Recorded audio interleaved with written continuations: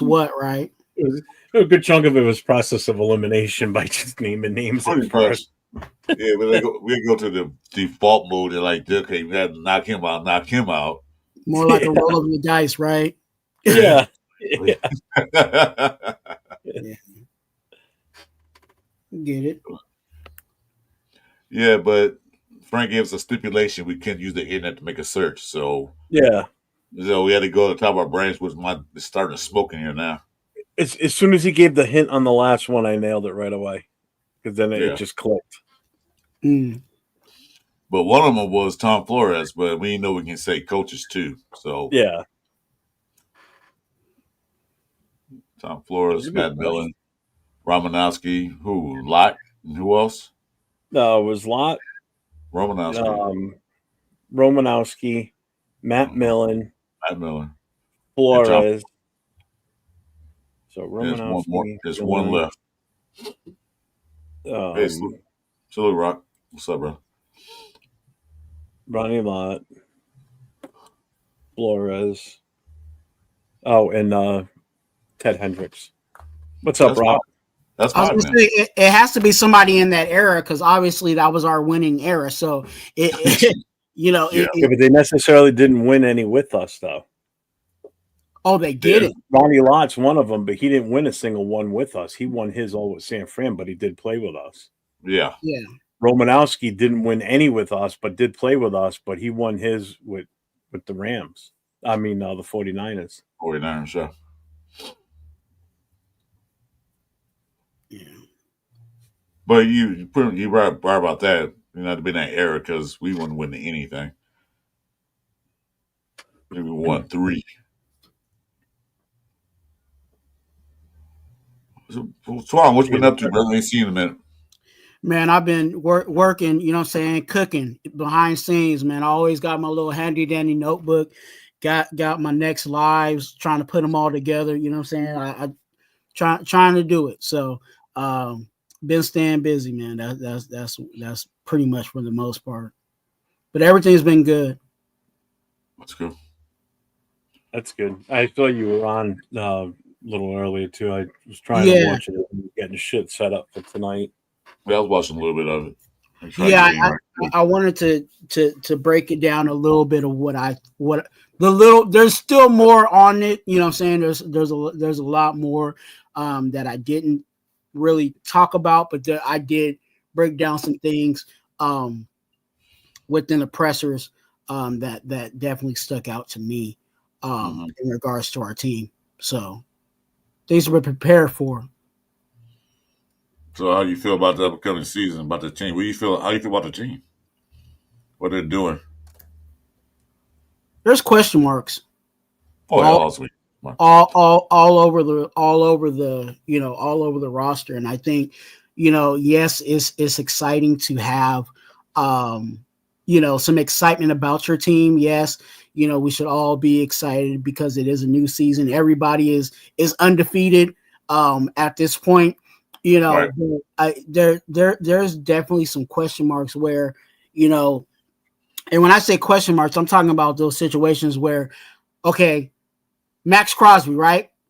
Max Crosby is a guy that definitely we don't have any question marks about.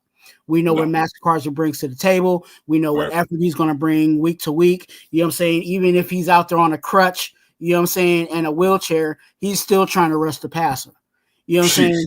So you have a situation, and I'm not being sarcastic. I'm being factual because that knee situation, he was on death's door. You know what I'm saying? And playing on it. So we know what he brings to the table. But when you start looking, you know what I'm saying, and I'm talking about now on the defensive side, when you're talking about Landon Roberts, and yes, he's talented, but do we really know that he can be that green dot and really lock down the middle of the defense and be that defensive guy that we really haven't had, you know what I'm saying, consistently for this team? Then you start looking at Jeremy Chin. He's new to the team, you know what I'm saying, and between the middle linebacker and the one of the safeties, those are the main communicators on the defensive side. So when you have Patrick Graham not not familiar with those guys and not having the rapport with those guys, and he's starting to build a rapport with those guys, there's some question marks there. You know what I'm saying? Last year, I had, and I threw myself under the bus. I said last year, oh, we're going to be great because we just going to sign Merrick. We're going to bring Merrick back. We're going to bring Spillane. We're going to bring the band back. And Patrick Graham is really going to cook because this is going to be the third, I again, this is just on top of my head. This is like the third or fourth year that Patrick Graham has been the defensive coordinator with these guys. So when he calls something, there's subliminal messaging within that conversation that they know, oh, when he says cover 2, I already know what I need to do because I've been in this system long enough. I know you know what I'm saying? I know the ins and outs of this, and we've taken it to another level because, you know what I'm saying, we perfected cover 2, but now we're in the second and third year of cover 2. There's things that we can add to make our defense even better. Now those things are gone.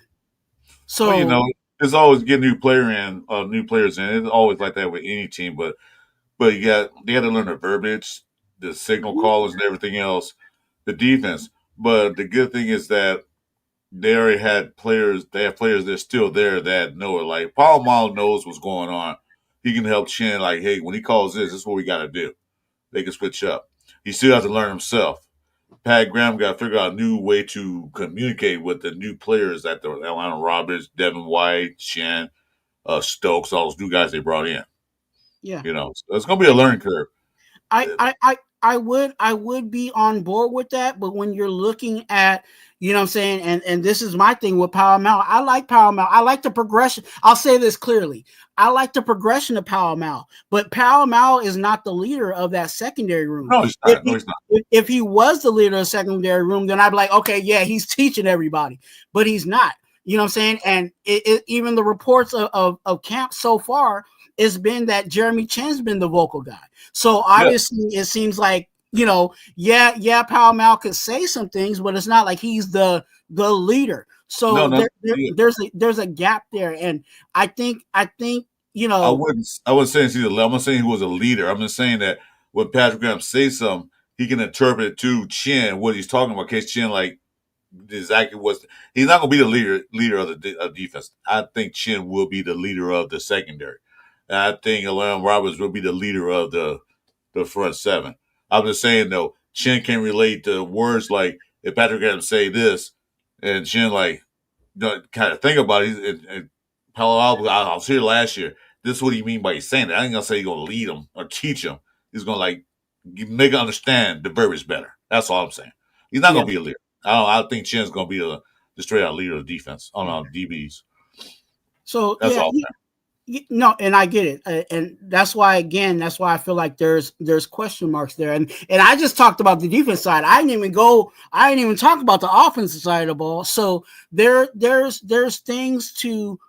Definitely there's room for being optimistic. Yes, there's room to be excited about the guys that we brought in, because I'm not saying Landon Roberts is not a talented player. I'm not saying Jeremy Chin's not a talented player, but that chemistry and that camaraderie, it has to really gel, because remember, for the past three or 4 years, you know what I'm saying? Maybe you can help me on how long Patrick Graham was here, because I'm just losing it in my head. But the 3 or 4 years under this defense, the defense is what kept us in games. Not saying that we've won games, but it's the reason why we've stayed in some games was because of our defense. Our offense was the horrible side of the ball. So now it's going on 4 years because Big Dummy brought him in. Okay, so 4 years. So those 4 years, our defense has been the crutch. Now that defense that was our crutch is now been refaced. But I think the defense will be okay, because we did lose a couple of key players. I think the main one was Spillane. Very key. Okay, but I think that they can't replace those guys at all. But it happens all the time in the NFL. You lose players. If they're good, you'll lose them. So another team, they'll pay you more money. But I think as we go forward, we do have a defensive-minded head coach that will pay attention to the defense more so than the offensive head coach. You know what I mean? So the defense is going to take a step back. God, I hope not.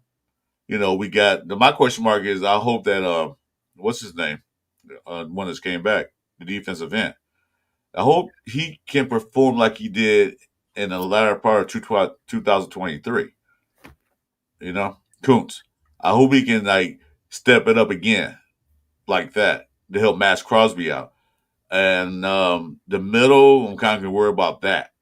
Since Wilkins is not going to be there probably the first 5 games, if he's there at all, can that middle hold up to the end of the bargain? Can they get the pressure up the middle to help Crosby and Kuntz out? Get pressure on that quarterback. Because the biggest thing we had a problem with that only person who worst quarterback was Crosby. Chase on did a little bit. Yeah, I give him credit. Adam Butler was the only one that secured the middle. But even he'd get tired. But the biggest thing they did, of course, was step up in the pocket. You can't allow quarterbacks to step up in the pocket when Max is coming from the outside. So we need that push up the middle. That's my biggest concern on the defense side. Yep. And like I said, that's just on the defense side. Don't get me started on the offensive side. Well, there's a lot of question marks over there. No, don't. So that's why some of these guys they're super excited about the season, and yes, the energy is there. Yes, I feel that too. Like there's a whole energy vibe there. There's a whole, but this is a whole new. You think we're on level, whatever level you think we're on, just realize that level's gone back down to level 1, because again, on the defensive side, we lost major pieces. We lost the cores of our defense. You know what I'm saying? Yes, our defense. When I talk about the core, I'm talking about right down the middle. So I'm talking about our middle linebacker and our main safety. You know what I'm saying? We lost. The person, there's only one person I want to re-sign that was Spillane. Merrick really been there 4 years and really didn't do anything for me until the latter part of last year. Of course, the contract year, and that's like half the season when Epps went down. So I see America's lost. Not really. I mean, experience with in the Graham system, yes, we lost that. But I don't see it as a big time loss, in my opinion. Okay.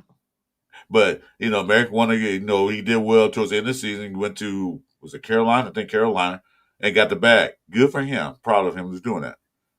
But I don't see it as a major loss. Only major loss was Spillane to me. What's this? Okay, but I couldn't get it. Oh, what's something else? What did I see that? This one of you guys? Don't be alert. These guys are genius or pros. Yeah, they'll. I think defense probably step up. Yeah. They'll step up. I don't think, like I said, we got defensive minded head coach. I don't think he'll let defense. He saw what he did last year. I don't think he's gonna let them go. If they were ranked number 9 in defense total last year, Pete Carroll's not gonna let him below 9. He's gonna stay in the top 9. Hey, we've had pros for how many years, and what happened? We had pros last year, 4-13. I'm just saying. You think but you know what? Those four. There's a lot of games they could have won, but that was bad coaching. I'll put it out there like that. That was bad coaching. There was some decision makers like, what are you guys doing? There's some games we should have won, we could have won, but we didn't because of bad coaching and bad play calling. Let's put it on the table. I don't expect a rookie head coach to win 16 games and go Super Bowl. That's usually unlikely. But we could have played better than what we did.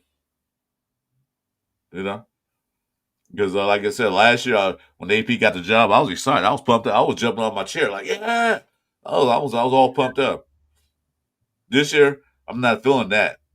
I'm more anxious to see what we got to go with than I am like super excited. I'm excited, but not super excited. I'm saying, and I'll say this too in regards to the, like I said, with the question marks, I also feel like that's not what it's going to end up being. Yes, we do have good coaches. Yes, we have guys that have, that have shown that they are proven to turn, franchises around, but that it takes, don't expect for us to just jump out the gate. You know what I'm saying? And be that product. You know what I'm saying? And that's what I'm talking about. The question marks on our defense, that Landon Roberts can be that guy in the middle of our, the middle linebacker that we've been really wanting to really handle, the linebacking core. Jeremy Chin, yes, he has talent, but all of that has to come together, and it does not happen overnight. It's going to have to take, it might take us, and I hate to say this, it might be, to really see, and I'm not saying that we're going to lose, up to that point, but it might take us to like week 6 for them to actually really fully, be all cylinders running. And that's just, time. So hopefully this training camp that they'll be going into, the mini camp and all of that, hopefully them shooting basketball and doing all, all the little, games and competing in between the real competitions. Like I hope all that builds something, because we might just mess around and be ready. It might be a situation where we get smacked around just because they have not got it together yet. Well, the good part of the schedule that we have now, our toughest part of the schedule is in the beginning of the season, before the bye week. Yeah. After bye week, it's a little softer. I mean, I'm not going to say it's easy, but it's softer. So if we can get there and get some of these games in the first half. If we can go the bye week, they can have either a tie or a 1-game winning for the bye week. I'll call that a win, because, like I said, the later part of the schedule is a little softer, but it's not easy. And maybe they can pull out something there. Just got to get through this first part. We got to go to Patriots. We got to play the Chargers at home. So we got the hard team, not the hard teams, but the harder teams early. So hopefully they can get off to a good start and win some of those games. And they get to the later part of the season when they had to bye, then go ahead and try to make that run. I don't expect them to be Super Bowl contenders this year, but I do expect competition. I expect them to be in games and not lose the teams we should beat. I expect that. What's this?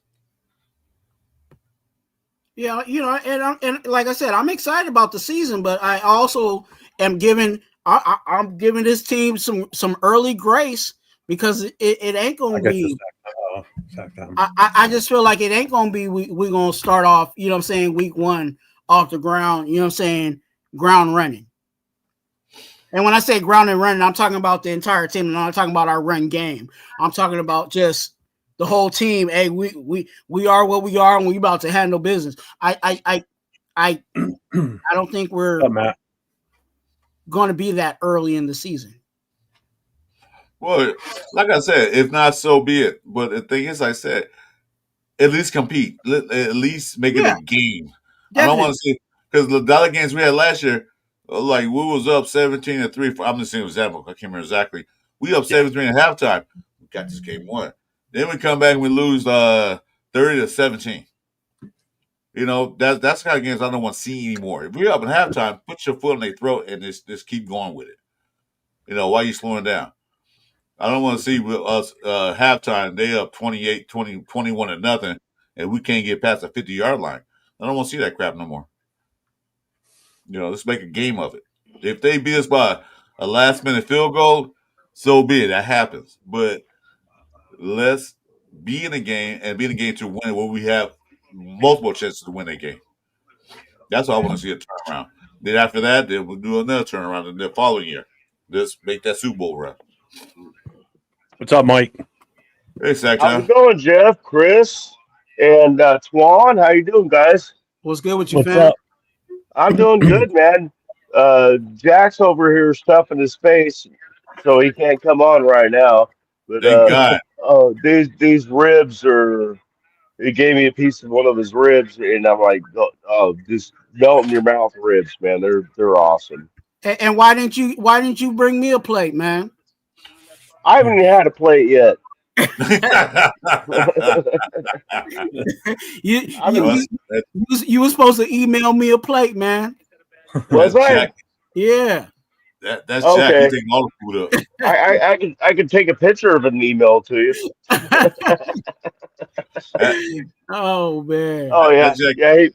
That Jack Kenneth say, "Hey, I'll have the barbecue at my house, but only barbecues for me. Nobody else get any." Yeah. He made corn on the cob, and I brought some salad and some dessert and garlic bread and stuff. And yeah, we're having a good old time, man. Weather is insanely nice here. Yeah. There's the link in the chat. If anybody else wants to come in and get on camera, you're more than Yeah. welcome to come on in. Where you at?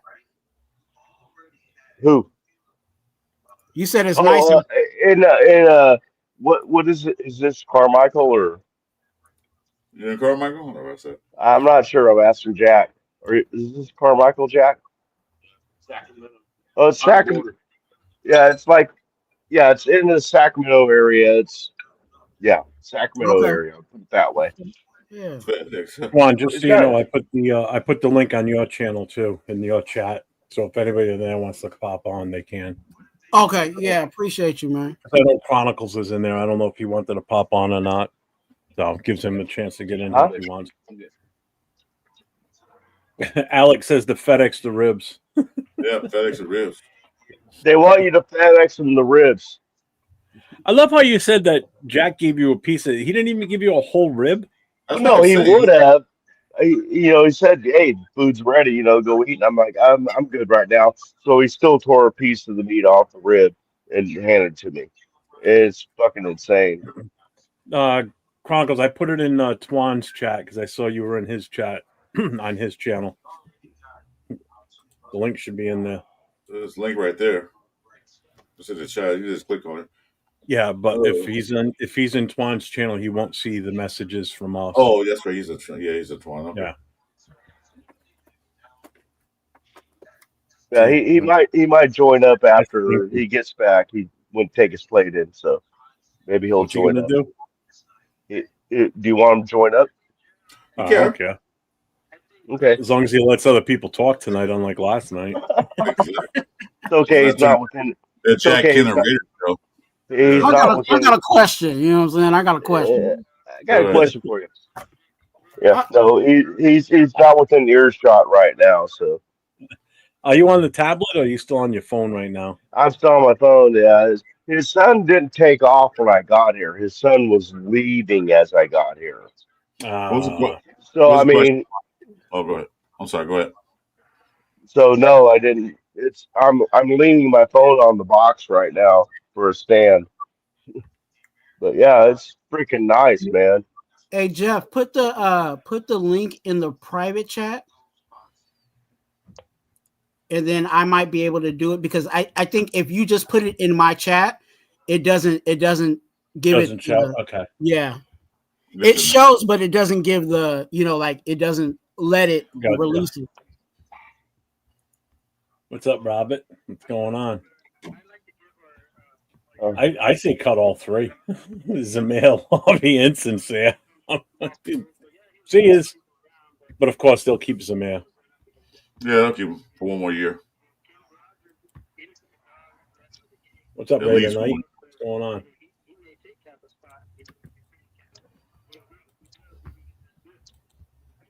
Zamir is blind. Yeah, well, pretty much. You know what? He's blind and his ankles don't work. I swear to God, they still don't. I'll actually give a hot take on that. I think Zamir is going to make a whole lot of people look wrong. You think he's going to come out hot out? I said the same thing too. I really do, and the reason why is because I think the offensive line, along with the play calling from Chip Kelly, I think if he does have Zamir White in there, he's gonna give him runs that he's familiar with, that he's comfortable with, and not, you know what I'm saying, put a, like they say, put a square in a round peg hole or whatever. Like he's gonna dial up. You know what I'm saying? He's gonna dial up a play that actually works for that benefits him. I said the same thing to one. I said, you know what? The Raiders blocking get better. That they should get better. And certain plays that Chip Kelly run might I'm be not in, designed so I can't. They just for the have to ask them to send it on your email. sack time. Yeah. I'm sorry. I'm sorry. I forget about these super cool earbuds. That they're gonna Chip Kelly design certain plays just for Zamir White. You know, certain like gap plays for him. You know, For maybe Zamir? And it's not necessarily that they're going to be like completely game planning, you know what I'm saying, for Zamir, but there's going to be something within that playbook that actually fits that, you know what I'm saying, fits his suit. And like, and you can't tell, like, yes, I understand that he didn't play well, you know what I'm saying, with the other regimes that were here. You want some help with that? But you can't tell me, when you looked at his college tape and what he was doing in college, that if they even ran some of those plays for him, that he wouldn't be somewhat even serviceable. You know what I'm saying? What's up, brother? How you doing? So, hey man, can y'all hear me? Yep. Yeah. What's going on?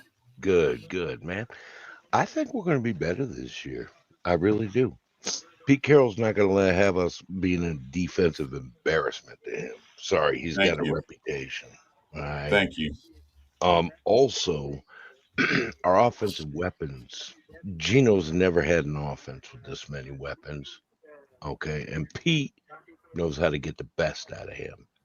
I'm telling you right now. Yeah, there's some questions, especially in our secondary. But here's a scoop, bro. We're one season away, off season. Okay. This year we're gonna be a lot better, but next year, this off season is gonna put us up into they're coming to our town, or we got to go to their town. We're gonna be scary, and I think Christian Wilkins will be better. I think he'll heal by the time we get to training camp. That's just a hunch, even if he isn't ready until opening week. And he's delayed a couple of weeks. Okay. Kuntz is going to be a beast. Crosby's going to be a beast. And I'm going to tell you something else. Keep your eye on a guy named Ja Joyner, a guy we just drafted. I like him.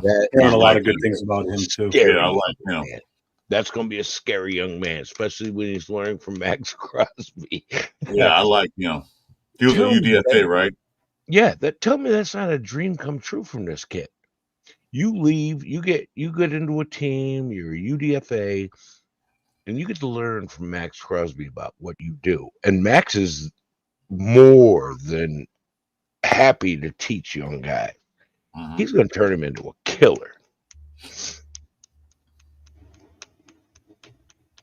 Yeah, that Ja Joyner, man, when they sign him, I said that's a good sign because I watched some of his tape. He gets fast, and he has good bend, and he can get around that corner pretty quick. He learns, like I said, Max Crosby, get some techniques down and everything else. I think he's going to be a killer in the next couple of years. Yeah. And OG, I think you're right. I'm with you on that. That's why I said, you know, it's going to take some time. It's going to take us at least another year to really get, you know what I'm saying, really get to where we, you know what I'm saying, would like to dominate and really take the league by storm.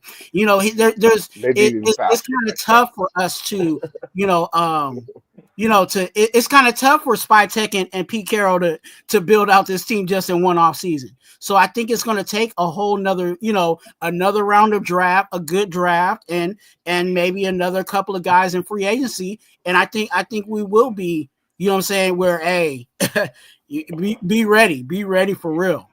Yeah. Hey, can I say something real quick? Jeff, I know you sent Jack a thing on email, but he said it come up blank. He said it came in blank. He's blank. All right, I'll send it to him again. He's going to send to you again. Jack can always need special privileges, man. Come on now. Hey, tell Jack to make sure his battery's not at 17%. No, he's got a new phone. He's got a new phone. Hey, still, because Jack be burning up the phone with watching everybody's live, so he still need to check his battery. No, he His did. battery died on him last night. He had to run in the house to get the charger while he was off with us last night. He just checked it. It's at 52%. So, OG, it's the first time I talked to you on the panel. First time I seen you. I seen you live. But let me ask you a question. What do you think the Raiders going to do this year as far as record wise? What's your opinion?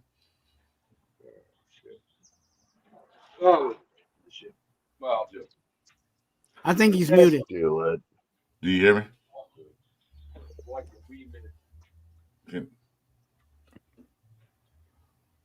We can't hear you. OG, we can't hear you. You got to take his headphones off. 1 second. These damn headphones. Look, 9-8 is our floor. 11-6 is our ceiling. Wow. I honestly think that we're going to be competitive this year. Yes. Next year, we're going to be effing scary. We're going to be the nightmare of the league, the way it should be, the way it's always been. I've been doing this for 50 years, over 50 years, man. I'm telling you, I've been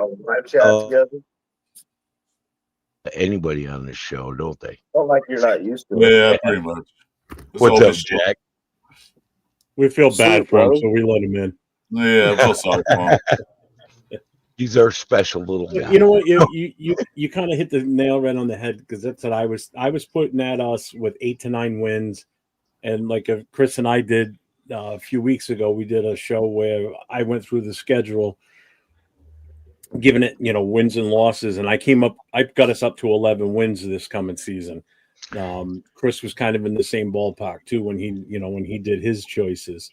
So It's like 11's really not out of the realm of possibility this year, to be honest with you. Okay, well, a lot of people are picking us to lose our first game in New England, and I'm sorry.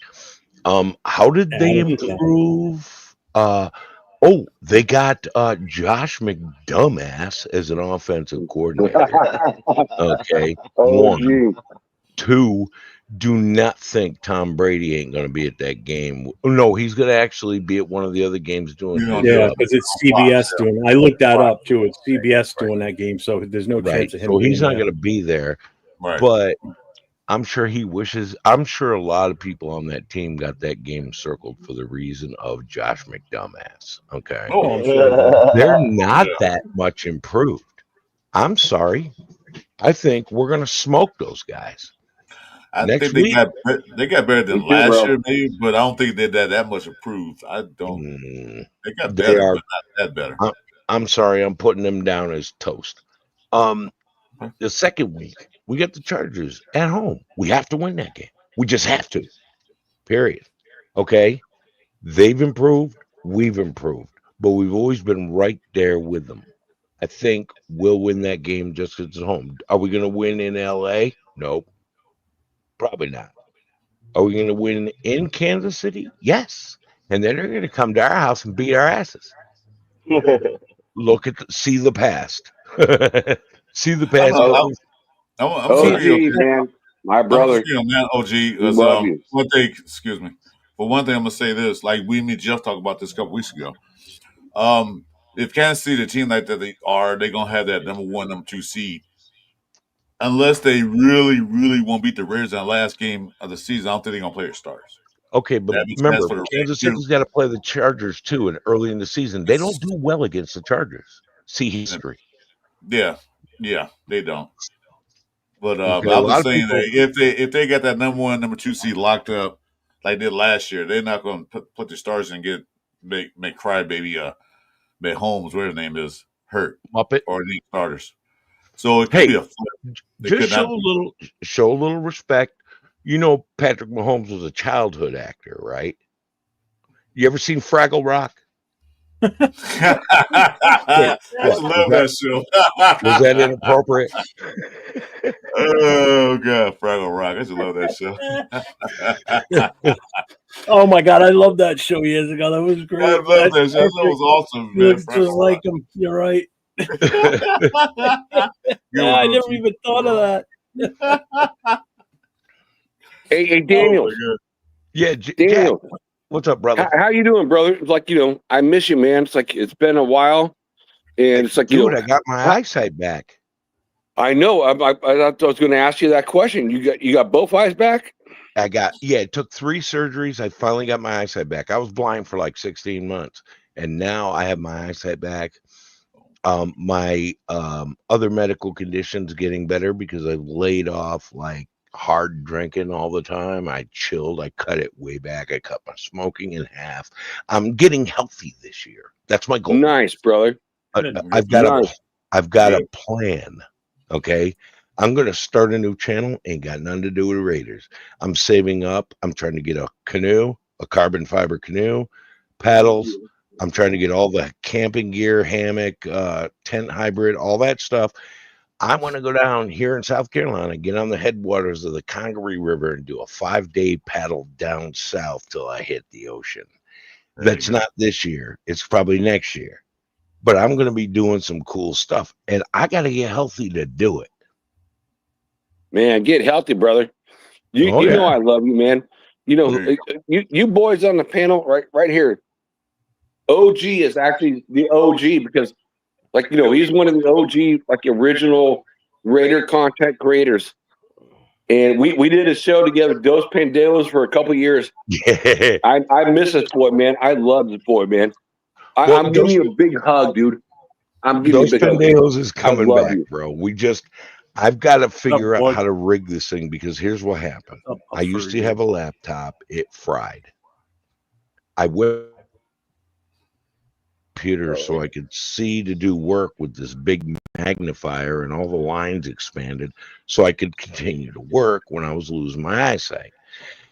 Now I have no idea how the hell I'm going to fit this thing where that laptop did. It's a little bit of a logistics issue. I'll figure it out. I got some ideas. I'll bring the show back. I was watching. Do it, bro. Give me a call, dude. I'm always looking forward to talking with you. Okay. I look to spend 2 hours on the phone. I love you, man. Too. We always spend at least 2 hours on the phone, man. But I was looking back and I actually watched one of my own videos, which I never do. And I watched the interview with Phil Villapiano with Captain Jack and Murph from Raiders Fan Radio. And dude, I was sat there and went, that's the only damn video I ever made that I liked. I watched the rest of them go, what the hell was I thinking? I can't watch. This is the first time I've been on a panel with you too, OG. So I know Jack talks about you all the time, so this is the first chance I'm getting to experience being on with you too. So I know you've been okay. Well, Jack can tell you whatever he wants, but we never had naked snuggles. I don't give a damn what he says. What the hell? Well, even if you haven't, I just want to know who plays the big spoon, who's the little spoon. Oh, I was the big, well-hung spoon. There you go. I'm sorry, guys. Right now, Squad's going, why is this asshole on my panel? Man, OG, it's like I'm so happy to see you on a panel. Back to myself. We talked about coming back to Dos Pendeos and stuff like that, but man, when I saw Mike Sacktown Mike's at my house right now. We're hanging out. Yeah, and Sacktown's like, he's like, man, who's this guy right here? I'm like, that's OG. It's OG. I'm like, that's my boy, dude. I'm like, I gotta fucking hop on just to say hello. No. Oh, he's like, no. I said, is that OG, the Chronicles of Black Hole? Yeah, and that's why I asked him. Yeah, well, I think we scared Chris away with this, naked snuggles talk. But no, he's probably having a smoke. What? You can't do that on camera? I do. I do, but I have to go outside because I'm in the house. Yeah. I'm in the I'm down in my little den. Well, in my house, my wife owns the house. She makes the rules while she smokes her cigarettes. I guess I'm okay. No, it wasn't a smoke break. It was a tinkle break. So I don't want to have He's got a bucket in the corner there. I used to say that on my show, but I didn't say tinkle break. I got to use. Thanks for the clarification. Chris on had my the show, for we the never car. said tinkle break. We said old man bladder. Give me a minute. And as far as smoking, this is my own shit. As this guy called it, he shed. I can do what I want. I can do what I want. It's a Raider shed. I can do anything I want. The Raider cage. See, I make my own cigarettes because if you go to a store and buy cigarettes, the sticker shock is horrible. Ridiculous now. OG makes his own smokes. Yep, I buy the tobacco, I buy the tubes, and I got a sliding machine, and I make mine. And guess what my cigarettes cost? $8 a carton. You don't have to lie. Oh, no way. OG, you don't have to lie. Everybody knows he you does, bro. Once. These are my tubes. It's true. They're little hollow cigarette tubes with a filter. Here's my slider. Here's the brand of tobacco I buy. This bag costs $13. Those tubes cost $3 each. Okay. That's cigar weed. And that makes my carton. That makes 3 cartons of cigarettes. That big bag, that's $24, which comes to $8 a carton. And you know why it's so much cheaper? Because there's no tax on the parts. Yeah, there's no tax on the formed smokes. Fuck tax. Tax is a ripoff. Taxation is theft. Pretty much. So, can I get an amen, brother? What? I'm not a Democrat. I'm not a Republican. I'm a libertarian. You're a libertarian. Taxation is theft. I know that. Taxation is theft. You know, the founding fathers put out a thing where they said they encouraged everyone to distill corn into whiskey to make their own. Oh, wait, what? And then 4 presidents later, they want to levy a tax on it so high that you do a distillery because the government wanted money. Taxation without representation, just like the old English kings. I love it. There it is. Freedom, baby. They want a piece of your money. Money you make, they want a piece of it. Yep. That's the way it is. And here's the crazy part. You get taxed on your income. Yeah. And then you turn around and you go buy something at the store. You get taxed on taxed income. And then at the end of the year, they tax you again. The government's trying to collect 60 to 70% of your money. Yeah. Especially in California. They're crazy with their taxes out here, man. It's like, yeah. Oh, yeah. That's tax hell right there. There it is. Well, New York's kind of similar. I'm from there. And I lived in California for 20 years. Taxes in New York, taxes in California. I'm never going to live in either one of those again. Although I do miss California. They got the restaurants, man. Oh, the East Coast got good restaurants too, but I ain't been there once. Yeah, I'll never buy a pizza in California. Are you right? Oh, hell no. Just like you would never buy a taco here in Rhode Island. No shit. Yeah, don't touch tacos in New York are not good. Pizza in LA is no good. Okay. You can order a taco everywhere you go. They're off now.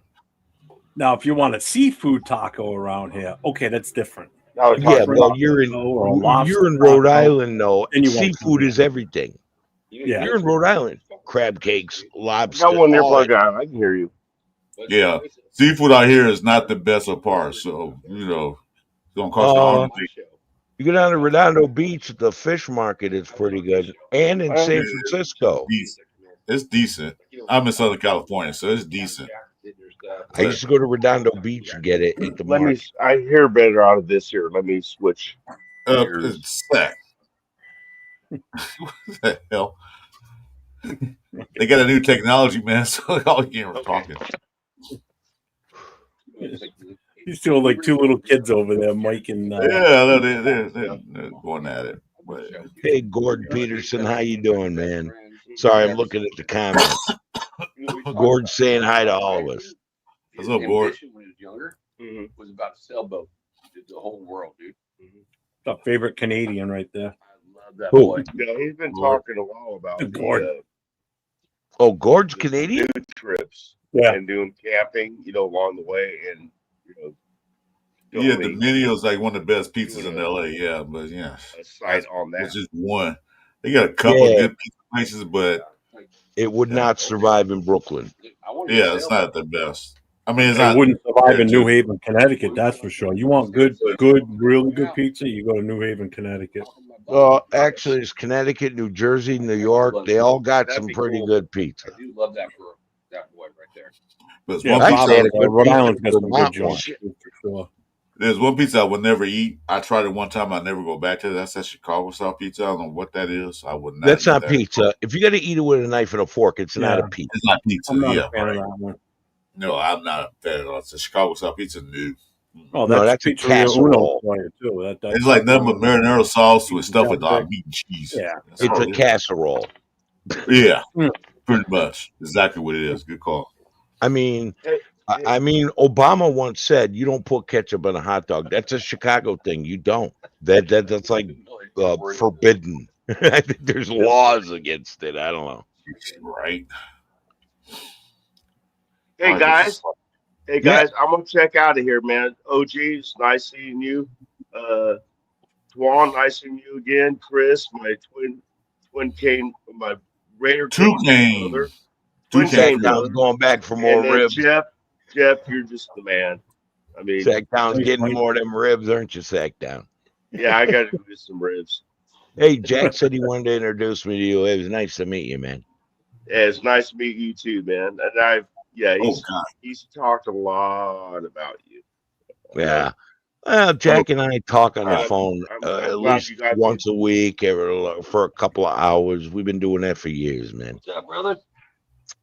Yeah, no ketchup on stick. No, he's talked a lot about you, so I have mad respect for you. I'm so happy about your eyesight. Yeah, me too. Trust me. It's great. I was worried. Great to see you on the lives and shit, man. Happy for you. But I'm gonna check out all you guys. Everybody in the chat. Have a good night. But we're gonna kick back, have a couple beers. I might smoke a bowl or two. And or two. Or two. Or three or four or five. See, I envy that in California. 3 or 4 more. And you guys have a great night, man. You too, Mike. Thanks for popping in, brother. Let me off, man. Have a good one, Mike. I'm out, man. Here. Later. Not one bear, 2 bears. A couple of bulls or 2 or 3 or 4. Yeah, unfortunately, I don't live in California, so I can't do that. It's not legal here yet. Unfortunately, what state you live in? I live in South Carolina, man. Oh, all right, yeah, you're on the East Coast. I'm with me then. Yeah, but down here, that's a bunch of pearl clutching, Bible thumping douchebags who won't approve making something that should be legal. Anyway, it's natural, so I don't know what the problem is. It's all natural. Right. Well, the pharma companies don't want that, and they buy our politicians. Understand, there are veterans, and I'm a veteran, that use THC supplemented products. Those are legal, like gummies and vapes. Okay. And they get to throw away all the opioids they're being prescribed, and the pharma companies hate that. Yeah.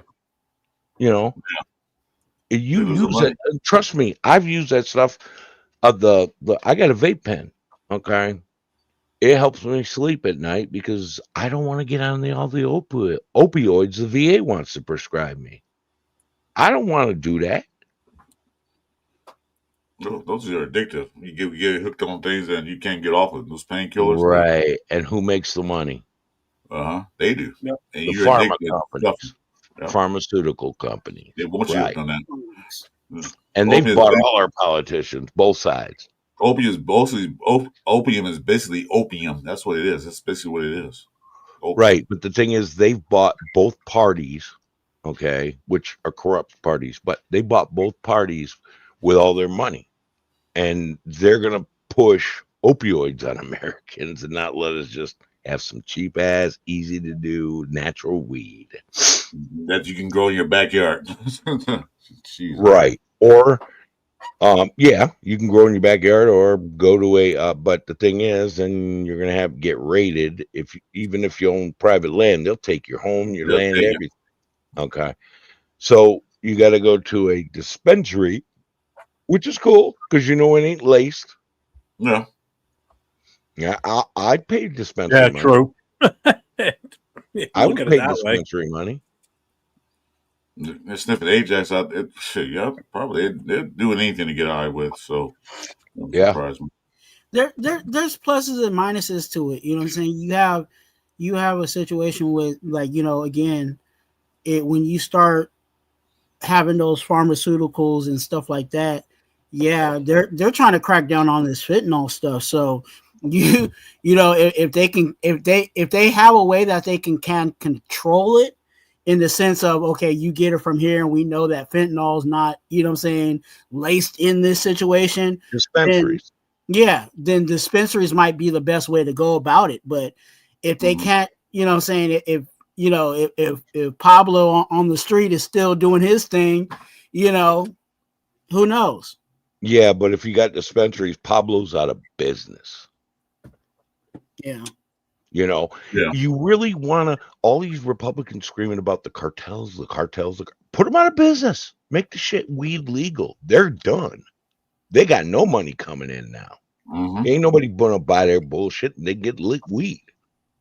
Well, they probably get kickbacks from the cartel. That's why they haven't did anything. So, possibly. I don't know for sure, but how they do there. They buy out the judges, they buy out the police force and everything else. We're just saying not buy out the politicians. That's why they back in the 80s, Jeff, or something like that, we had that crackdown on the cartels. It didn't work out. War on drugs, wherever it was, it didn't work. It just got strong. Was a joke. The war on drugs in the 80s was a joke. It was a joke. They just basically got more guns and more weapons. That's what they did. Okay. Right. Look back at some of those "Just Say No" commercials with Nancy Reagan, and look at some of the people that were on those commercials with her while she was consulting a psychic. When the news really came out about what some of those people were actually doing at the time too. And heavy medicated. Yeah. Yeah. I mean, yeah. While she was sitting there consulting psychics, and how did she get the nickname Deep Throat in the political world? I'm saying it's a corrupt ass busted system. It's always been. I just love how she was doing a "Say No to Drugs" promo with Eazy-E, who was one of was a major drug dealer before he became part of NWA. Yeah, exactly. that was his big thing out there. He was a slinger out there, and that's how they got the money to get. That's how they got the money to get started. Yeah, you sell it. They use his money. We're supposed to trust politicians. Money up to the first album, right? But we got to trust politicians with what to do good and right is like trusting a pervert who hangs at Diddy parties. Yeah. Anyway, all right, I'm not going to be all doom and gloom. I think we're going to have a better season this year. I think we got a coach who's biologically 70 years old and physically 26 years old running the show. That man, did you see him showing the middle linebackers how to? Yes. Oh my God! It's like, damn, this old guy's got it. He was jumping all over. Was it Meredith? Wasn't it? Wasn't it Meredith? He was jumping all over. Yeah, he was on the catches, showing these guys how to backpedal. Yeah, I'm he was out there guarding. What was the receiver that was? Wasn't the new one? This another guy. He was out there like guarding the receivers. I'm like, you're doing that? Yeah. He's 70 years old. Think about that. We got a high ball energy coach who may be 70, but he's ripped too. He's ripped. He works out. So it's like, damn, this guy's gonna live to be at least he'll be coaching the Raiders till he's 90. Because Max Crosby always say he's the first one in the building. Usually he is, but he gets there. Guess who's in there? Pete Carroll. Pete Carroll. Yep. I'll be the first one here. Now Pete Carroll's there before you, and he's the last one to leave. Mm-hmm. So that tells you about this coach is dedicated to the football team.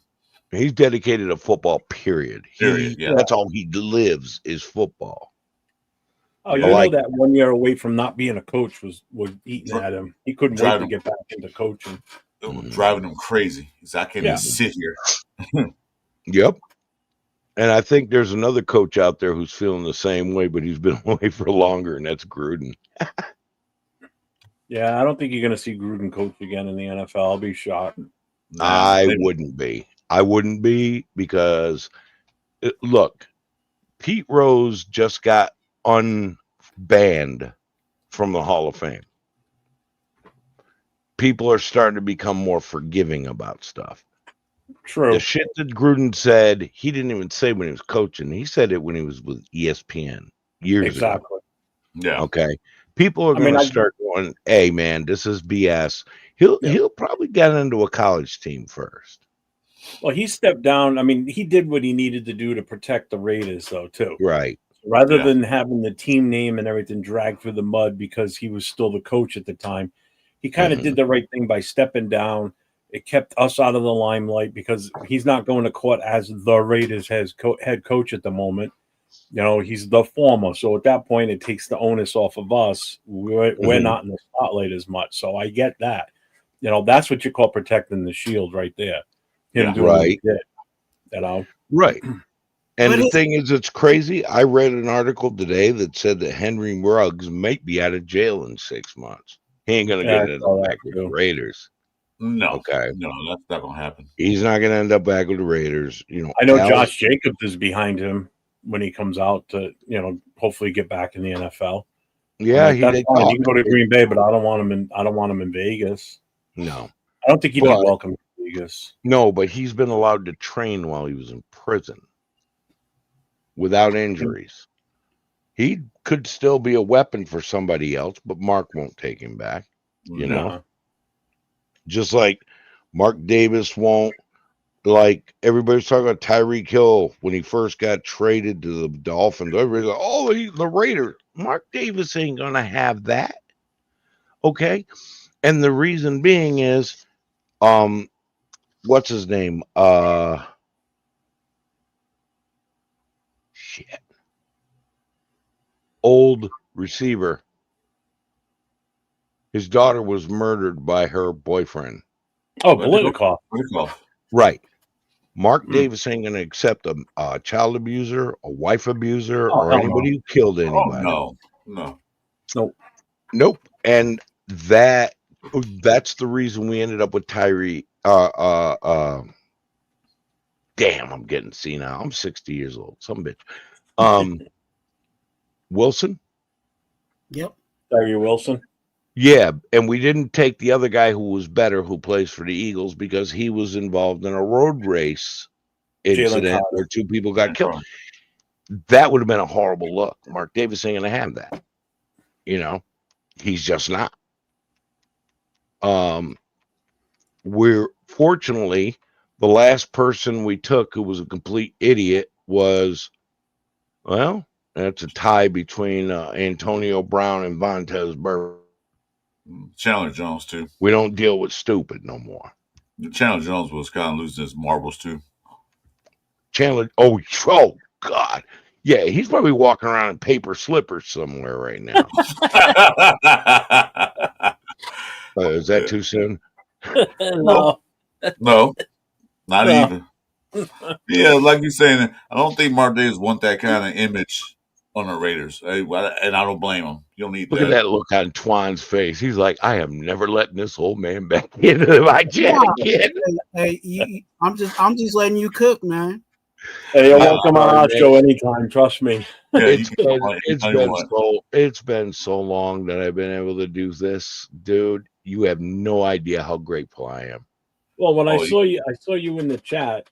And I'm like, you know what? I haven't put the link up, so that's why I was like, let me throw it in Twan's because you wouldn't see it when I put it in, in the StreamYard chat.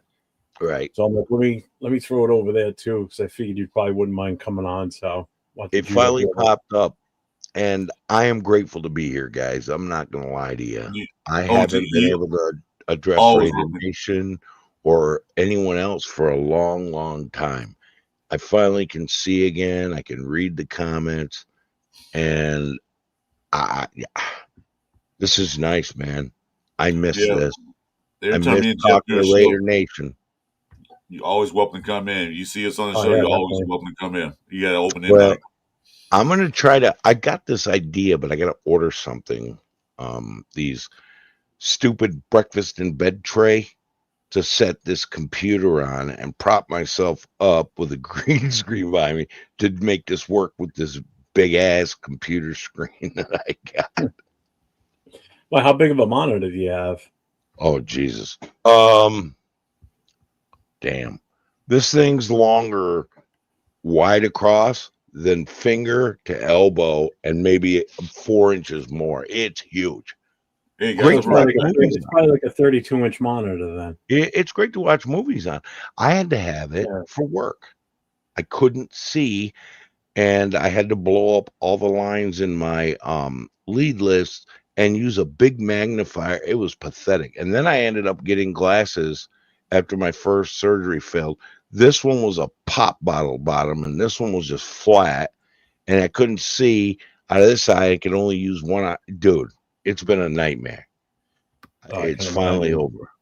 And I've just got to figure out what to do with this big screen, how to make it work so I can go live again and do more of my shows. I haven't done a show in a long ass time. Well, let me ask you this. What are you just sitting at a desk, or are you up against the wall? Like, is there a wall behind the monitor? Yeah, no, I'm in my kitchen. Okay. It's just it's dark in here, and I like it dark in here because you know, it's nighttime. I'm getting ready to go to bed in a little bit, but I usually work my show from the bedroom. I've got 2 big green screens that I can use. And so I've got to figure out how to do this, and I think I've got it figured out. I just got to order that little breakfast in bed table to set the base of this thing on, and my keyboard, and then work with the big screen. I got to prop myself up, put the green screen behind me so I can show Allegiant Stadium in the background, you know. Yeah. Logistics, which I'm probably going to work on most of it tomorrow. Thank you, Robert Pena. I missed you too, brother. Let me see if I can bring this up. I want to show you how.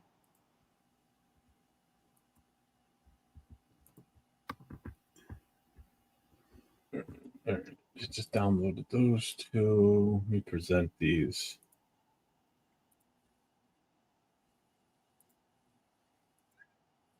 This is, I don't know how good it's going to show because of we're on the vertical, but that's my setup. Okay.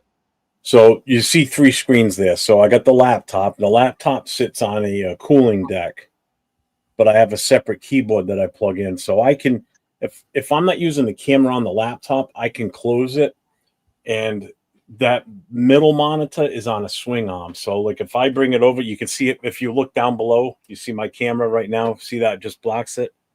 That's right. That's but I don't have that kind of room, man. That's why I didn't know what you had for room. Yeah. Gordon Peterson, eager to follow your outdoor channel. OG fishing and hunting is in my wheelhouse. Gord, one of the trips I'm planning is Algonquin in Canada.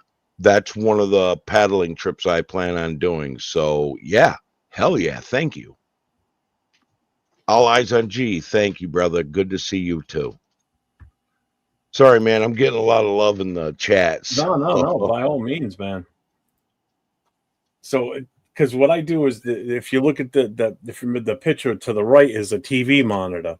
So that's my actual Wi-Fi TV. So, like during the season, if I'm home and the games are on, I'll slide that TV over further to the right. I'll have the game on, but the volume low, and then we'll do a watch party. Like we'll do a live online, you know, YouTube stream, you know, of the game itself. Like not showing the game, but like being on with like Chris and myself, No, usually we're on with turf. I don't know if you must know turf. Ultimate. Yeah, I wish I had that kind of room, brother, but I don't. I got to make work do with what I got, but I'm working on it tomorrow. Gord Peterson, that's 3 hours from me, OG. Gord, if you own a canoe, let me know. Maybe we can do a trip together. Coach What's Gravy, up, Gravy? thank What's you. Up, brother? Good to see you, brother. Although I don't always agree with you, but I love your beard products. I'm not even waiting until February to grow it. I'm growing it now. Oh, Gord got a canoe. Uh-oh, Gord. We got to do a trip. I hope you're still subscribed to me because you and I need to talk, brother. Because when I do head up there to Algonquin, you and I should do a trip, bro. A loop.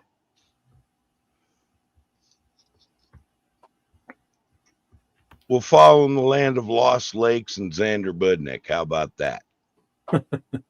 He knows who that is. If you know, Gord.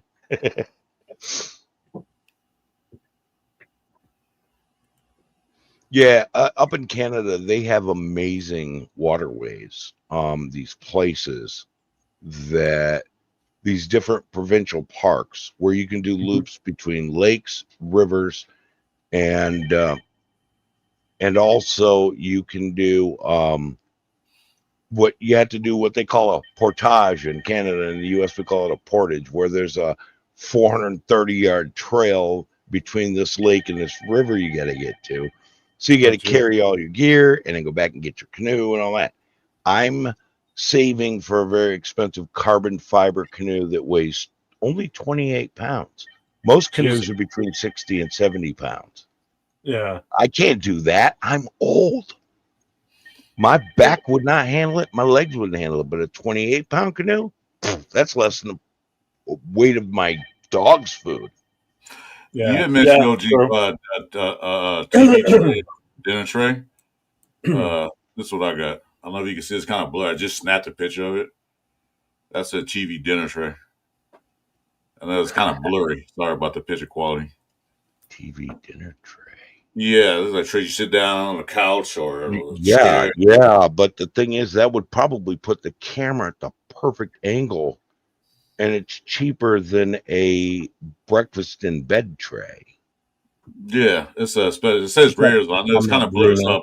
Yeah. No, dude. I think you just resolved my issue. I can get you the order to you. My wife knows a lady that does them custom made. She has a 49er one, but yeah, I can get you. I can order. Listen up and give me information. And how much are those? The Raiders one. I can't remember. I forgot how much you get 2 of them. So I can't remember. I have to ask her. I can get more information from her. One. No, you get 2. Well, you can order 4, but you get 2. They come in sets. Okay, Gord, give me a couple of years, brother. We're doing that trip. But I don't know. Do you have IG or anything like that? No, I used to have an IG. I'm not a big social media guy. I got a Facebook I haven't looked at in months. I got, all that. I did have an IG, but I just put sailboat pictures on it because I had a different dream back then. Now I'm finding out it's better to have a friend with a sailboat and not own a sailboat, because you're going to spend a lot more money on that free wind. Just repairing that son gun. Well, if you can go to my channel, my email address is on there. You can send me an email, your link, whatever you want, and I'll see what I can get for you. Chris for Raiders podcast. Yeah, is that your YouTube channel? Yes, sir. Do you have my channel? I thought I did. I don't have yours yet. Put in a link so I can go right to information. Okay, I'm gonna go to my channel and click on the link and put it in the private chat. Okay, awesome. Yeah, let me go over to it and grab it. I mean, Chronicles of Black Hole. Where do I find it? It's I've got my channel and it says at Chronicles of the Black Hole. Is that the link? Is that your link? Oh, nope, I got it. Hold on. Okay.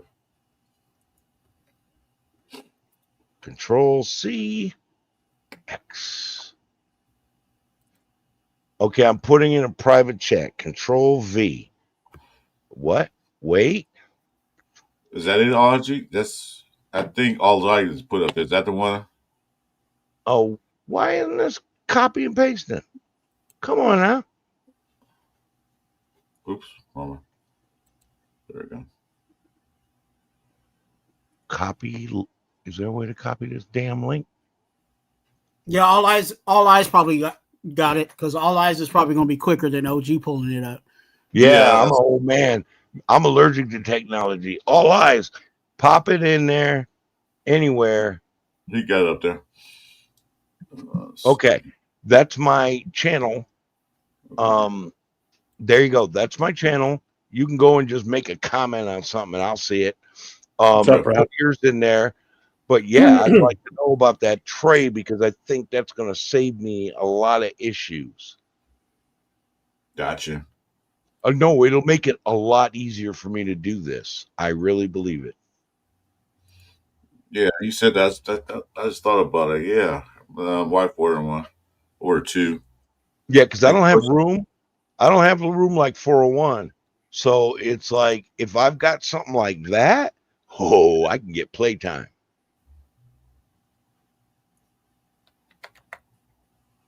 Why can't I copy that?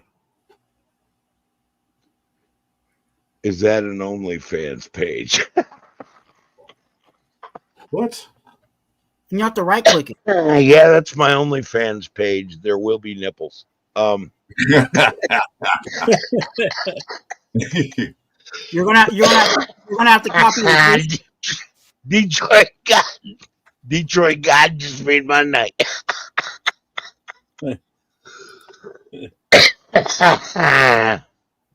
Okay, Detroit God, it just killed the internet. We're all getting shut down. Nope. Detroit God won the internet with me.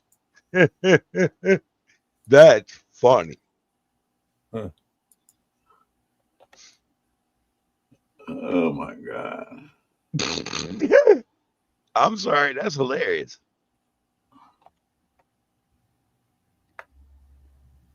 I don't want to see nobody's crow's feet. I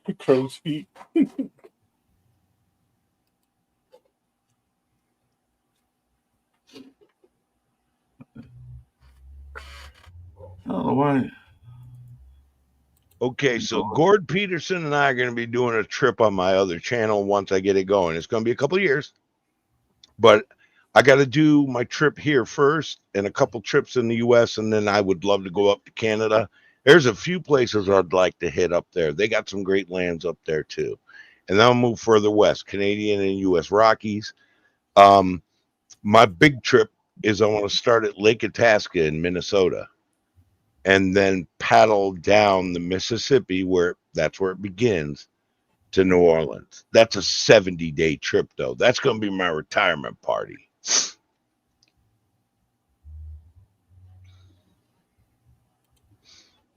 Anyway, guys, it's after midnight here. I'm on the East Coast. I got to get my old ass to bed. Not because I have to be anywhere tomorrow, but I don't want to wake up and waste half my Sunday. So I'm going to take off from here. Thank you, Twuan. Thank you for having me on. Thanks, guys. It was great meeting all of you. And I look forward to doing this stuff again with you. Yeah, you guys say you got an open invitation. I was welcome to join me and Jeff's show anytime. And you tell Jack, can I get his damn lips off them rib bones? Yeah. Good night, guys. Good night. What's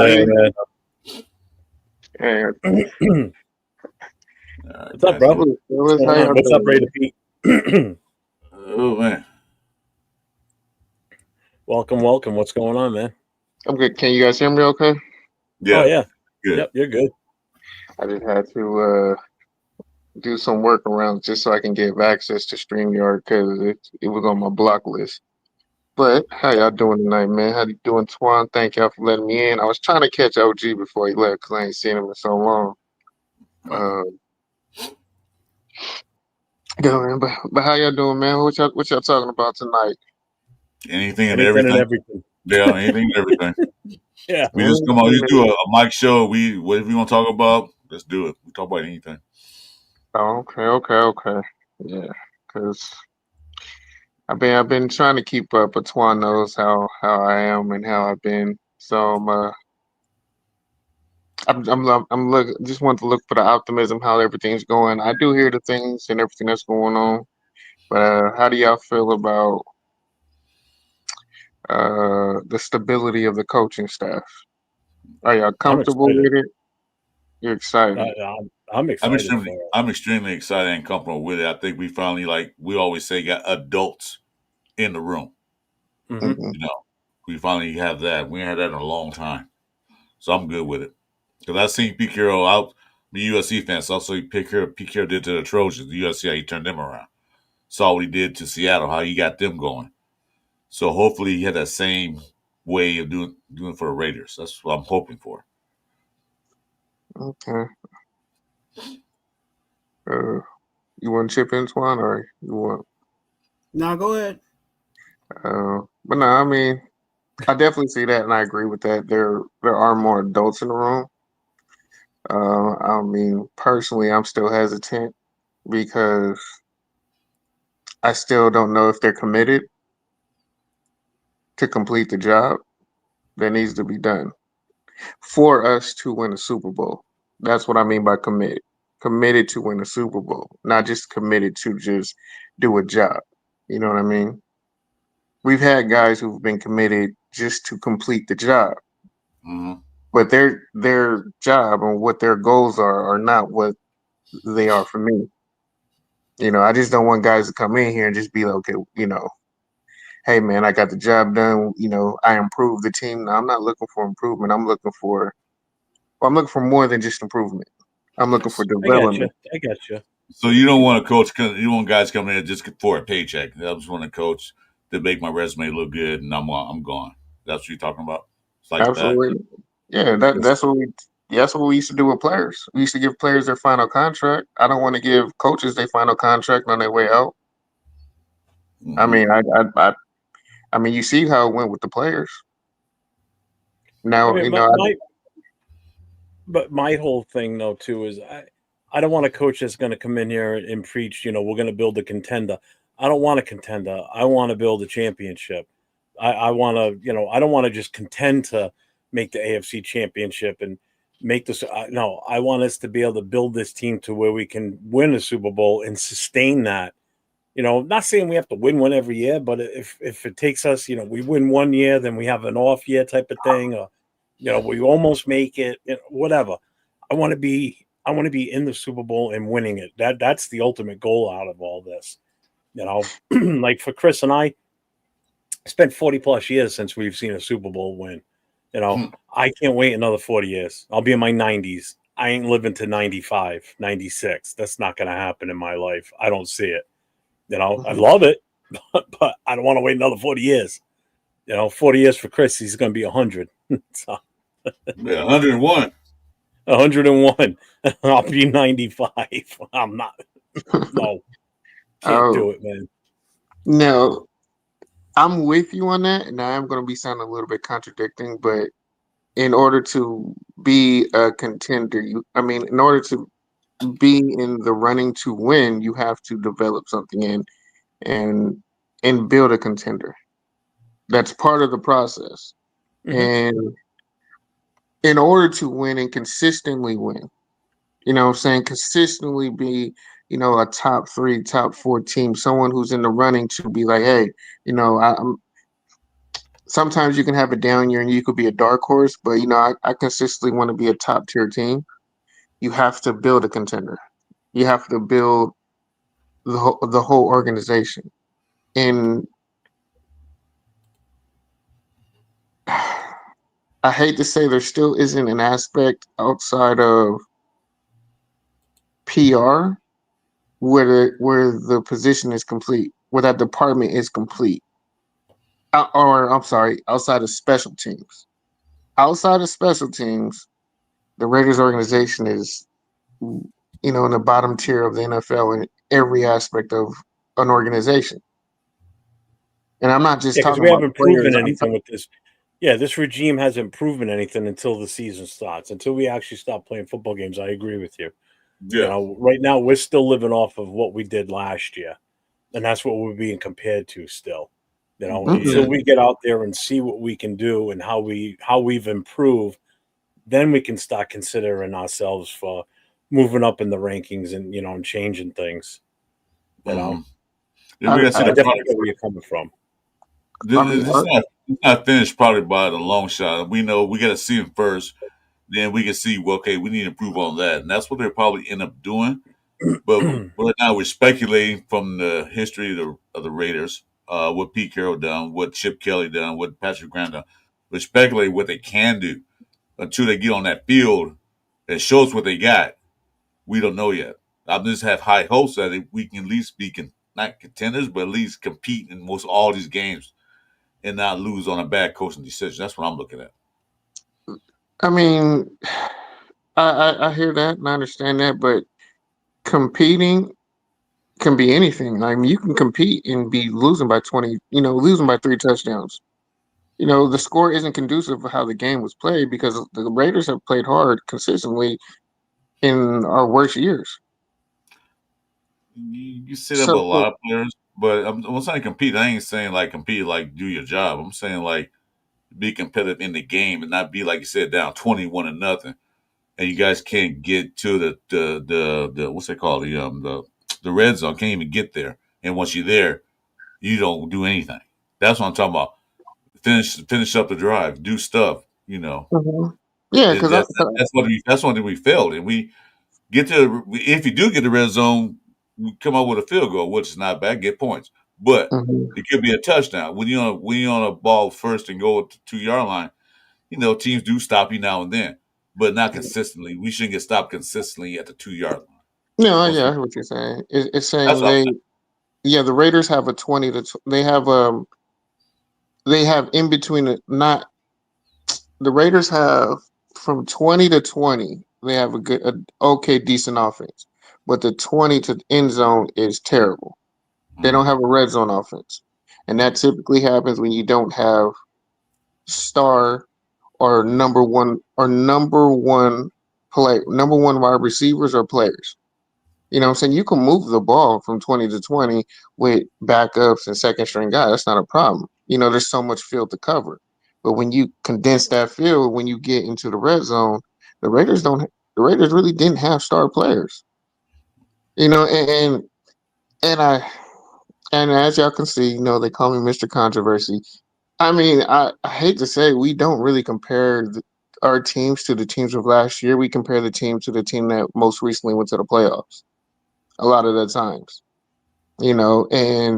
or they'll compare it to the player behind him, who I hate to say is most of the players on the Raiders they're not starters. They're backups. They're backup second stringers and third stringers. And you can be in the game early, but once it starts getting into the second half or late second quarter, you see the difference in talent. And the issue that I still have, and Twuan knows me, he knows where I'm about to go, is the Raiders are going to continue to be the Raiders until we get someone who knows how to develop players. Mm-hmm. And we don't. That comes from the top, like you said. That's what I said. Get those room. That comes from the top. But that's my issue is that I'm being controversial right here. They are bringing in a high-name guy to cover up all the shit that they haven't fixed. Excuse my language. They still haven't brought in Pete Carroll brought what? A couple of staff members? But he didn't really bring in the heart of that Seattle Seahawks team. He didn't bring the guys who actually created the culture. Because most of those guys already have jobs from other teams. That's why. They got a job. So they're not going to leave a paying job to come be an assistant for Pete when, they got jobs somewhere else. Like the coach from the Commanders was under Pete Carroll. Now he's a head coach of Commanders. You think he's going to leave that to come to work under Pete again? No. But no, and that's where I come in, and I'm hesitant, and and I'm probably not the most. I don't have no optimism. To be honest with y'all, I haven't had no optimism with the Raiders. Everyone knows me. Everyone, most people know me. Not everybody. And you're a show me type of guy is what I'm getting from you. It's like show me that you're improved. Show me that you can put this on the field and make something of it, which I get. After so many years of the team being such trash, and we've grown accustomed to that now, and now there's this prospect of hope that the team's going to get better, but you're still on that. You don't want to be let down, and I get that because we've been let down for so long, and where you don't have a lot of optimism like some fans do. I get it. I completely get it. I mean, I've seen it for years. Watching this team fluctuate and then just be rock bottom shit, and then start to come up a little bit, only to get the rug pulled out from under you. Just like McDaniels took a playoff team and dismantled it. We were going in the right direction, and then we just he just pulled it apart. So I get where you're coming from, and I respect that too. Yeah, because like the year when AP was they had the last part of 2023. They was playing pretty good, pretty well. Then optimism was so high when he got the head coach job. I was high on that, and that was a false hope. This year, I'm not with that. I know what they have now in their coaching department and all the stuff. I said maybe this would be a good turnaround year. I'm not saying that they're going to go to playoffs. They're going to go Super Bowl. No, I'm not saying next year. This season is basically not a rebuild, retool to fix things that were broken. That's what I'm looking at. Yeah, but if you fix it, but if you, okay, to respond to that, because I hear you, I'm not. Am I a show me guy? Yeah, you have to show me, but I'm also not a fool, and I just fall for any of the tricks and of the trade and the business side of it, and just just being overly hyped because it's a new season and everything's washed away. No, like I know this game, I know how to play the game, I know who can play the game, and I know who can coach the game. So I haven't been optimistic or happy or show me because it's like I know I don't need 3 or 4 games to know what team we have. Like for me personally, what I have us as a 7-win team. We're a 7-win team. And we're gonna see, there's gonna be aspects that are good. There's gonna be aspects that are bad. My thing is the things that I want to see that are good are coming from younger players that I'm learning how to play the game. I don't want to see good coming from veteran players who are not going to get any better. And that's what the issue has been with the Raiders. Everything good comes from a veteran player who isn't going to get any better. He's maxed out his skill set. So he know what type of player he is, and that's our issue is none of our young guys do the good. And go ahead. No, I just want to shout out to Jess from Chewy's News and Chewy's NFL News and Podcast. Make sure anybody that's in the chat that hasn't already, get over to his channel, hit that subscribe notification, the thumbs up. Also do the same for my guy, Chris for Raiders. Him and I do shows on Friday nights and Saturday nights. Hit the subs, notifications, thumbs up. Him and I are streaming right now. And so is our guy Twuan down in the bottom in the corner here. Make sure you guys get over to Raider Twuan. Give him a thumbs up, subscribe, hit that notification, and up. Do you have a channel too or no? Yeah, I do. It's just up for review. I did take a hiatus because I was personally having some things that I need to take care of and handle. I am getting more and more back into it. I probably will be like doing it tomorrow, but I'm sporadic. I have no schedule. When I come on, it's a surprise. It's like peekaboo. Hey, I'm here today. Yeah. But that's why notifications are important. Because Chris and I tend to do that sometimes. Where we'll just pop on during the week, during the day, because we both don't work anymore. So we've got the luxury of we can just pop on in the middle of an afternoon. 5 o'clock more. Let's do a show. Okay. It'll be like a random. Thanks for the super chat. I appreciate it, brother. Usually I try to thanks all guys for posting that. Appreciate you. All Yeah, I eyes feel just you on that, posted your link. man. I definitely understand where you're coming from. It's like we got these guys that are proven now Mm-hmm. because enough false hope. Like I said, I've been a Raider fan since '76. He's been a Raider fan since '74. I've seen the good, I've seen the bad, I've seen the ugly. More ugly than getting good and bad. So it's like it's time to change. I don't have, like you said, I don't have that much time left. I don't know when I'll be here. How long I'll be here. I want to see some improvement. I want to see a team that is competitive, that has a chance to make the Super Bowl. Not a chance, but getting there, make a run for it. That's what Yeah. I'm ready for. It might not happen this year. It might not happen next year. It might happen 3-4 years down the road. But I want to see an improvement base to base. Like I said, no guarantees will happen this year. Yeah, because I just want a team that I could be proud of, honestly. And I hear people always. This is the main thing I hear people say is that he's going to bring culture. Can y'all explain me a culture of what? Because it's not a culture of winning. What was he winning in Seattle recently or no? Yeah, he Because was. if I remember, he really wasn't winning in Seattle. He was just maintaining. He was. When he first, I'm saying, and that's why I brought up the whole thing about the coaches that he brought initially. That was a different culture that he had. That culture isn't what was brought here. So when we say he's bringing in a culture of what?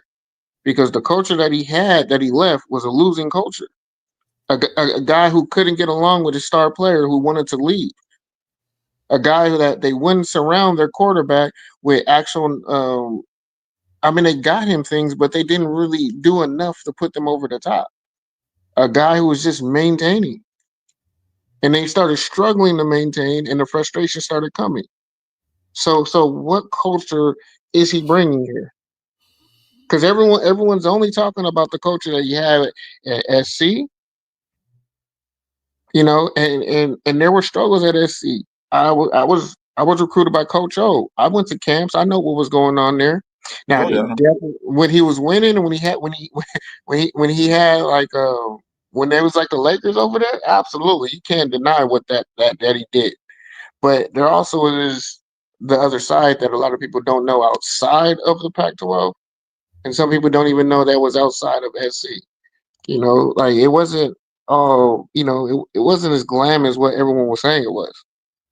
And there was a reason why. And there was a reason why he dipped off to the NFL. But and then now he's older.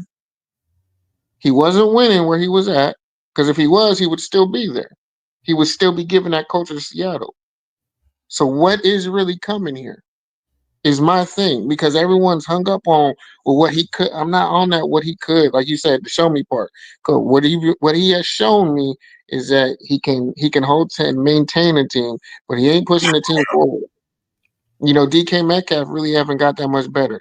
We didn't bring in Geno Smith's favorite target and Lockett when he was out there and available. So now that shows me, what are we really trying to do? Are we trying to develop something and bring in what Geno's going to need to thrive and be the quarterback he can be? Or are we just going to have a guy who can play, who can get things done and make people look better, but we really ain't going to give you weapons and just have a whole nother Derek Carr situation? Because Derek Carr was good. That's why AOC is going to be the starter. Yeah. I mean, but even with AOC, what are we going to do? It's still going to be the same situation. Whatever quarterback we have, are we putting enough weapons around them? Because everyone's going to say, like, I'm be honest, like, I knew if we trade Michael Mayer, we're not trying to win. No. We like I don't see that coming. Yeah, like we need to build. The NFL is transitioning right now, and a lot of people aren't up on what's going on. The NFL is going heavy tight end dominant right now. If you have good tight end, you're a playoff to Super Bowl caliber team. Most playoff teams have top tier tight ends that are mainly their main mismatch matchups, and they're the ones who causes to have the good matchups with the wide receivers. Tyreek Hill's one of a kind. Jamar Chase one of a kind. Jefferson's one of a kind. But you could take them out the game. When they have their tight ends, they can't be taken out the game. They're just going to have a mismatch somewhere. So if we have an opportunity right now to build on something, and when I hear people say trade Michael Mayer, it's like you guys really have no clue where the NFL is going and how they're trying to go. And that's what makes me mad. And honestly, the Raiders are listening to it. Like, because if we trade Michael, what are we really gonna get for him? He doesn't have value because you're trying to trade him. You don't use him. So what are you gonna get? Like a third or fourth round pick for him? Fifth round, probably.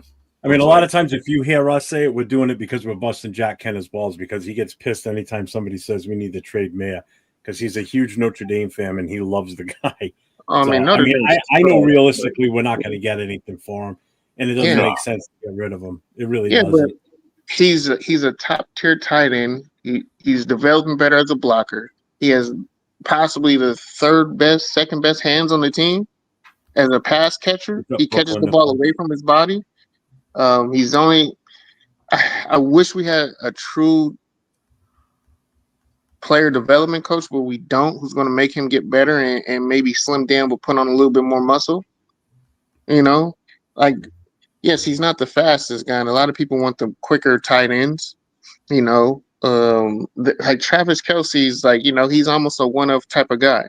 You know, like they just don't make him like that. We got lucky with Brock Bauer, you know, and we lucked into it because they really weren't trying to pick him. You know, he just fell into our lap at that point. When we got the 13, it made sense to take him. If we would have passed on him, it would have been foolish. Because if we would have selected the next best quarterback at that point, we would have been super reaching for that quarterback. Yeah. No, I told everybody from that year, I said our pick needs to be him because he's the only Hall of Fame type of player I see in that draft.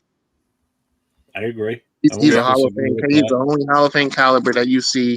That's absolutely. Well, anybody that was upset when we picked him, they didn't know what we were getting. That's the problem. All you had to do was watch one or two. But just like a few clips of a couple of his games at Georgia the year before. You knew exactly what you were getting at that point. You didn't have to watch full games to fully understand him. You just had to see a couple of his highlights to understand the talent that this kid had. Well, you made that quarterback in Georgia look good. That what's his name? I forgot his name. He says gonna come out.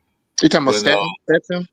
Well, when Brock Bauer was, of course, got drafted, that guy's stats dropped dramatically. I know he had the receivers and all that stuff, but when he left, they lost a lot though. I'm not gonna lie, they lost a lot. 14 made him look good because he was always some reason got open for that quarterback. He found a way to get open. But you had you had two tight ends going in the first two rounds. You know, you had Brower and Washington, and people were saying Washington was better than Brower.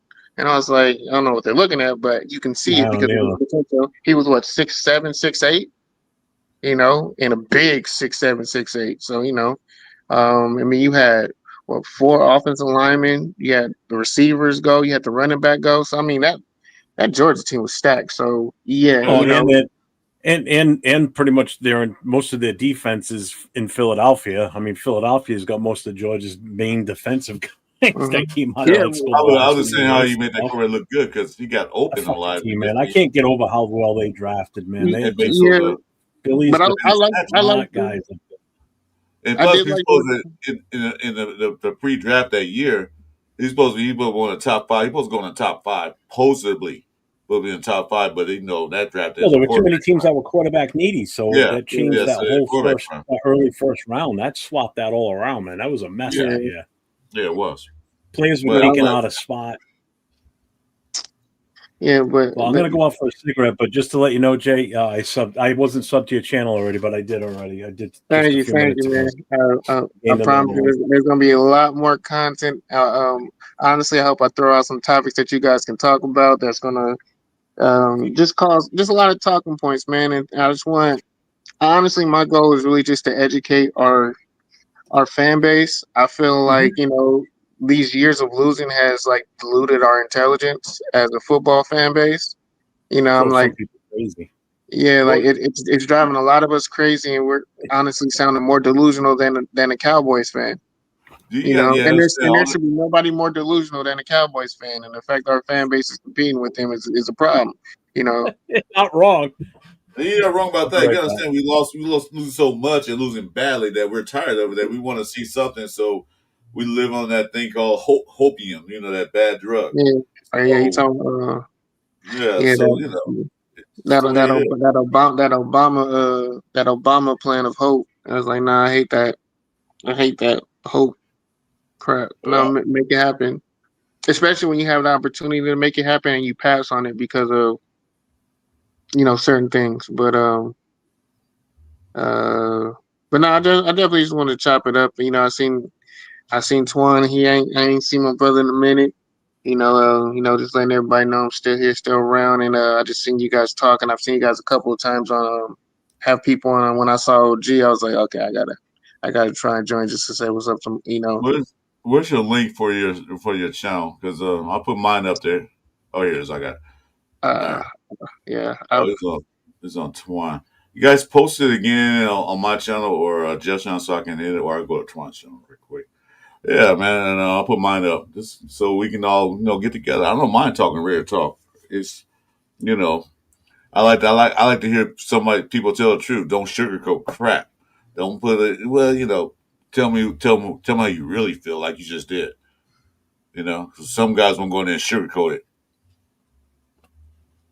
Let's see, where are you, Twuan? There you go. Let's see here. Because oh, here's too much is too much, man. We got to do something. I mean, hopefully, like I said, the hopium that we got guys in here that can actually do something. Yeah, I just want people to come in here to complete the job. I'm tired of us halfway doing it. Not like we come in and they 50% in and then they just bounce. Like for Josh McDaniel, he didn't commit to what his rebuild was. Like if you're really gonna come in and shake the house up, then shake the house up. Like don't half ass it and then shoot yourself in the foot by still keeping guys who don't like you as a person. Like that's what his problem was. If you really gonna try and build something like he was trying to build, like the Patriots had, then you got to get rid of everybody who was going to be a problem and who wasn't going to follow you. And he didn't do that because he couldn't.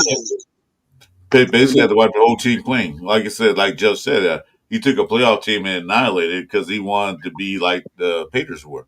So yeah, he didn't like. And that's the wrong approach because we as Raider fans, we have a tendency to, well, most fans do anyway, fall in love with a certain player, and we don't want to see him leave. And once the coach cut him, they get mad at the coach and get mad at what's going on, and they vocal, like, yeah, fire Josh McDaniels. Well, he deserved to be fired anyway. But some coaches have an agenda. They got to get rid of some players that don't fit their style or fit their needs, and they got to get rid of them. There it is. That's what you took the words out of my mouth. We need coaches who can adapt their style. Like when you come to a team, you're coming to a team that you see you can make better. So you're adapting your coaching style to that player's style of play. And the problem that we've had is that we've brought in coaches who make players adapt to them. Right. Exactly. But the thing is, you literally just did that with Chip Kelly. And everyone's all hunky dory. It was all up. Like I'm not trying to be negative, but it's like Chip Kelly is great for college because you have to adapt your game to play to college game. When you get to the NFL, you have to adapt as a coach to the players you have on your team because you can't recruit. There's my link right there, man. Go and hit me up. But Chip Kelly was a good. No, he wasn't. No, he was a good pro. Wait, let me finish. He was a good pro coach. Became with the Philadelphia because he did something that the NFL didn't recognize. It took him a couple of years. They figured it out. Then they started beating him. I'm saying he was new to the NFL, so they're like, "Oh God, what's he doing?" So they got used to it. But as a coach, he wasn't. The players didn't like him. He didn't get along with some of the players. He wasn't a good head coach in the pros. I'm saying that he came in with a different play style that the NFL wasn't used to. That's why he's going to swing points, everything else. Didn't win anything, but the play style was new, so everybody got used to it. It was happens all the time. Yeah, so that's why I have a little pushback with saying he was good. He wasn't. What he did was he got one with sports. You have to get lucky. He got extremely lucky to fall to a team that had all the talent, that had the talent in the play style that he wanted to run. He had speed. He had a deep ball guy, and he had a good to great running back at the time. He had LaShawn McCoy, he had Deshaun Jackson, he had Jeremy Maclin. All three guys he tried to recruit in college. So he's seen guys that could run his offense. The only thing he didn't have was a quarterback who could run his style of offense. So the reason why they should have won or been in contention, they should have won or been in contention to win the Super Bowl with bringing in your style of offense that no one in the pros knew how to stop or play against because they just thought, well, that, and then it was the arrogance of the NFL because they said that's a gimmick offense. Mm-hmm. That's why and they were disrespecting Chip, and Chip had a chip on his shoulder, and he had to show people this can work in the pros. So he had more incentive to really put that into, put effort into coaching it and coaching guys up. The problem is he just sucks as a people person with adults. He didn't know how to talk to adults, and that's what I always make. Head coaches have to be a certain type of person. They have to be people. Because the head coach got to coach all aspects of the organization, not just the defense, offense, special team. They got to coach every last player. You got to deal with their attitudes. Because some players come there cocky. I'm making $20 million. You can't talk to me that way, coach. Or like last year, I thought it was totally disrespectful when the players didn't call AP the coach; they call him AP. That's disrespect. He's the coach.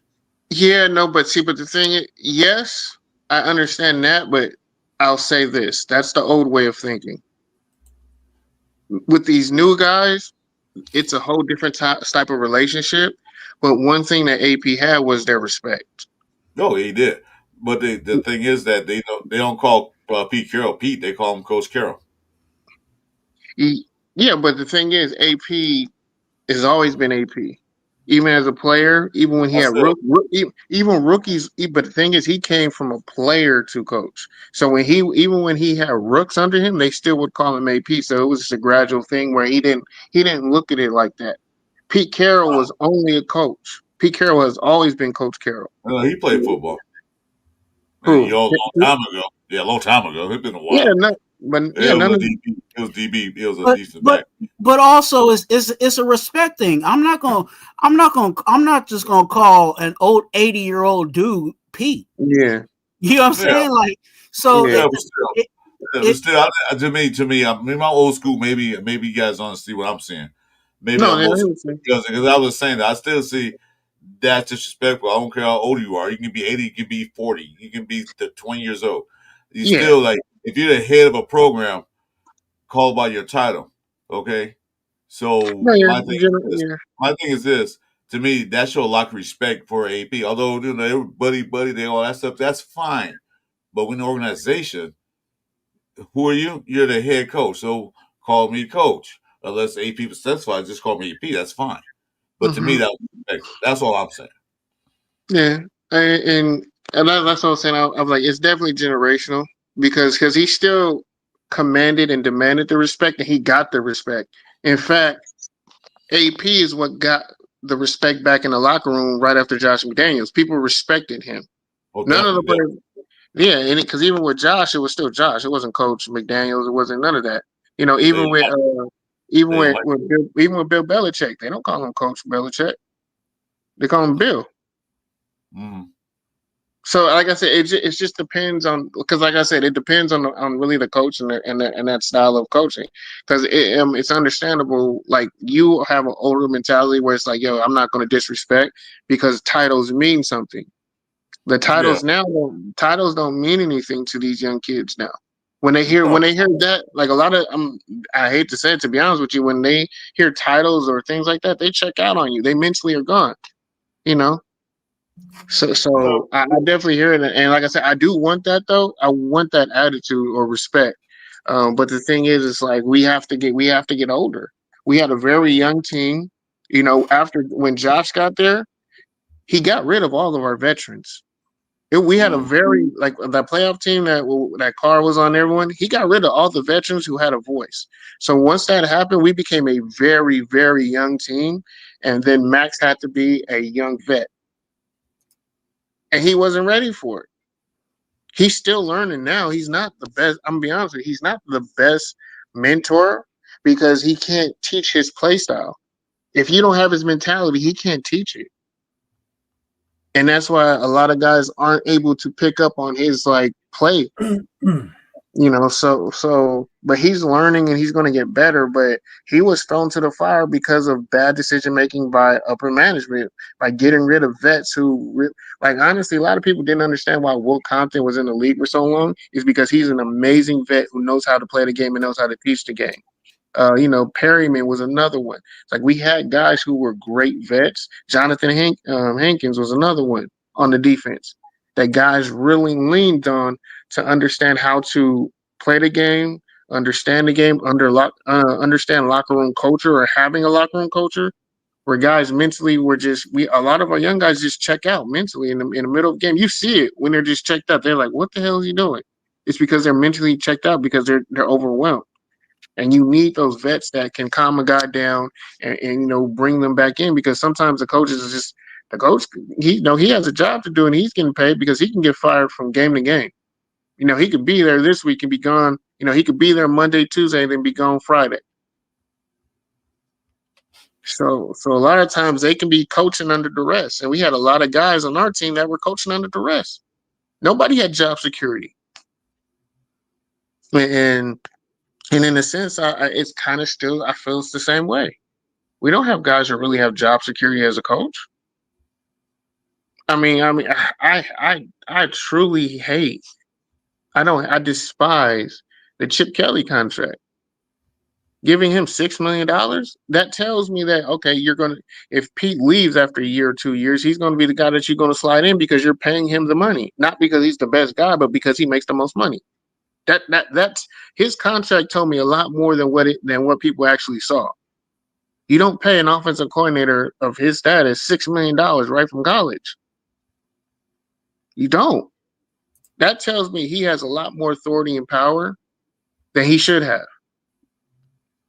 And Pete Carroll only having a 3-year deal, third year is going to be optional, means after like a year and a half or 2 years, it's a 4th year's option. You got a 3-year deal with a 4th year option. I don't see him coaching out his contract, to be honest with you. I'm not saying that's his deal. Yeah, 3 years. Yeah, seriously. Like you said, more likely, that's why Chip Kelly probably took that, got paid, and he figured like, oh, maybe when Pete Carroll leaves, I can be the head coach. That's the most people come from college coaches want to do. They want to come and be a head coach of a professional football team. So that's probably his point. And I'll say, and I was like, and Chip Kelly's not an offensive coordinator. He doesn't want to be an offensive coordinator. He's a head coach. Yeah, of course not. He's been a head coach. He wants to be a head coach. So we're bringing in a guy. If he has a good season with the offense, he's going to be the front runner of other teams that are going to come after him. Yeah, like so Ben we really Johnson. want. So now we're like how you're building a team and having consistent coaching. We're now going to have to look for another offensive coordinator. So it's like we're really just giving guys one and done contracts. Well, it's going to be like that regardless, because even whether it's Chip Kelly or it's Patrick Graham, we've been talking for the past 2-3 years that Patrick Graham was the next. He was next in line. So eventually, it's going to happen some way. Mm-hmm. So that happens to all the teams. That happens to every team. We're not the only one that happens to. It happens to all the teams. If you guys are doing well, if the team is winning, they're going to the playoffs consistently, getting winning records, winning the division, maybe possibly get Super Bowl. You know what happens to every team. Every other team start picking their players and their coaches from their staff to run their organization. So regardless, if we do start winning, it's going to happen to us too. That's just the way it runs in football. I hear that. So that's happened to the Detroit Lions. We were thinking about Ben Johnson for years. All of a sudden, they started winning. Now let's get Ben Johnson.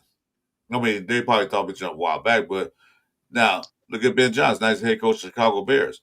I don't know if going to do good or not. I don't care. But that happens to every team.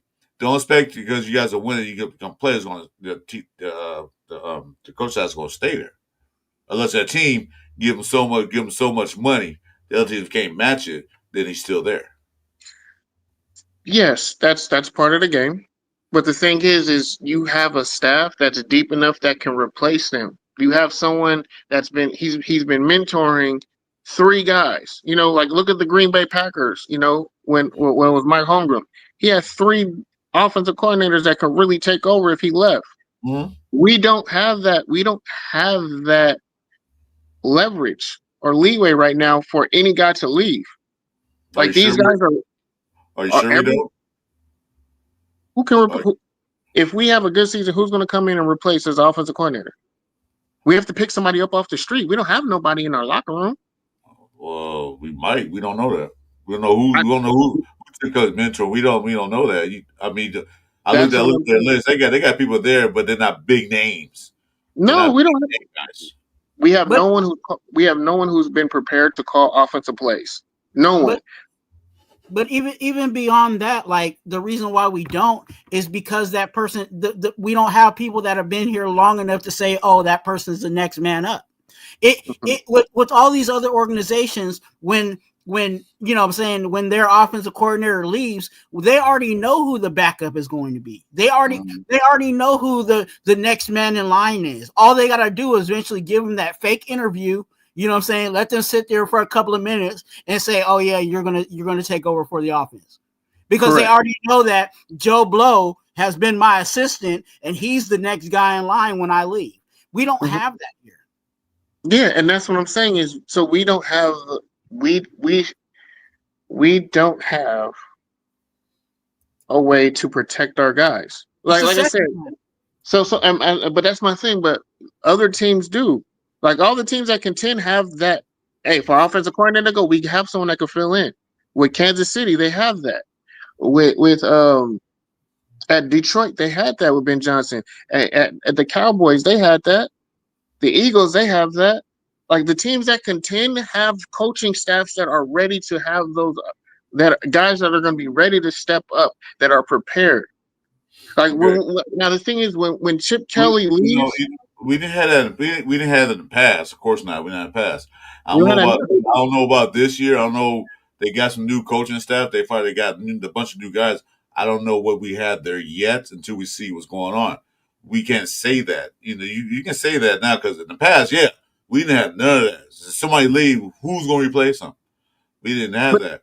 Yeah, but I'm saying though, how can you be so sure that we don't have that now?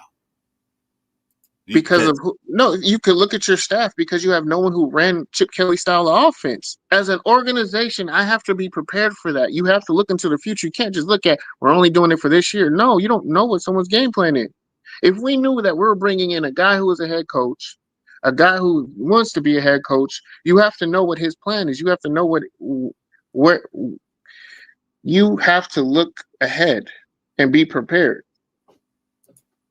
Because you don't know what's going to come around the corner. You know, hey, this guy is really good at his job, so he's going to have an opportunity to go somewhere else. Chris, if we exceed our expectations and other teams are looking for somebody. So now we have to make sure that we have someone who can be his predecessor. We have to have someone who thinks like him. Who, if we want to keep this style of offense, then we have to bring someone who can step right in and continue on, with that style of play. Chris, I'll ask you this, and it seems like we're talking more about the offensive side. Name somebody on the offense that Chip Kelly is possibly grooming. I'm sorry, what was that? Name somebody on the offensive side of the ball, coaching wise, that Chip Kelly is possibly grooming. Name somebody. Mm-hmm. Oh, I can name a bunch of guys. But here, let me see. Let me go back to coaching staff. They got guys there. Like I said, I don't know what these guys are. I've never seen them as an offensive coordinator or make calls. I don't know that. I haven't seen anything. That's what I'm saying. I can't be too sure if he's not grooming them or showing them how he plays. They got guys, Bob Benek, a senior offensive assistant. He's been doing that for 16 years. They got another guy. Wait. Has he been doing it with Chip Kelly for 16 years? That's what I'm saying. He could be grooming them now. Okay? But no, but see, that's what I'm saying. When guys, I'm sorry. Go ahead. I'm sorry. He could be grooming them now. I don't know that. You can't say for sure you know that neither. He's been doing this for 16 years. Got another guy named Nate Carroll. Pete Carroll's guy. He could be one. He's been doing it for 16 years. So I can't say that Chip Kelly's not groomed. The guys never coached with been behind Chip Kelly at all. I'm looking through Chip Kelly's coaching history. These guys never worked with him, but he could be grooming them now. So I can't say he's not grooming them. Okay, he could be showing, hey, this is a play style I run. You guys watch and learn. Watch and learn. You could be doing that right now. So I can't put it past that. So I'm more optimistic than you are about this. That'll say he could be doing it now. Okay. So I'm gonna say this with that. Do you not see the issue and the problem with that?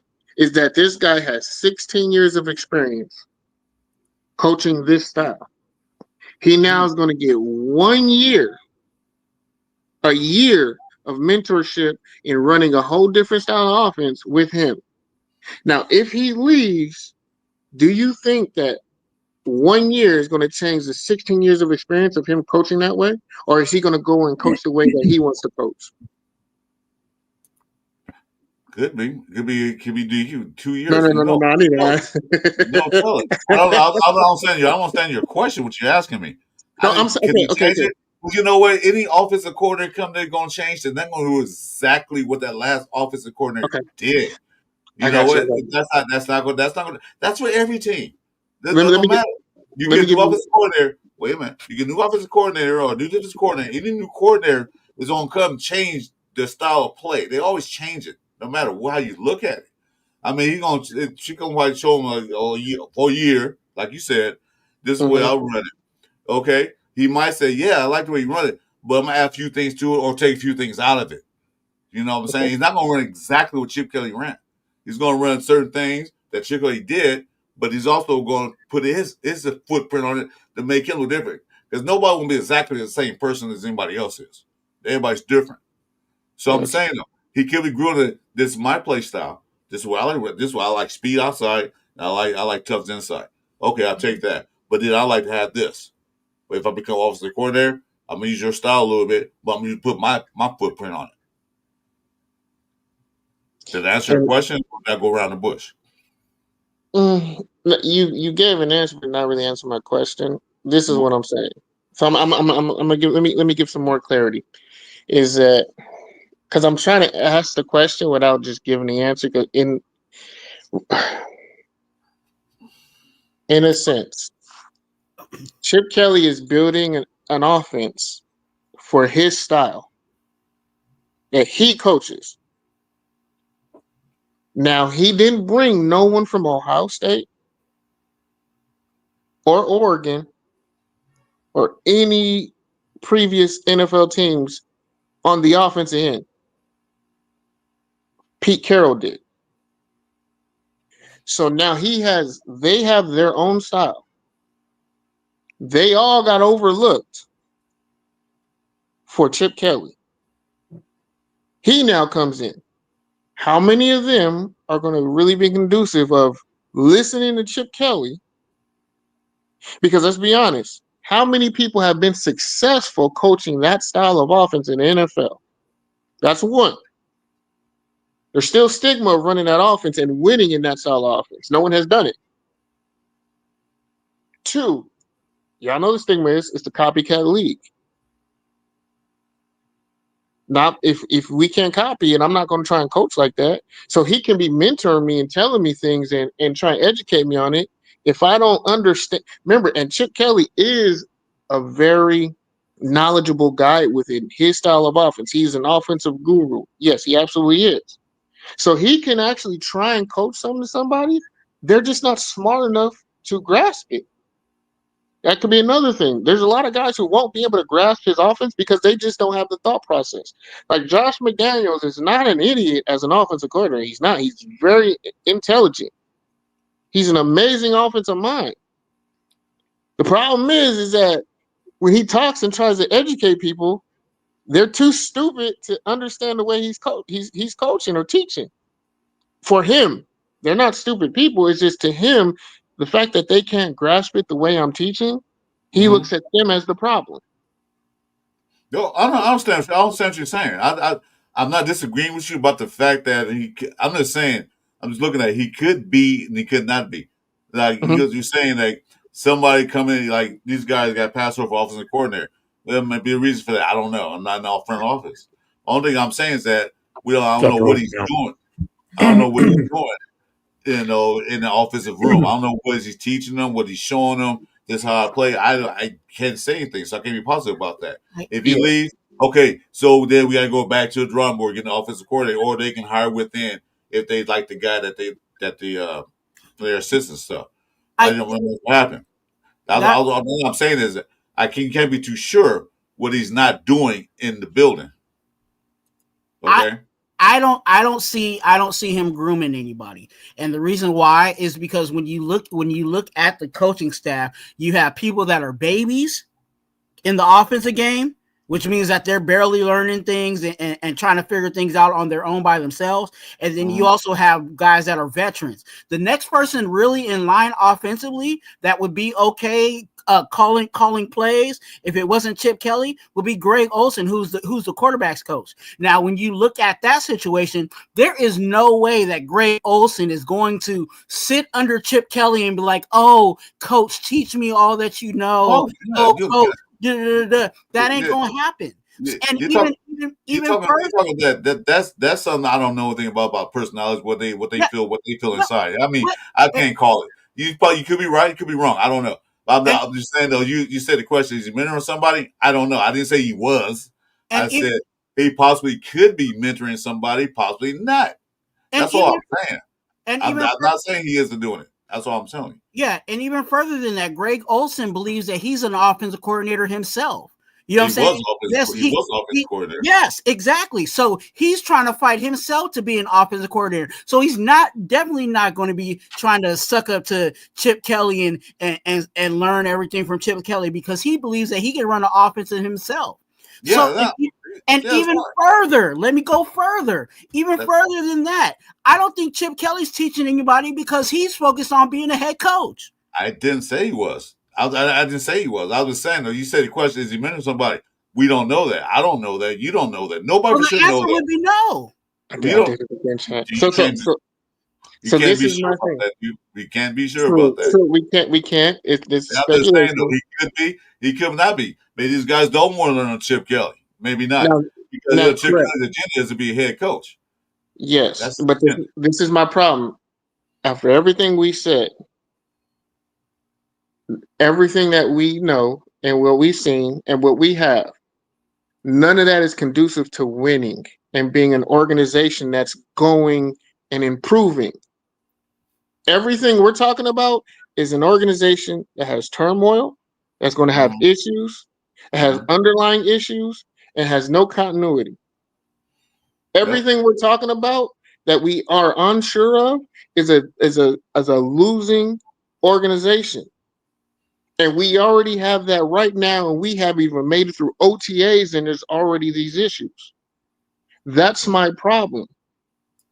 We're not building, and that's what I want us as a fan base to understand and want us to think about going to the season. Because we have an opportunity, and we have guys in key positions that can play.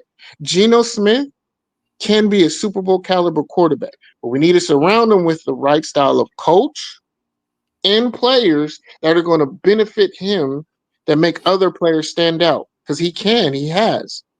Is he the greatest quarterback in the league? No, but is he a high caliber quarterback who can get to a Super Bowl? Absolutely. I agree with that. Yeah. The problem is that we're not putting ourselves in an opportunity to win and maximize his potential as a player. What we're putting him in a position he has to play his highest football all the time. He has to be on 10 for us to really win. Mm-hmm. That's going to cause mistakes. That's why when we play, and I'm gonna compare it to the Kansas City Chiefs, when they had all those injuries on Christmas Day when they played us, and they lost to us. That's how Geno's going to always have to play, by forcing things and making plays. And even Patrick Mahomes can't do that. That's my issue, is that we're forcing guys to have to be on 10 all the time, and they can't always be on 10. It's been like that for years. Every time, you know what I'm saying, and being really honest, I'm taking off my Raider hat on this situation. Every time a quarterback throws an interception, you might as well say that was a game.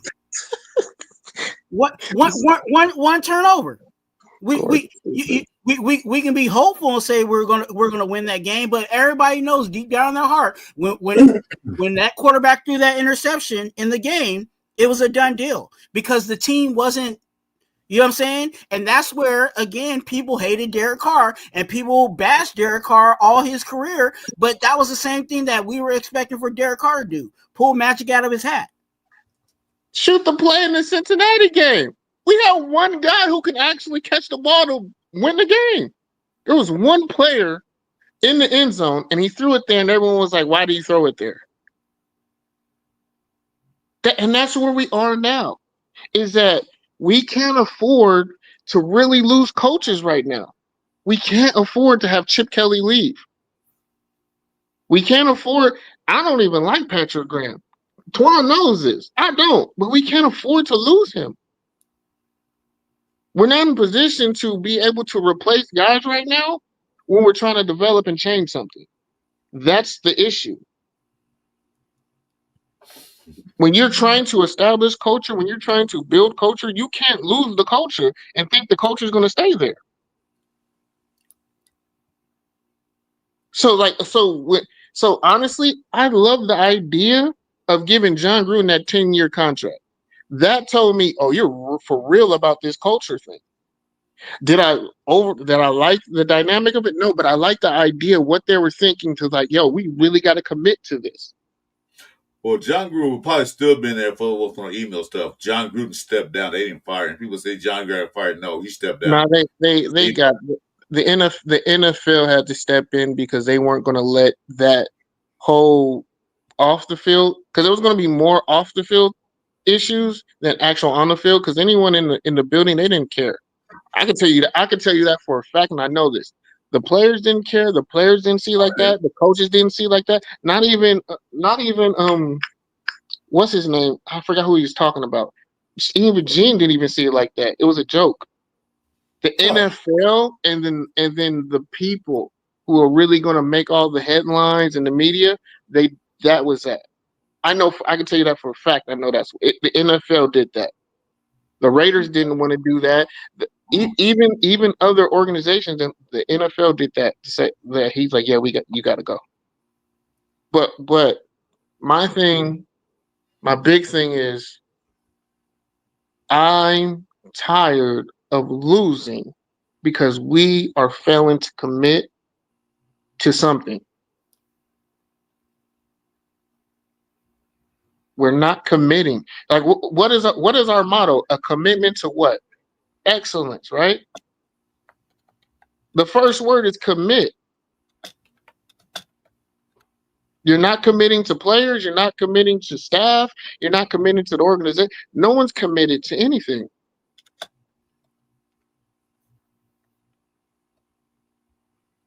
We need Raider content creator cost for our show. I mean, I go against anybody. I don't know who DW or DSR is, but I'm out. Let me. I don't.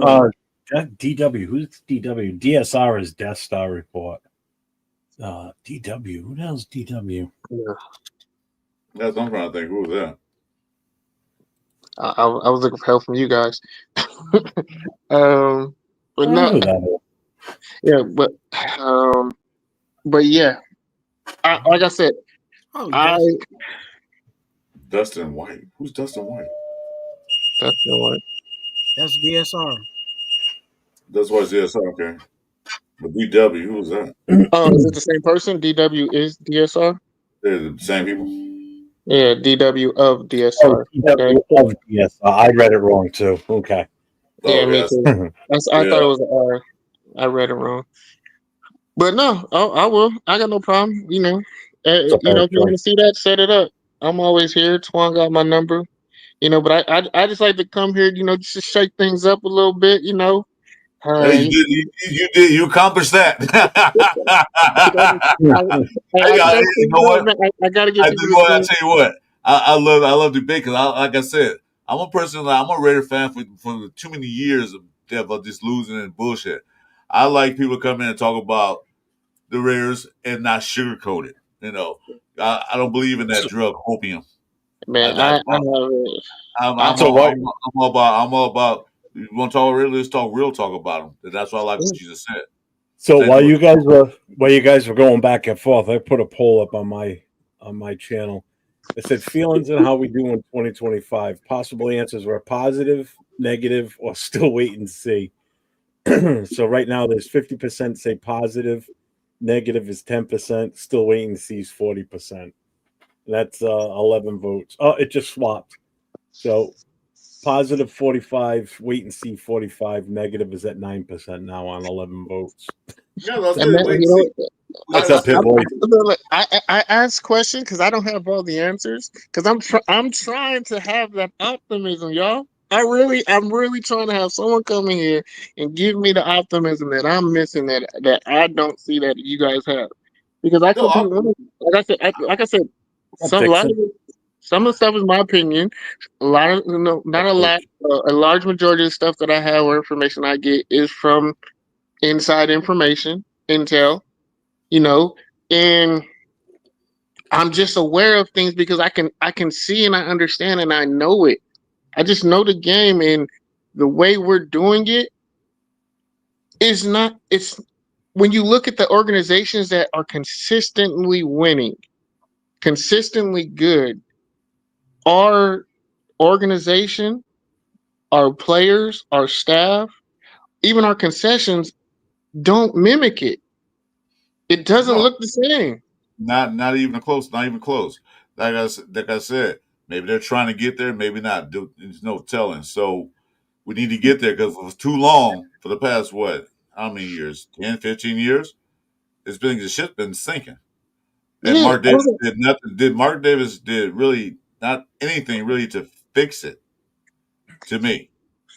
Well, his mind hasn't even been on fixing it. His mind has been on fixing the finances, which is fixed now. Which he did. But it takes time. But this is the problem. Why? Okay, this is why you have a CEO, you have a CFO, and you have a COO. When is our COO going to step up and be like, all right, Bill, we know CFO and the finances is good. We need to get the operations up and running now. Like that's the problem that's lacking. Is the CFO and CEO are like this, but the organization of the actual people putting in the work, they're very below average. And I'm at the point now. Where it comes to they're not going to see anything that doesn't involve their bottom line and the green line. I'm at the point where I'd say I'm gonna give them 4. I'm giving you 4 years, Mark, to really get the finances in order before I turn on you. Because now it's really just is about your pocketbook and you just having fun. I know what you be doing in Vegas, bro. I know them parties that you be having. I know where you've been going to, Mark. I know that you had a Met Gala suite. You was at the Met Gala. Why are you at the Met Gala? Who do you need to meet at the Met Gala that's going to make our organization better? See, a lot of and that's a lot of stuff that I will talk about that I know no other content creator who does Raider stuff knows. Like, why are you at the AMAs? There's right now, of all places, you shouldn't be there. I'm gonna give y'all a gym. I was gonna talk about this, but because Twan's my brother, I'm gonna give y'all this. I want y'all to think about this. When y'all first heard Tom Brady was going to be an owner, a percentage owner, everyone thought he was going to be more involved in the roster development, player personnel, and all that, right? Right? Yeah. Now there was one guy who said he absolutely isn't. I'm gonna point to him. I'm pointing to I just don't feel like getting up to turn my light on. I'm pointing to myself, y'all. I'm the only person who said he's not. There's a problem with that. And y'all saw it when he went on the news, and I think a lot of people overlooked what he was saying. He said he wasn't even allowed in the building to talk about the roster. Why wouldn't you let someone who's an owner, who has the capability of changing your whole organization, why would you not let him in there?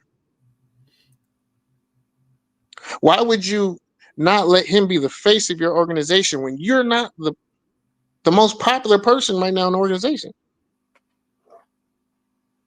Why would you prevent him from doing anything? Hell, the most important position in football, he mentors possibly the best quarterback coming out of the draft. Guaranteed. He's a staff member. Shador. I'm talking about Shador. Shador should have been a Raider. Shador should have been a Raider. That's where we'll disagree. That's where you and I will disagree. I don't think he should have been. 100% should have been a Raider. There was no him or I think he was at the best third-rated quarterback in this draft, easily. Who? I think he was the third-rated quarterback, to be honest with you. He was a third. Name the two quarterbacks better than him, then. Cam Ward, I'm putting Jackson Dart ahead of him too. I just think Jackson Dart's a better overall talent. Jackson Dart is Daniel Jones. I'd say he's better than that. He's Daniel Jones, and I'll tell you this: go look at the Ole Miss team, and you tell me who he made better at Ole Miss. Just look at the film and watch him make guys better. Remember, as a quarterback, you have to make guys look better. He couldn't do that in college. You think he's going to be able to do that in pros? Well, who did Shador make look better? He got like 5. Jimmy Horn Jr., the kid with the braids who went to Tampa Bay. I mean, there's like he made a lot of guys get looks that shouldn't really get looks. They're like practice squad players, and they made teams. I'm a UCLA. I would have to go down, but I can go down there for you. But Shador, yeah, Shador is an NFL-ready quarterback who mentally is going to be prepared to lose. Remember, him and Cam Ward were losers in college, so they're mentally going to be prepared to lose a lot. It's not going to affect their ego. It's not going to affect their mental. They're not mentally weak guys. What's up, Sal? And that's the thing. Jackson Dart doesn't know how to lose, but he's going to a losing team. And he's going to lose a lot. That's going to hurt his ego. He's never had media that was bad for him. Remember, college, they protect you. In the pros, they don't protect you. He's going to have people calling him out of his name, talking about his family members, talking about his mom, sending him death threats. You don't really have that. You get that from the opposition in college. You know what I'm saying? When you go against Alabama, you go against Mississippi State. Yeah, you're going to get that, but not from your own fan base. That's the difference. And a lot of people don't understand that. You have guys who come from winning, I don't want to say organization in college, but you might have to now with NIL. You coming from winning programs that don't know how to lose and always have been protected in a small market. A lot of guys in the SEC come from small market media, and then they go to big market and they can't manage that. So that's why I'm saying those little things that people overlook. Shador is very well prepared, 100% media trained. Cam Ward, 100% media trained, prepared. Mentally isn't weak, isn't going to crack. There's nothing you can tell him that he hasn't heard already. So there's nothing that's going to break him. The issue was Deion Sanders will be leaving college football in 2 years. If Deion would have came and been the coach of the Raiders, Tom Brady would now have more power and authority to get the Raider organization 50%, to get more majority of the team. That's why he's not. I can't believe this. I actually say this. I wasn't a Tom Brady guy. I wasn't. But they're keeping him out because he can be too strong. And there's already division within the organization in the higher ups already. Just to let everybody know. There's division already. You don't bring on the face of the NFL for the last, 15 years? to not make him the face of your organization, to exile him and just say, stay over there. We don't want you part of the team. We don't want you part of this. We don't want you talking. Where's this coming from, though? This is the first I've ever heard of this. Anybody else hear of this? I haven't. It's not being talked about. It's not being talked about publicly, but it is happening behind closed doors. There's no reason for Tom Brady to be this quiet about a team he owns.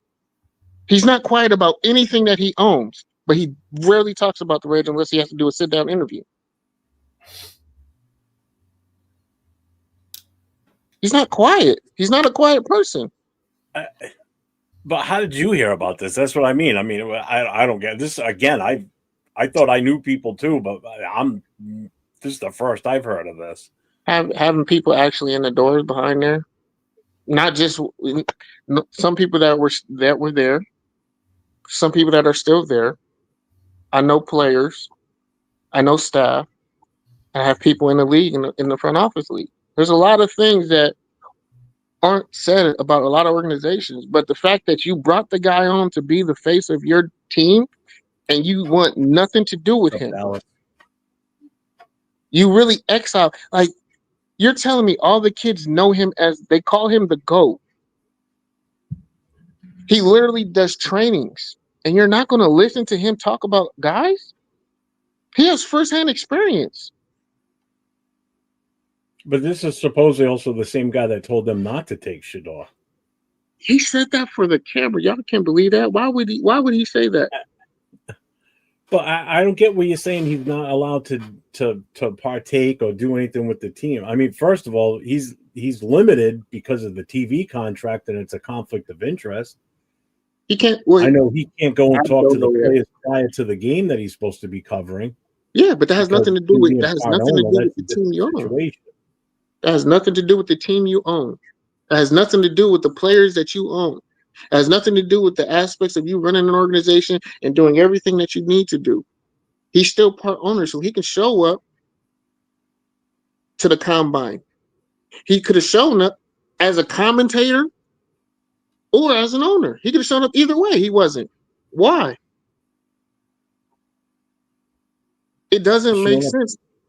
Showing up where, though? You lost me there for a second. Showing up where? As a representative of the organization you own, that you're a part owner of. Yeah, but in what aspect is he showing up somewhere? I mean, is it something that's going to be, because again, he's got huge conflict. He's got to be careful. That's the problem. He's not going to take a chance to jeopardize that $300-something million contract he's got with Fox. He ain't fucking that up. It's not jeopardized because he was able to sign the contract to be part ownership.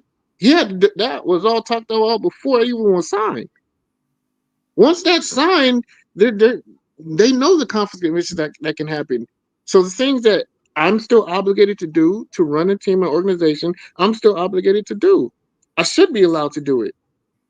Or else it's now collusion against me and I should be able to sue you guys. Why would the NFL put themselves in that position? That's nothing to do. It's just him commenting games of guys that are already signed to a team. Yeah, that absolutely, I understand that. That's not going to change.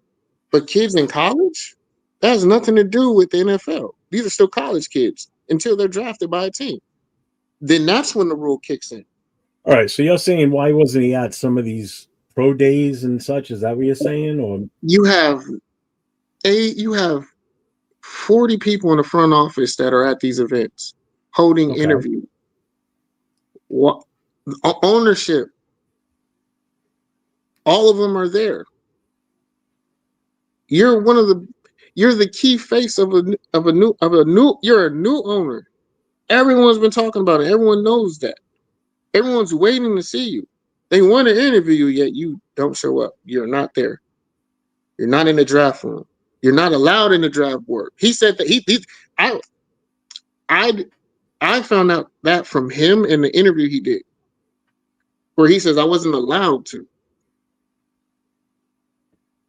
He leaked that. I didn't hear that. I heard that he was allowed in there. Go look at the interview.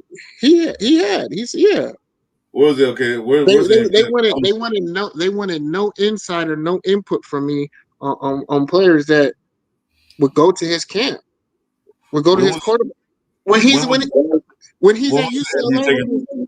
When was the injury took place? I gotta look it up because I don't remember seeing that. I would have to look on my phone. I think it was like a couple months ago, like a month, 2 months ago.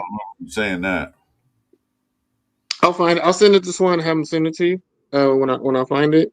I mean, it was, honestly, I saw the clip before, and then I had to go back and watch it. It was clipped and it was sent and it was put on. It was sent to my Twitter. Someone sent me that, and I was like, "Wait, what?" I was like, "Why would?" Like, he has too many ties. Like he holds a camp at UCLA. Like Shador and Cam, they all would come to UCLA and throw. Him, Russell Wilson, Kenny Pickett, all of them would come to UCLA and throw when we be out there. Because we have the private field. So he has them. He has the wide receivers. He can tell you how guys are coming out of splits, who works well with quarterbacks, how these guys look with each other, what route that they struggle on. He has so much insight where he could see just from that. And he's coaching these kids up. He can tell you, yeah, he grasped the information I was telling him. He understood what I was trying to say. He gave, it didn't take a lot for him to understand this. He doesn't have a hiccup in his throwing motion. Like just by those little nuances, like he does that, and we're just ignoring that. What, that he's not in the building? Is that what you're saying? They didn't even want to hear him speak about that. See, that's not what I'm seeing. I'm seeing is the fact that he doesn't want to be a distraction because he knows he would be. Because he goes to a press conference, who are they going to ask questions of? They're going to be pondering him for questions because he's like you just said, he's the face of the NFL, basically. He's the poster child for the NFL for the past 20 years. So that takes away from, the guys that you're bringing in that he's hiring, whether it's Pete Carroll or Spytek. He had a hand in both of those. And since then, he's taken a back seat to all this. That's why I don't understand how it's coming off as they don't want him around. I mean, he's not a general manager. He's a 5% stake owner, and he doesn't even own the full 5%. He's got other investors that helped him obtain that 5%. So he's got a very minimal stake in this. They only got him involved out of the respect to him and his knowledge of the game and understanding players, which I understand. That was part of it. The GM. His connections outside of football that we didn't have, that Mark doesn't have, he had. Yeah, that's exactly what you bring him in for. And that's what he did. He helped you get the coach. He helped you get the GM. At that point, technically, his job is kind of done. No, it's not. I know it's not. Because that means he's a front owner. He's not a hired scout. He's not a GM. That's your GM, your head coach, and your number one top owner that makes those decisions. Yes, but you network. You network because you use those networks and you establish a relationship. I guarantee he's on the phone with Pete Carroll probably every day of the week, and probably still with Mark. And with that's the thing. Okay, let's look at this way. I mean, I'm not trying to argue with you. I'm just trying to come up with points to counteract what you're saying because I just don't get it. No, yeah, it might. Yeah, I agree. I'm not trying to argue. I'm just saying. Yeah, I mean, I'm not trying to come off as an asshole. It's just you piqued my interest when you said that. So I'm like, because that doesn't make sense. I haven't heard this. I'm passionate about winning a Super Bowl, so it gets me emotional when I see it. Yeah, we all are passionate about that. Dude. So like, it gets exciting because it's like we have an opportunity with a guy who has so much information and we're ignoring it. Because this is the thing. What you just said is we used him to get what we wanted, and now we're done with you. So that tells me you only use people for what you want, and then you're done with them. Why would I come to your organization when I know you use people? We've done that with players already. We've had that. Yeah, You don't. that's You we don't. done. That's Yeah, but that's you we don't done. want that That's we done stigma. in the past. We done that in the past. That's the past. We done that. You literally They might bring. be well, hold up. They could be now, as we speak, change direction on how they do things. Like I said, this is all new. This is all everything is new. They got rid of some guys, they let people go, let people walk. They got new personnel in there. They got a new owner. They got more than just Tom Brady. Don't forget they got Richard Seymour's there too. He's part owner as well. They got new guys and they got football guys in there. Mark Davis didn't have football guys in there. Mark Davis had one of his CFOs was embezzling money from him. Mark Davis didn't do nothing about it for years. He was stealing money from the team. They finally got rid of him. So now they got new guys in the building. I forget the guy's name. But they was embezzling money. Yeah, so that's my thing. So they are getting rid of they getting all the old stuff that didn't work for them. We don't know because, like I said, your speculation is going back from what they've been doing. We don't know what they're going to do now. This is what you see. This is what you've been seeing. So I'm not saying that I know you're not optimistic about what's going to happen, but I'm saying though, you got to give it a chance. You got to see what happens. If they do the same thing again, I'll back you up on that. But you got to give them a chance. Okay, so you just said the history of us. We brought in Josh McDaniels because we needed some way to run off Derek Carr because they didn't really want him. Mark didn't want him, but he didn't want to fire him. Just like you said, he didn't want to get a guy who was embezzling money. What did he do? He used Josh McDaniels, used them as a scapegoat, got rid of them. Right? He brought in AP to change the culture of the team because there was a lot of things that he was the total opposite of Josh McDaniels. He brought him in, used him for what he had, brought the attitude, brought character back, got the morale and the locker room back, got rid of him, brought in Pete Carroll. Right? You bring in Chip Kelly, you bring in Tom Brady. Now you use Tom Brady to get Pete Carroll, you use Tom Brady to get Chip Kelly. He can't use Pete Carroll. He can't use Pete Carroll. I'm saying the habit. He can't use Tom Brady because he had if he was using him, he'll get more stake at the team. He'll get more like a 12, 15, 20%. He sold 5% of the team. So I'm just saying what Jeff said. I'm just repeating what Jeff was saying about him bringing in Pete. He got those connections through Tom, right? So I used you for my benefit. Now I'm done with you. I brought in the examples of Josh McDaniels. I used you to get rid of Carr because I didn't want to do it. Now I get rid of you. I then bring in AP to fix what I did with Josh McDaniels. Then I get rid of him. Now I'm bringing in somebody else. Okay. So I'm saying the habits, we're saying something's different. We want to give them the opportunity, but the habits that still happen are still happening. So I don't have to give you the benefit of the doubt. No, thing that you're still doing. Explain to me what's happening. That was That was the past. That was the past. Like I said, nobody changed. That's what happened. People can't change. Things can't change. What's happening now that you see they did the past? Was the exact same thing that they're doing now that they did with like Josh McDaniels and all that crap. What are you seeing or what are you hearing that they do the exact same thing now? That they're still using people for their benefit, and then when they're done, they just get rid of you because they don't want you. They're still doing that. Well, because they're not committing. They only as long as you can benefit, they keep you around. As soon as you're not a benefit, they get rid of you. And how they using them? How they using them? They haven't even started the season yet. How they using them? That's just the question. How they using them? The stigma right now. Okay, I'll say this: if you want to have a career, you don't go. This is a stigma right now. You go to Raiders to die. As a career-wise, there's no benefit in being a Raiders coach. There isn't.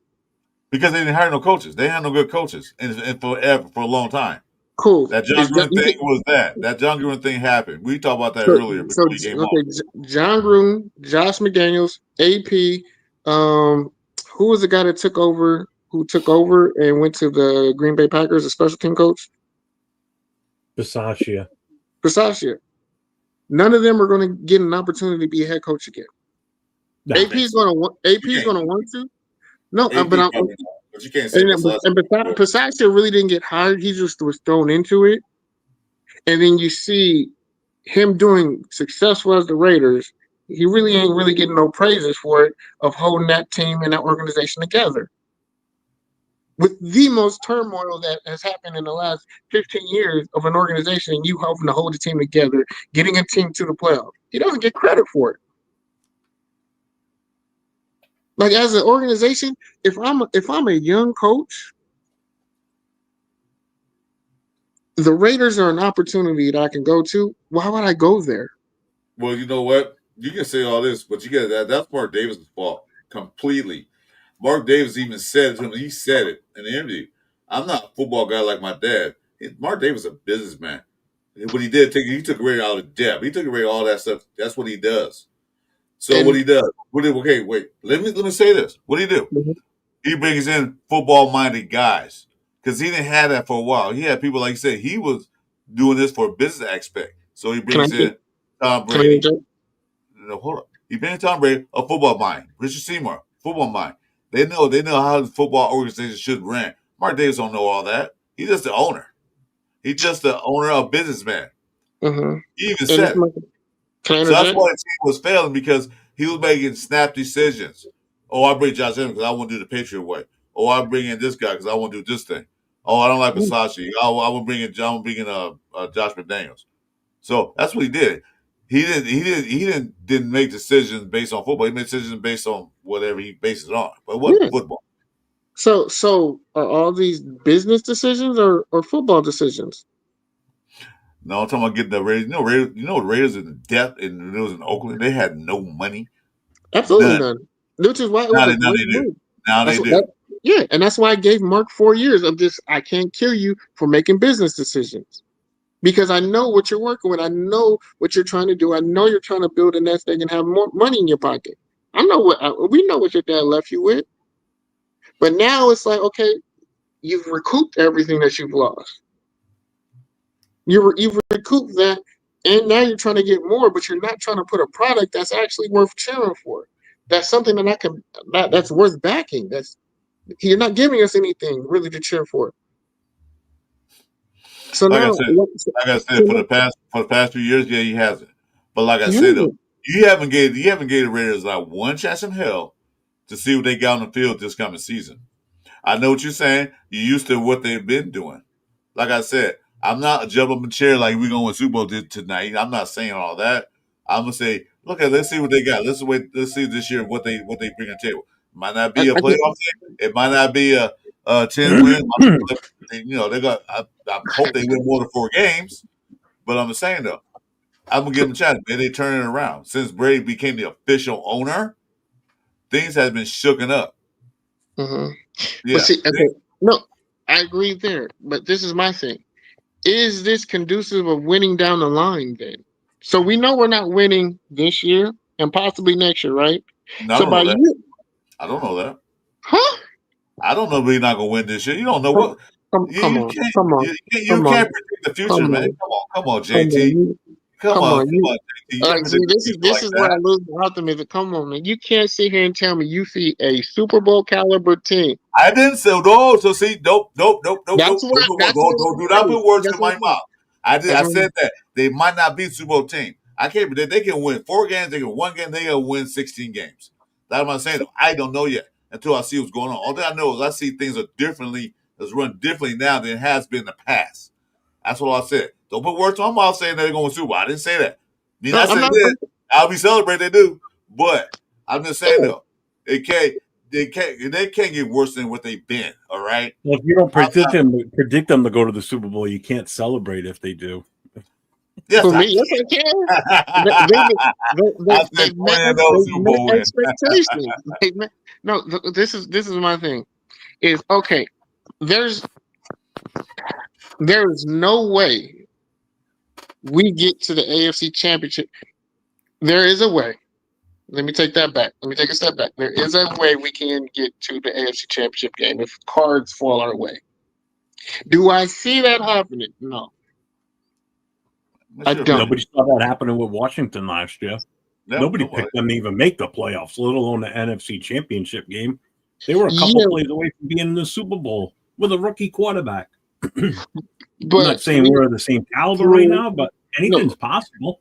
Yeah, it's possible. But the Chiefs are going to be a little bit more normal this year because the refs aren't going to be on their side because they're watching these refs that referee those Chiefs games now with a fine-tooth comb and a microscope because they ain't getting away with shit anymore.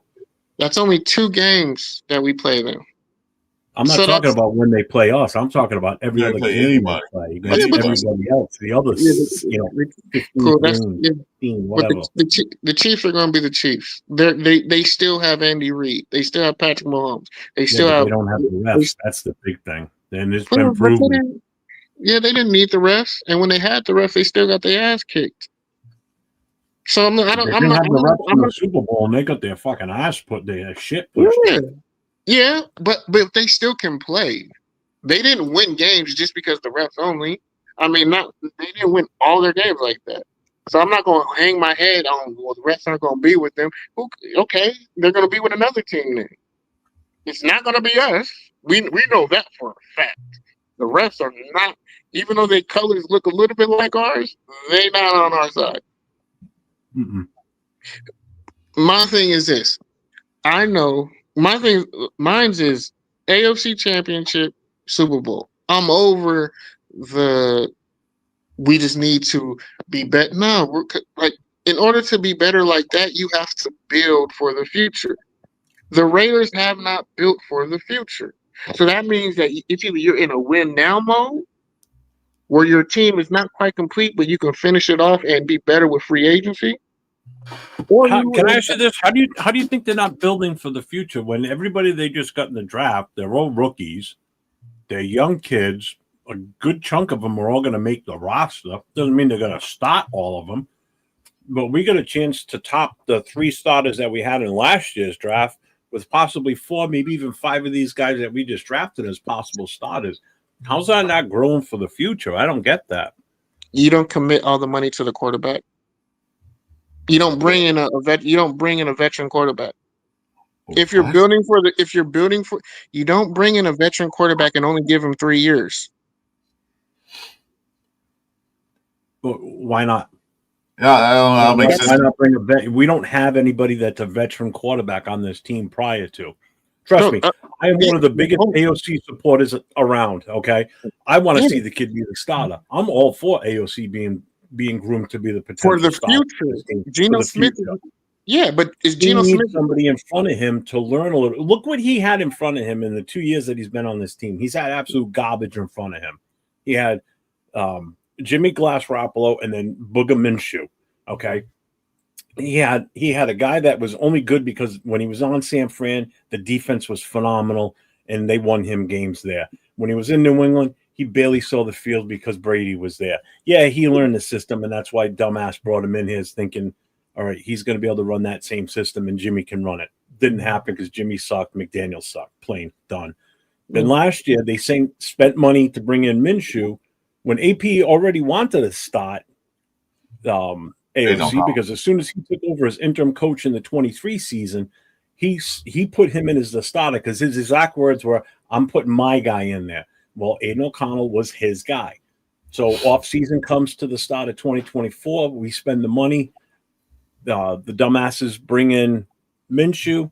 You know that came from higher-ups that Minshew's going to stop because we're spending the extra money on him and not AOC when it should have been AOC 12 that should have been starting. Mm-hmm. Okay? So, again, now he's got this guy in front of him. The team was a disaster last year because of the offensive coordinator we had. The running back room was anemic. The offensive line couldn't get out of its own way. It didn't start to improve until we got rid of YESSIR and made the moves that we made, putting AOC back in there, adding, JPJ back and, was finally up to form. Glaze stepped up, and now we started to make something of it. We still couldn't run the ball, but thank God we had Brock Bowers and Jacoby Myers. Other than that, we wouldn't get many first downs, if any, the way that team was going, because we couldn't do it running the ball. That's for damn sure. So now the end of the season comes, and one of the first things they do is we need to address the quarterback situation. Well, we're not going to waste a 6th pick overall on a quarterback that's going to sit for a year or two. And besides that, who's he going to sit behind? He's going to sit behind AOC 12. You don't have a veteran leader in there as a quarterback. AOC 12 still needed a veteran in front of him to groom for him to understand, what needs to be done as a veteran quarterback. So you bring in Geno Smith, which I thought was a good move and a hell of a lot better than bringing in what's his name from the Rams, who just basically used us to get a contract first place. Matthew Stafford. Yeah. I wasn't in favor of that one. I definitely wasn't in favor of Darnold. I didn't want his ass. There was nobody out there in free agency that I thought was worth bringing in. So we traded for Geno Smith. Okay, I'm good with that. So Geno Smith comes in. We slate him as the starter. You got AOC 12 working with him as the backup. You can already see a difference in AOC 12 so far in the offseason. He looks in better shape. He's lost some weight. He's added muscle. He's moving a little bit better. I'm not saying he's the second coming of the greatest quarterback to ever play the game. I'm not expecting him to be able to run for 20 yards every time he has to run. The guy can barely run as it is. He's not that type of an athletic quarterback. But in the system that we're probably going to have, it's going to be not so much of a running quarterback situation anyway. You're going to rely on Genty to run the ball, and with AOC 12 or whoever's the quarterback back there, slinging it to who's our receivers, our tight ends. That's the type of system you're going to have. Everybody's expecting this super duper Chip Kelly offensive system. I'm telling you, I think it's going to be a little bit more basic than what you think it's going to be. It's going to be heavily run. It's going to be a heavy run game. It's going to be taking shots down the field at long plays. You're not going to see a scrambling quarterback as much. The only reason he's going to have to run is if the offensive line can't block. So I'm okay with Geno coming in because we got an out of his contract in the short term where we don't have to keep him and we can get rid of him at any point after the third year here. All right. Well, second year, I think the escape was. So I expect, in all honesty, I think there's a legit shot because Chip Kelly said it himself. He goes, I can work with what's in the building now. And if him and Olsen are these quarterback whisperers, as they say, then prove it. Make that point with AOC 12. He's still under rookie contract. You're gonna have him for 2 more years or another year at least, or 2 years under the rookie contract. You're paying him peanuts. You're not gonna have to really kick in some money to keep him if you think that you can do it with him. So I still think there's a legit shot for AOC 12 to step up and be the starter. People call me crazy and think I'm nuts, but I'm telling you, I think there's a legit chance that this could do it. And it'll end up being where Geno's gone, AOC 12 takes over, and now you've got Cam Miller sitting behind him, learning all this time between Geno and AOC 12, and eventually it could be Cam Miller being the future of this team because I like that kid. I like what I see from him. I think he's super athletic. I think he's got a better chance of being something going forward. But I don't see what you're putting out there as far as being upset about Geno Smith. I think it was the best option for us, to be honest with you. People are like, oh, he hasn't played much. Well, that's another good thing because his body hasn't taken a beating because he hasn't been a starter since he came out of college. He's been basically a journeyman spot player, except for the last few years where he's been starting in Seattle. He's a guy who's got some tread left. He has tread left to win now. He doesn't have tread he's been in the league 13 years. Yeah. To build a team, it takes 4 years. 4. In the NFL, it takes 4 years to build a team. When you start drafting rookies and your guys get up to speed and they get out of their first year contract, that's when it happens. In the NFL, you need a guy on a rookie quarterback contract. Okay. Mm-hmm. We don't have. If we would have drafted a quarterback in the first round this year, that tells me you're rebuilding. That's rebuilding. 2 years before he touches the field. How is that value at number 6? Not anymore. That was old football, not new football. That's the thing. You guys are not working on new football. They're not trying. They're not holding. He's always going to come in and start right away. Absolutely not. I don't think he's on any team this year. Yeah. The league isn't getting older. They're not keeping veterans around. They're not. They don't keep veterans around. They cost too much. And some of them aren't that great either. Some of these veterans that were free agents were horrible, in my opinion. I think some of them were trash. Well, the ones Aaron Rodgers is past his prime. He should have just hung it up when Green Bay wanted to let him go. The veterans we get they're legit veterans who shouldn't be playing because we're the only team that would sign them. That's what I'm saying. Those are the only guys we can get. That's the issue. And it's because of how we've been. When people come to the Raiders to either if you have someone here, wait. Back up. Let's see. That was the key point in the conversation you just said right now. How we been. That's how we been. We don't know what we were just that last. Wait. Let me correct. You can't go back to what we did. We still are. No, we can't go back. You can't go back to what we did and say that we're doing that now. We just did it. You're putting your hopes. You're on that Obama. You are. You spend your speculations on what they've been doing. We just did it last year. We were just that last year. Our last season, we was like that. No, but that's recent. That's the most thing that happened. And a lot of things changed in the offense, and everything else changed since last season. So, for one thing, you're not giving this new regime, you're not giving the people that got in there now a chance to prove themselves. After they stick to bed next 2 years, you're right. I agree with you, and I'll back you up. I'll sit there and say you're right. No. But you're not giving this new regime a chance to change things around. You're saying what they did last year. That was last year, different people, different staff, different all that stuff. They got whole new staff in there. So you're not giving them a chance. You're going by what they did last year. I'm going by. That's all I'm saying. Why are you not giving them a chance? Because I've seen what they can do. I know what works. You've seen what works. You see the way the trends of the NFL is going. Okay. That's what I'm saying. If on winning, let me ask you this question. So, why did the Raiders bring in that guy from Philadelphia Eagles, who Philadelphia, draft well and have the right personnel? What they do? They bring that guy. What's his name? They brought him in this recently from Philadelphia Eagles. Okay, don't tell me that's not changing things. That's you talking about the coach or the player? No, name was Brandon Hunt, Vice President of Player Personnel. They just hired him back on May 15th from the Philadelphia Eagles, and Philadelphia Eagles have a good ran organization. I'll have to look. Yeah, absolutely. So right here. That could be good. I can't see it. Yeah, they snatched him up. They snatched him up.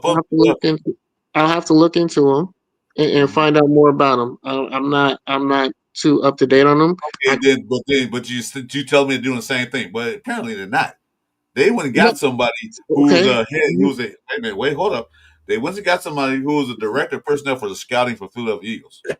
Thank you for giving me more for scouting. So players. So what is he? So he's not even going to be. We're not even going to be able to utilize him till next season. He's a scout that you go for drafting guys. We're not even utilizing him right now. Scouting you said he was a scout. Scouting is not just for drafting. You should know that. Scouting all year round, man. That's scouting scout other players from other teams too. They scout other players for bringing in guys. No, what does a scout do? You can't hear me? A scout. Can you guys hear me? Players. Yeah, I can hear you. I can hear you. Scout players. Not just for the draft. They also scout players from other teams too. This guy might be released. This would be a good fit for our team. Wait, hold on. Wait, so what is his title? What are his titles again? Because is he scout for player personnel or he's a scout? Okay. Huh? I'm gonna tell you right now. He was mostly served as senior scouting for Philadelphia Eagles. Now he's the president. Pete just said he was the Eagles GM's right hand man. That's who we brought over. Now he's the president of player personnel. Thanks, Sal. So basically, he's there. Thank you. Mm-hmm. Okay. He's a player personnel. Scouting. Scouting just don't scout they don't scout college, just all that. They have a whole branch for that. He's a player personnel. He's gonna scout players from other teams like right now. Teams are gonna cut when they cut their players down to 53. They're gonna look at it like this guy might fit what we doing. So he's gonna try to bring him in. Okay? Scouting just not for college. Yeah, so that's what I'm trying to clarify and understand what you're describing, because player personnel, I mean, is he like the on the field player personnel, or is he the media for training for media? Is he the off the field guy? Is he the player development? There's multiple things in player personnel. Just because you're player personnel doesn't mean you actually do anything about coaching. He's the president of player personnel, so he can have people under him do different things. So so that's what I'm saying. He's just managing people. He's not even talking to players, is what I'm saying. Why should he doesn't? If he's the president, or if he's the president of player personnel, that means he manages the scout.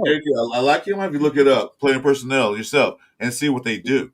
Basically, he's in charge of player personnel, in charge of all that.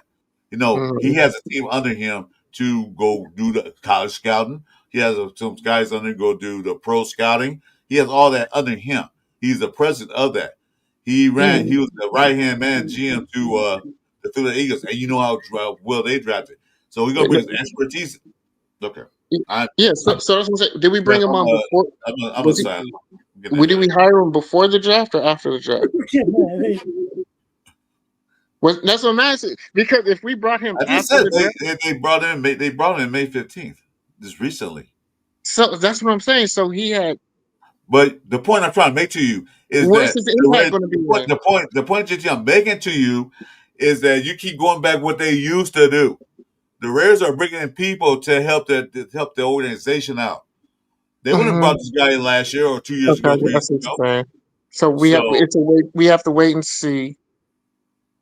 And I got you.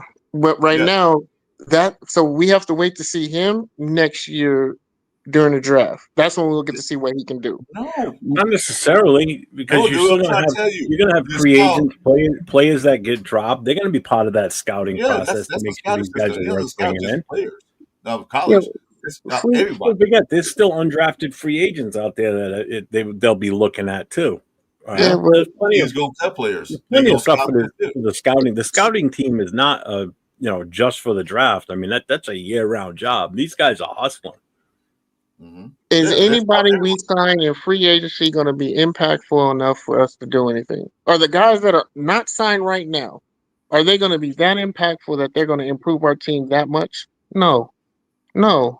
Everybody who was a free agent that was worth signing is already signed. Anybody that's still out there is someone that is going to be a last-minute guy for a playoff team that just needs a body. The guys that are still not signed, that have not signed a contract, aren't guys that people are looking to put a franchise on. They're a hired mercenary at this point. So they're not going to be impacting the team like that because they've already would have been signed. Now, if we were a team that needed one or two players because we were 2 or 3 players away and we had injuries and we were ready to win now, yes. We would absolutely need his skill set. But right now, we're a team that's developing. So we're not even going to be able to utilize his skill set until next season where we can really see his impact. So right now, the team that we have constructed, he had no part of. There's no impact from him. Now, from what you're saying, yes, we're doing something different. We're bringing in someone from an organization that has been doing it the right way. You are right with that. You're right with that. Moving forward, it's something that's moving forward. He's just not scouting just for college. He's scouting the whole NFL. Everybody that put a football helmet on. He's looking at all the players. Like the coach might say, "Damn, we need another somebody on the punt team to block." Mm-hmm. Well, shoot, who we got? And not that good. We need somebody else. He might go look every other team who cut players or who's on practice squads and look at their film and say that, you know what? I'm just looking at this guy ready. Let's get him. That's his job too. It's not just college. They scout. They scout the whole year round. Yeah, absolutely. I hope you're more right than I am, is what I'm saying. I want you to be more right than I am because the thing that happens a lot of times is that they'll put someone in position just to have the title. Like Marv Lewis. He has a title on the team, but really what is his responsibility? That was a joke. I agree with that. That was a joke. I agree with that. That made no sense at all. He just got on the team just get a paycheck. That he didn't do anything. And that's my thing. I want to know because I really do want to know what his responsibilities are. Because I know you have a title, but what really is your responsibility? And we have a lot of guys like that have titles in key places, but it's a head scratcher. Like, why is he in that position? It doesn't make sense. You know, and that's where my indecision comes in, or I question, because Right. we have that. Our track record is that. That doesn't just and No, unfortunately, you and I both know that isn't something that changes overnight. You oh yeah, know I know that. that. I know that. You, But but also, that's I what, also, but you're also, saying JT, also, JT, I can't live in the past what we used to do. If they're doing things, let's see, let's give them a check, because this is not the same people. These are different people.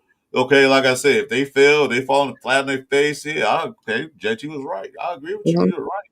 But like I Yeah. said, I'm not gonna I'm not gonna put it out there like, well, they doing the same shit every year. No, well, now look like they're doing something different. It comes from the top, the very top. So Mhm. let's see what's up. I'm not gonna say I didn't gonna say they're gonna win Super Bowl. I didn't say they're gonna even get the playoffs. I said maybe they're a 10-win team. That's what I'm Mhm. looking at. Yeah. Okay, I'm gonna go for that. And I know it's gonna take a couple years to maybe get this ship right. It don't take overnight. It never does. Some teams go from worst to first. It's happened in the past, and you've seen it. They Yeah. go from worst to first. It happens in the past. It happens in the past. I'm But not you saying the have. Raiders are going to be that, Mhm. but I do want to see improvement in the way they run the team, the way they Yeah. play on the field, the offensive call, the defensive call, all that. I want to see an improvement from last year. That's all I want to see. And that's, yeah, I absolutely want to see that too. But the thing is, we have to commit to one of the two things. You either fully rebuild, or you fully want to win now, and you bring in guys that can finish a roster and build a roster and complete the roster. Well, I Like think I'm they're trying to tired do. of I'm tired of seeing Max just left on an island because we don't want to bring guys who really can enhance him. Max should be a superstar in the league. He should have the super max. But You they're know not what? doing that. You And know why? yes, You know why? You know why? The Raiders didn't have that much money anyway, but they did have money. You know why these players didn't want to sign with the Raiders? Because back then they were a shit organization. I'm gonna say that they were a crap organization. They had bad coaching, bad management, bad everything. I'm not gonna put my NFL career on the line to play for you guys for a check, because a lot of that, players, yeah, you a lot of players, believe it or not, they want the money. But a lot of players are competitive. They play football all their lives. They want to win. They want to win that ring. That ring. They want to. They want to be in the Hall of Fame. You know, that's the dream of any football player that plays football since they were since they were elementary playing Pop Warner. Okay, that's why we couldn't get free agents. Now they're changing the dynamics of this ownership and the dynamics of the front office. They say, "Ooh, now I can play for the Raiders now because look, they're trying to do something." For hmm years, we're gonna get nobody over here. Oh, we got people at the end of their careers, pay them all that goddamn money for what? So they have a paycheck. They didn't want to win. They just want a paycheck because they're in their career. They're not going to do anything. But I'm here. and I agree with a lot of that, except a little bit of the end. And I do want to respond to that previous message about him saying Magic Johnson. When Magic Johnson became the minority owner, I believe Magic Johnson was the only person that was talking about the Dodgers. We didn't really look like he was a minority owner when he first signed on with the Dodgers and took over. It was only Magic Johnson doing the interviews. So, and Tom Brady just signed on because a lot of people didn't like the Dodgers owner at the time before he sold it. Oh Because yeah, he was doing some shady, not he was yeah. doing some smart Him, business decisions, but to fans it looked shady. So they him and his only wife. have Magic Johnson talking, and right now Mark Davis is in the same predicament right now with the tickets. As a fan, I'm not happy about the ticket prices. As a fan, I'm not happy about the team. So of course, I don't want to put my face out there and do the interview. Let me go send out. Let me go send out the guy who the face is. Absolutely, you would do that. But also, you know what? In all honesty, respect to both guys, Brady and Magic Johnson, you're talking about two totally different personalities, too.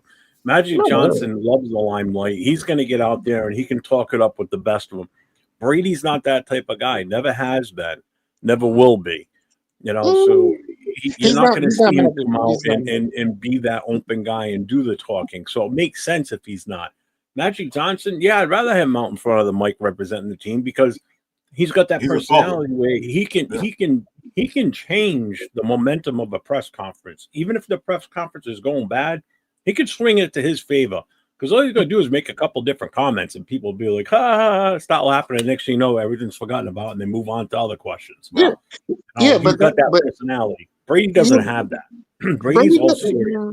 I question it because trust me, Brady I live is in New England. I hate Brady more than just about anybody. I can't stand him. I've said this before. If he walked into this room right now, even though he's a part owner of my favorite team, the team I love and will die for, I would still punch Brady in the face if he walked in. Okay, I'll take that. I was gonna say, please say punch and not spit. Okay, so my thing is this. Yes, I felt like that's until he gives us a championship, I have not forgiven him. What's up, Rebel?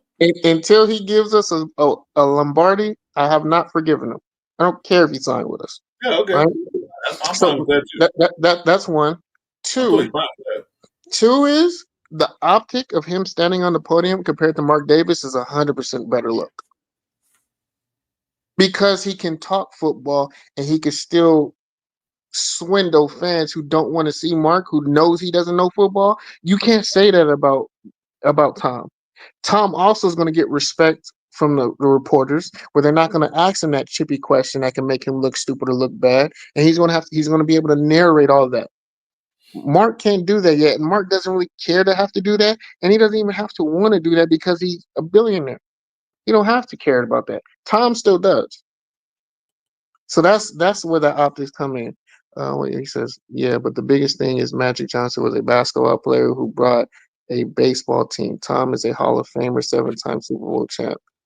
I don't understand that correlation. At the end of the day, there were players who then became owners. You know, Magic did it in basketball and he bought a baseball team. Brady did in football and he was lucky enough to get a football team. Do I agree with Brady being able to do that? No, but it is what it is. You know, and honestly, let's be real. Tom Brady definitely have an advantage of buying a football team over Magic Johnson buying a baseball team. I think Tom is going to know a lot more than Magic is going to know about his team that he owns. Right. So with that, and then I was trying to respond to you. So yeah, about I agree with some of it, and I agree with what part. Hey, Gord, I'm kind of over it, but I'm not saying I would continuously punch him in the face. I just want to hit him once, just to let him know that Raider Nation still doesn't like you. Look, I'll say this: but then after that, if I can get one shot on him, then I'm cool with it. After that, after that, I'm cool with him being an owner. Let me ask you: if he brings us a Super Bowl, do we still have the image of wanting to punch him in the face? Yeah. Maybe not as much. I'll let it go. Maybe I'll just slap him. I won't punch him. Jeff, you telling me you waited 40 years and he brings us a Super Bowl and you still gonna want to punch him in the face after 40 years? Maybe a hard slap. I haven't been. Maybe it would be maybe about that much. Still would have a little bit of. I haven't been maybe a I'll fan punch him in for the 40 chest. years. I've been a lot for 40. I haven't been a fan for 40. If Tom Brady brings me a chip, hey, man, he gonna get a hug from me. You gonna get a hug from me. If you bring me a kick in the shin, but that's about it. Nah, it was like I said, just bring. Look, I'm to the point where you stole a dynasty from us, but man, I just want a ball, man. I'm to the point where it happened. I'm let that go. As long as you bring us one, I'll forgive you. Yeah. See, but for me, the hatred's a little bit rougher because I live here and I had to deal with Patriots fans for 20 years of that bullshit. And then, oh, we're great. You I thought guys I heard that accent. No.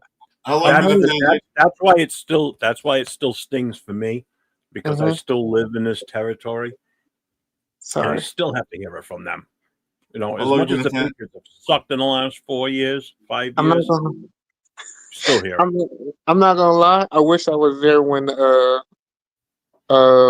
they did that when Chandler Jones caught the fumble. I wish I was there for that. I had fun with that one. I had fun with that one for a while. I wonder how did they feel about that? They didn't want to talk about it. Can you guys hear me? How long you been a fan, JT? Nobody would talk about it. I would have to continuously bring it up. My whole football life. And how long is that?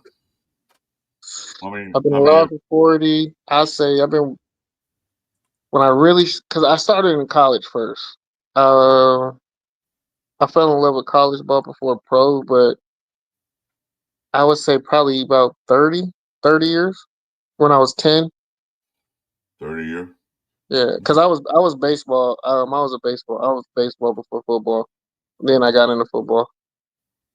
So you didn't see the Raiders win their last Super Bowl then? You didn't see that, right? I was like I mean, I was alive, but I wasn't like super fanned out. No, I seen it, but I didn't establish myself as a fan at that time. So What no, I year were don't. you born? 84. Yeah. Oh, so you're Oh, saying so my you were son? only a year old. My son was born the same year. He I didn't was, see I it was either. here, but I wasn't, He was a standing. Raider. He's a Raider fan now. My son's born in '84, Yeah, so yeah, he's a Raider my fan. Yeah. yeah, my So family's all Raider fans, but I what would say I chose to become at probably 8 or 9, 10 around that time. what me and Jeff going through years as a Raider fan experience more than you can realize Mm-hmm. because we're sitting and waiting too. We that's how me and Connecticut. We saw the bullshit that was going on in the Raider organization. We saw it. We lived it. So what I'm saying to you is like the only thing you've seen in your years as a Raider fan, not putting you down or anything like that. I'll put no Raider fan down. What you seen was the bad for 30 something years, all the way through. Bad Well, no, decisions, but we weren't at bad that play time. making. They had a Cool couple of Kevin, good that team years. that was too. Yeah, They had a but I'm couple, talking about they had a from couple of good nine years. from like 90. We weren't like bad in No. 90, Well, let me fin- 97 to let me finish what I was saying first. Then let me Yeah. actually say, I've been saying though, you saw more bad. You saw good. We had a couple of good years that we were good, pretty good, but most of the years it was pretty bad. Bad coaching, bad management, bad front office, no money, bad players. You saw more of that than you saw good. Yeah. I wasn't Yeah, around for the glory days. yeah, exactly. We were around the glory days and we were so dominant, we were happy. Then we saw what happened. The ship sunk or sinking. So Hmm. we saw the good, the bad, and ugly. You basically saw mostly the bad and then the ugly. You didn't see the good. Well, see, I would say, yeah, I didn't get to see the good, and Mm-hmm. I wanted to be someone who can actually play and change that if I would have got drafted or picked up when going to like off season training. But I would say I've seen the Raiders have multiple opportunities really to turn the corner, Mm-hmm. and they just refused to. Yeah. So it's not like well, in a sense, it's a lot of it wasn't the players' fault more than it No. was management fault. It Yeah. wasn't players' fault Mm. because we've had players, we've had guys, and we've had opportunities. It really was just bad decision making from certain departments and certain roles. But No. you're right, yes. But predominantly, my in my life, the Raiders have not been a winning That's right. organization. That was Jim Rome. Yeah. So see, so that's why I asked you how long you were. But And what but you're I have saying now, you've but I do do been history. used to I it. do know history. You've been My used to mom, it. my mom is history major. I do know history, so I have seen it. Have I? Yeah. I have not felt it. That's the difference. I have not felt it like Right. y'all Yeah. felt it. Yeah. That's the But difference. do I know it? Do I see it? Am I educated on it? Have I talked to OG? Have I talked to Violator? Have I talked to Captain? Yeah, I've talked to them personally. I know, I know them, so Mm-hmm. I am aware of it. Mm-hmm. And I've been around winning organizations to know how to win. I've seen it. Mm-hmm. I've been in it. You Yeah. know, I know what it takes to win. Have not been in a locker room that has won. Mm-hmm. I know people who have been in locker rooms that have won. I know the difference. I've seen the difference. I know when a team is trying to do everything they can to win, or trying to do everything they can to build a team and a contending team. Mm-hmm. I know an organization is not doing that. Yeah. I know when an organization is just putting things out there just to have a product. And putting a product out there is very misleading. and can look this, and it's deceiving because the look gives you the optimistic or the optics that they're actually trying to do something and change something when they're really not. And that's what the Raiders are known for doing. It's doing what looks good. And we're still doing that now. Because if we really were trying to build for the future, unfortunately, you don't bring on Geno Smith. Look, AOC has been in the league long enough. Hey, you're gonna have to take your licks. You've been here, it would be year 3 for him. He's a starting quarterback at year 3. If you're rebuilding, he's good enough. He's going to have to take his licks. He's going to have to learn how to win. He's ready now. He's been behind a guy who's been in the playoffs. He's been a guy who's been to a Super Bowl. He's been behind guys who's been on Super Bowl caliber teams. He's been behind a Super Bowl caliber coach. 2 different coaches who had Super Bowl coaching. He's been behind a guy who's been to a Pro Bowl. So he's prepared and he's ready as he's ever going to be. A lot of it's going to be on the field training. He's just going to have to learn. You have to get his feet wet.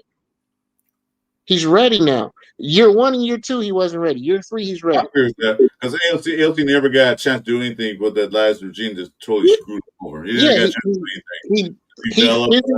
anything. He physically could have done it. He mentally wasn't prepared.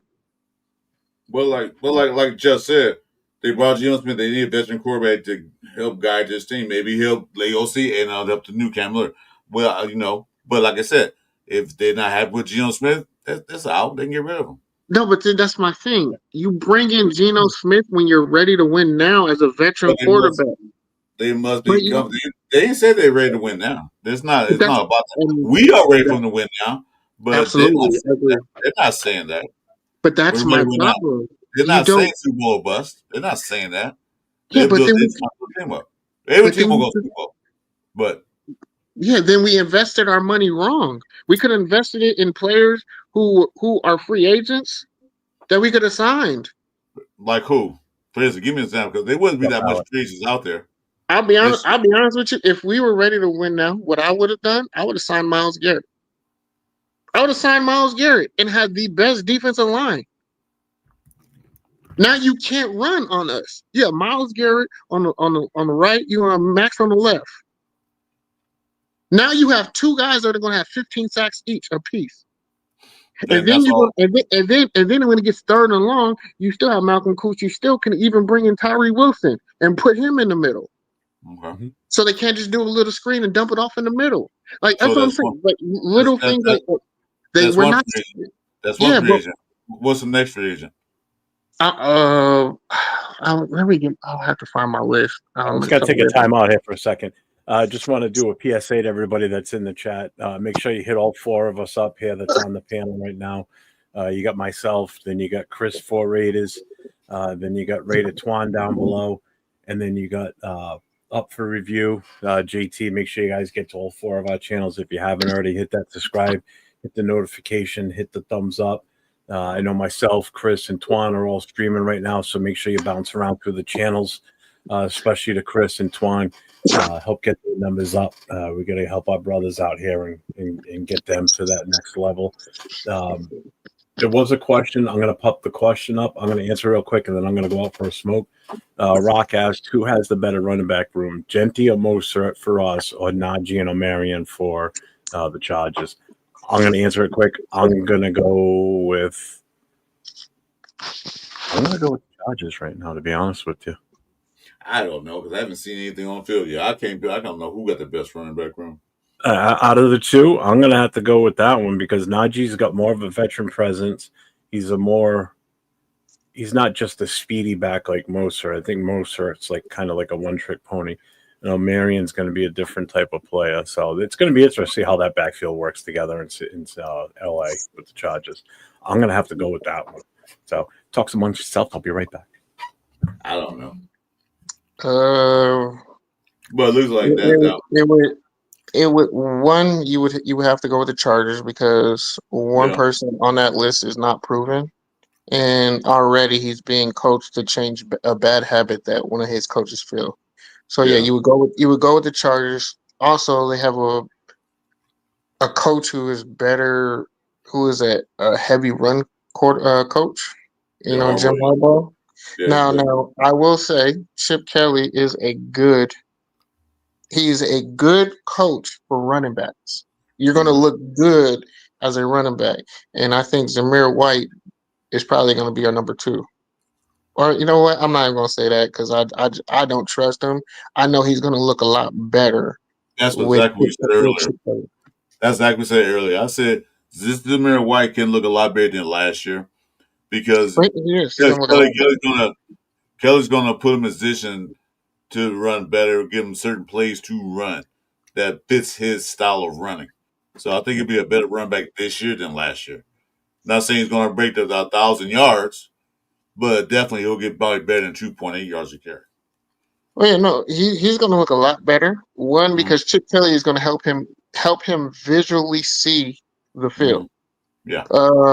I hate to say it, but like Luke Getsy is a terrible quarterback, and he's a guy that he can make a good player look terrible. Getsy, offensive coordinator. Yes, was the worst thing they did. I don't know what the hell they was thinking about, but anyway, that's history. That's done. To answer the question though, for me, I say the Chargers, and that is easy. That's an easy one. You as much as we like Genty, Amari Hampton was just as, you know what I'm saying, he was in that bracket of running backs coming out of the draft. So you can almost say that's apples and oranges. You know what I'm saying? It's about the same thing. And then when you talk about behind that, the veteran running back, Najee Harris is way better than Mostert. So you have the Chargers actually better in that situation. Yeah, I agree with that. Because that's one thing I would have drafted. That's my running back I would have drafted was Hampton. That's when I was like pounding the tape for Hampton or one of the guys from Ohio State. Yeah. Junkies or the other guy. So that's what I was pounding the tape with. Genty, they picked him. Okay, we got him. So nothing we do about it. I was too happy. Drafted, I wasn't really that ecstatic about getting him, but what can I do? But I had other choices that I would have took. Yeah. Yeah, I was very high on Hampton.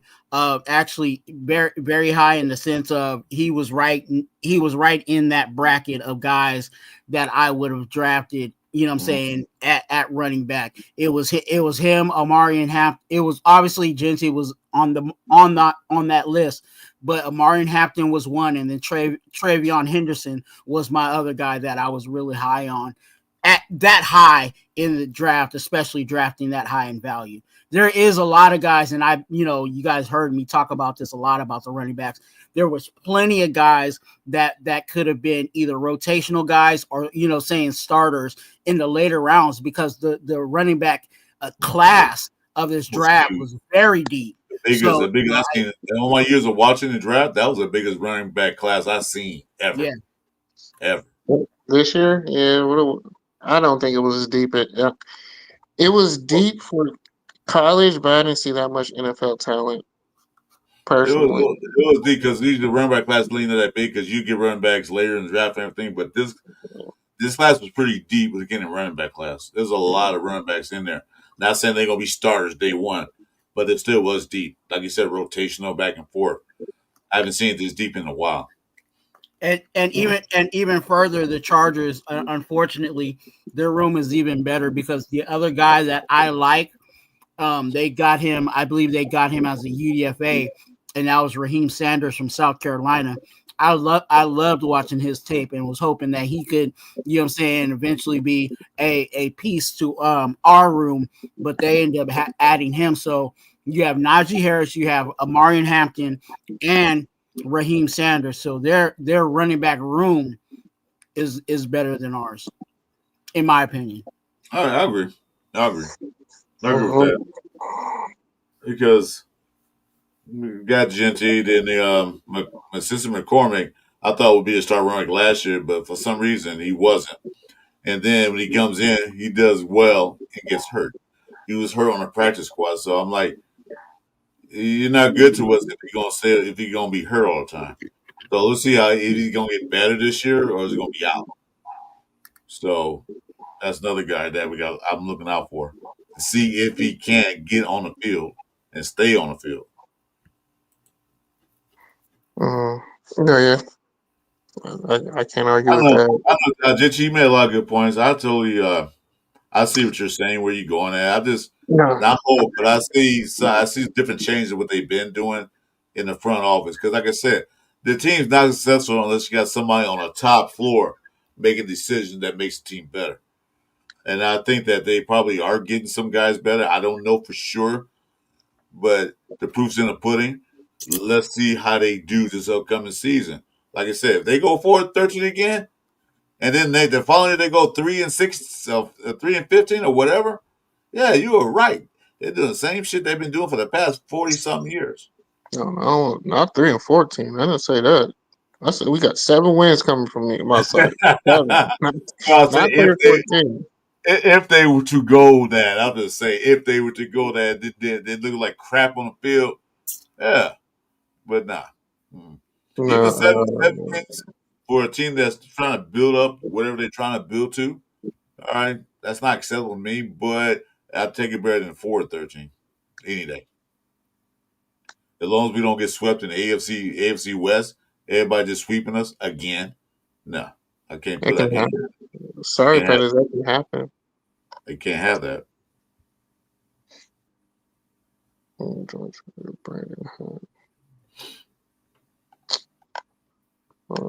looking this up.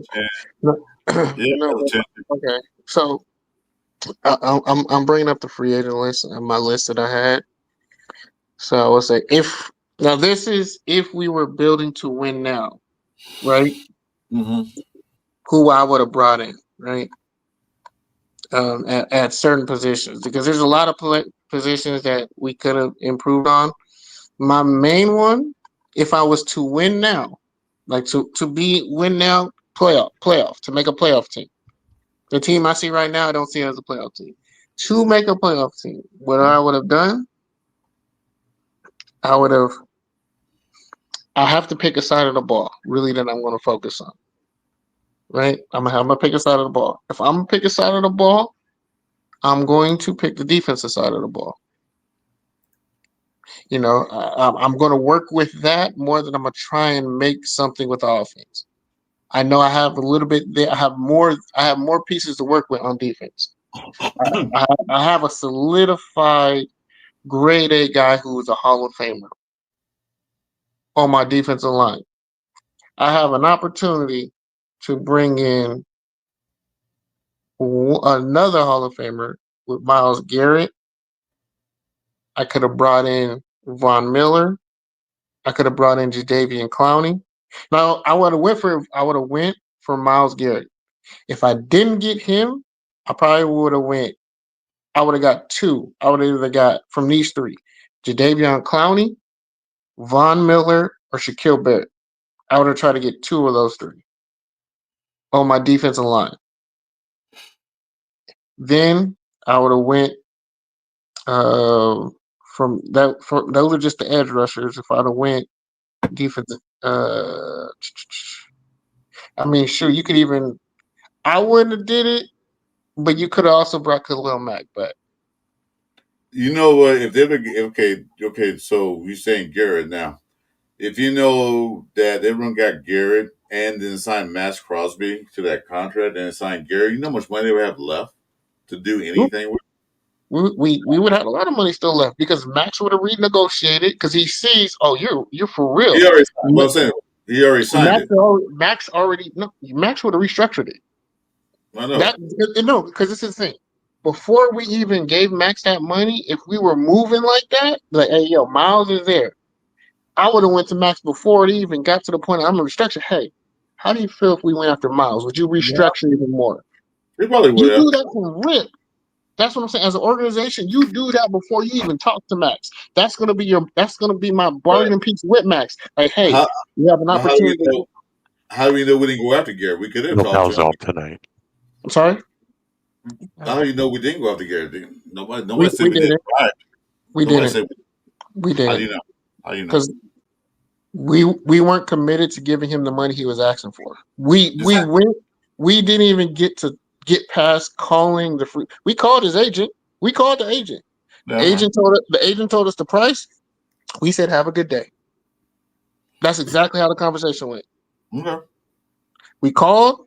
He said, he's like, oh, I was waiting. I'm expecting a couple more calls. What we working with? We looking for this. It wasn't just the overall money. It was either going to be the years or the money. Mm-hmm. We could have gave him. We had the years. We had the money to give him. He just wanted a little bit more years, I think, from what I hear. And they said, have a good day. And a lot of teams said that. But yeah, a lot of teams went after him. Yeah, but the thing is, if you really want to win, you're gonna have to pay that ticket. Then you have to restructure and push stuff on the end. You have to learn. This is where GMs make their money. This is where the GMs has to make his money. You're gonna have to commit to something. But you telling me you got Max Crosby and Myles Garrett? That offensive room is terrified now. Yo, we really can't run the ball on the edge. We're going to have to try and run to the middle. Now you almost took away half of their play calls just with that alone. You done simplified the game for your corners. We got young corners.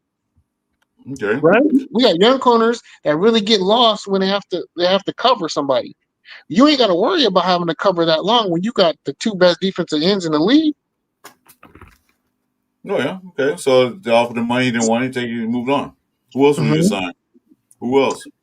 I would have went after Owe. Who was Owe DeZiga? I would have went after him. If, like I said, I would have went after Owe for the inside, or I would have went after. I would have went after.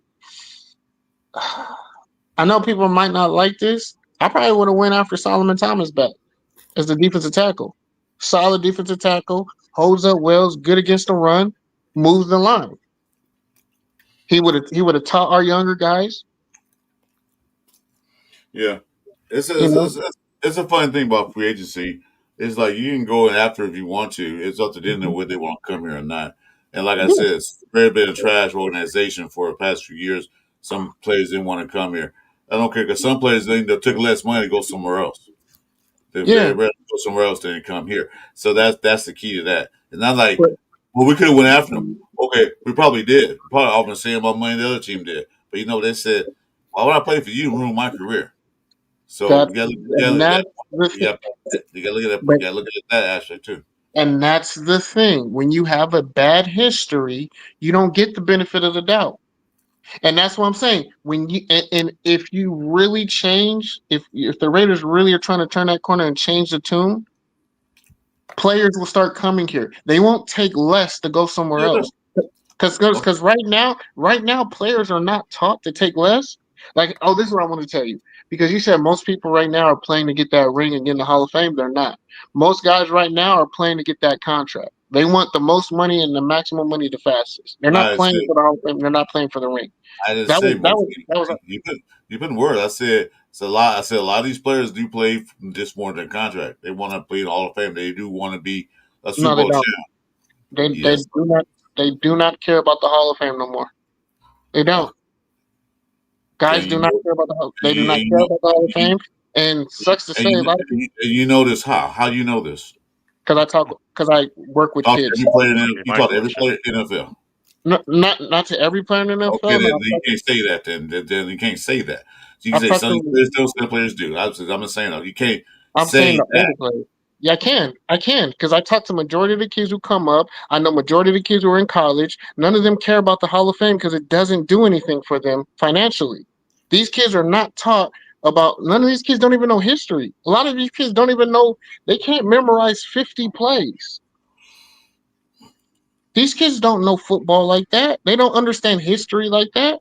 They don't even understand legacy no more. That's for sure. Yeah, maybe so. I'm just saying though. But you can't say all these players don't say that. But a lot of players don't. Probably not. Okay. You could be right, could be wrong. But I'm just saying though, some players they grew up dreaming of being an NFL player and getting a Super Bowl and get that championship. They definitely dream about that.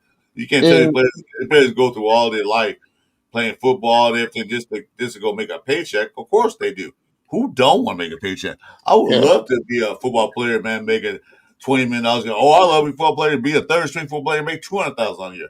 I'm happy with. I'm See, not happy with that, but I'm what's just up, saying that. Lakers for life? Of course, they won't get paid. That's obvious. But what these kids don't realize, though, is if you make it to the Hall of Fame, that's just another notch in your belt.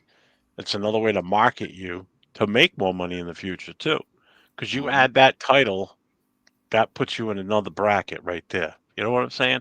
Yeah. People will look at you differently because you've got that gold jacket. That's a totally different. That's why I don't understand why they would say that. The Hall of Fame. I agree with both It's you a guys. club. It's an elite club that you belong to now. It's like nobody else in that club but you and a few other people. True. You would say that, but it's not respected. I know that I can tell you the kids don't respect it no more because the guys who are in the league, it's even amongst Hall of Famers, there's a tier list of Hall of Famers that are respected and some that aren't. That's the thing. And right now, how we're coaching kids and how they're being taught is that they're taught to be you're a business. Kids are being taught they're a business. You need to get an LLC. I need to get insurance. I know 5 kids right now in high school who have insurance if they get injured because they're getting NIL money. That's been on there for a while. That's no idea now to get an NIL number. But No, NIL. But okay, before that was like even out of high school, it's the same way. They're taught the same way. They say, "Hey, you go play professional. You guys treat it as a business, not a sport." Yeah, but they're being taught that in high school now. Is what I'm saying. Even now, now, they've been doing that. I was in high school; they were teaching that too. That's how they do that. They say if you go in there and treat it as a business. Make sure you know how the value of the money and how value the dollar is. Now, as a sports that you play like for free out in the middle of the street. This is a business. They've been taught that in high school for a long time. So that's nothing new. The NIL is new. That's what they got to learn how. Well, no, the NIL is just legal now. The NIL was under the table before. That's the difference. So the thing is right now is it's people right now. A Super Bowl ring is only worth about $35,000. If you get a Super Bowl ring, you're not really remembered after 10 to 12 years if you're not the star player of the team. Majority of people who have a Super Bowl ring, you don't even know what they look like. So a lot of guys don't care about that because 35 grand ain't gonna do nothing when I've been making 10 million on a year or 4 or 5 million. That's what all sports. It's not just football. That's what all sports. But that's what I'm saying. But unless you're the like golf or something like that, single tennis player or something like that. Yeah, of course. But you're talking about team sports. It's like that always because when the team wins a championship, you're gonna remember that elite star player. You're gonna remember who's the star of that team. Yeah, but the rest of the guys, he can walk up to you in your face and show his ring. Hey, I won. When did you win that? Oh yeah, you were on that team. Yeah, of course. That's factual. That's where it goes. Yeah, but like the team sponsor and all that, it's not. Sucks to say, it's less team, more me now. Like there's a lot of less team camaraderie now. Like guys aren't really playing for the team. Those guys are few and far in between. When you have them, you love them. Yeah, because some players. Why do some players in their contract year have their best career, their best career of the season? Because they want that new contract with either this team or another team. And a lot of people say that's selfish. Because you could have been playing like this for the last 3 years, and you only play like this year when you have something that you want. They're not playing for the team. That's selfish ball. Because you could have been, because they could have been playing like that before. But now when it's hey, it's my time to shine, meaning that they're going to get that extra yards. They're going to fight for those two. If I was Joe Manager, I'll get these guys on a contract year they can play because they're gonna play their ass off to get through contract. So there you go. Well, some of it is guys are playing, but then some of it is actually guys are stepping up and the team stepping up to get the guy the contract. That happens a lot. You see like or in incentives. You see the incentives. But a lot of it it's I hate to say this about the youth. They're dumb. The league is becoming dumber by the day. The IQ is getting dumber by the day because the money is getting higher by the day. It's just going up. So the more money that they can get, the dumber they're going to be. And the dumber you are, the less you are about legacy, the less you are about winning, because it's you're only about yourself. Yeah, I can't disagree with that. It's all about NIL screwed colleges. It's all about the dollar. Yeah, I can definitely I can't disagree with that because that was all about playing. Like I said before a while back, it was all about playing for that ring, playing to open the Hall of Fame. It was about that a while back. Maybe not now because I'm not in touch with the youth like I was. Maybe because it's all about that. Like Jeff said. Well, the thing is, the ring is the icing on the cake now. It's not like before. It was the ring is everything because the ring used to lead to sponsorship. The ring used to lead to commercials. The ring used to lead to you get that that Disneyland commercial. I'm going to Disney. When they win, the ring would give you the money. That's not how it is anymore. The ring doesn't do anything for you no more. The ring is just an heirloom that you put in your counter, and then when you die, your family will sell it off because it's valued at whatever the person wants to value it. Some players who won the ring, man, auction them off and everything already. So that's the way it is. Well, those are the ones that are bad with their money. That's the problem. Mm-hmm. Yeah, that's true. But even if you watch, there's certain players now that actually will tell kids get the most money you can because they've been screwed over by the league. Like Gilbert Arenas will never say do stuff for the team, do it for yourself. Like people who are influential in the world today when it comes to sports, they never say be friendlier to the team, be friendlier to yourself. You get as much money as you can while you can. That's not in most. That means that you're not doing anything for the team. You're not trying to be team friendly deal because they know they've known the business, they've seen the business before they got there. They were in the business, then they got screwed over by the business, and they will tell them the business is always going to be the business. It's never going to change. No, well, the team's not gonna be loyal to you unless you help bring butts in those seats and get ticket sales up. They ain't gonna be loyal to you. They're gonna put. Yeah, I understand that. That's all. That's what business. That's how business works. But that's the thing. What can you do for me? If you can't do anything for me, then I'm gonna let you go and get somebody else to do for me, while I get more money in my pocket. And if I get more pocket, I'll put a little more in your pocket if you do what you're supposed to do. Correct, but there's organizations that have hit it better and been friendlier to teams than other organizations, and we're the other. And the Raiders, unfortunately, are the other organization that have not done well with that. And if you look at the football playoffs and everything, it's always usually the same 3 or 4 teams at the top of the threshold, always, because they have well-run organizations. Mm-hmm. I gotta ask you a question. What is your platform on your channel? I mean, are you positive with the Raiders, or you just go for the controversy? I'm just curious because I'm trying to understand where you stand based on tonight's conversation. You're kind of all over the place. I would say my stance is I want to see us win, and I want to win. So for me, it looks like I'm very stern, and I'm not trying to be controversial. I'm just telling the truth, and the truth hurts. Like I'm sorry, I'm not going to sit here and have to wait 8 or 9 weeks to see bull BS. I see the BS in week 1. I see the BS going on in OTAs. I'm like, yeah, he's a great guy, but that ain't going to win. I know by week 10, I'm going to be pissed. I'm going to be throwing my remote. I don't want to be the mean guy punching his TV because my team is trash. Because I was sold something that looked good, but it really is trash. It's not going to work. So I look controversial. No, I'm just telling the truth. And then people will be like, oh, before the season starts, I look negative. But then they're like, damn, how did you see it? It's because I know what's going on. I see what we're bringing. I see the caliber of players that we have compared to the caliber of players that other teams have. Compared to the teams that win and the players that we have compared to them, they're not. It's not good. You're not going to tell me. I'm sorry. Go ahead. No, go ahead. Go ahead. Finish what you were saying. So I look controversial. I look like I'm negative, but I'm not negative. It's just like, oh, I know that this can't win, so I'm not going to be happy. I'm going to let you guys know, hey, this is what's going on. I'm still a Raider fan. I'm still going to cheer for my team. Hey, man, make me eat crow. Make me eat crow. Well, that's I kind of would, where I was going in a second.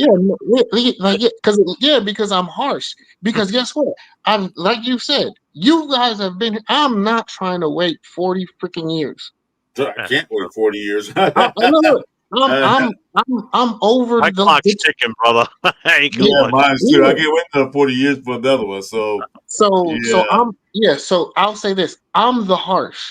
Like you know how like if this is a parent, like if the Raiders are a child and I'm the parent, I'm the dad. I'm the harsh parent who ain't gonna put up with the BS. And this is BS. And I don't Yeah. sugarcoat it. Like other people will sugarcoat or fake the fun. I don't fake anything. I can't fake reality or the truth. Yeah, it hasn't been us for years, too many years. But like I said, So, I so can't say they doing the same thing, so I don't know. All they gotta say, I can't say nothing about what's going on until I see what's on field. I don't care You're right. about OTAs. I, OTAs you, is like mhm. whatever. But You- until I see what's on field, is that after like a few games, like what this same shit I saw last year, they ain't doing nothing to change anything. mhm. Yeah, so I just So gotta wait. I so give you let that. Yeah, you're let right with that. I agree with that. They're not doing the same thing, but they're not doing things that are winning. Not so let's yet. make all right. So let's make an agreement right now. So Hmm. you basically think we're going to win 7 at best. So you think that the team's in no position to do much of anything this year versus what we like last year. You think we're going to be just as bad as we were last year, plus an additional 2 or 3 wins, right? Well, see, this is the thing. We can win 7 games, Oh, I mean, it's a but yes or no.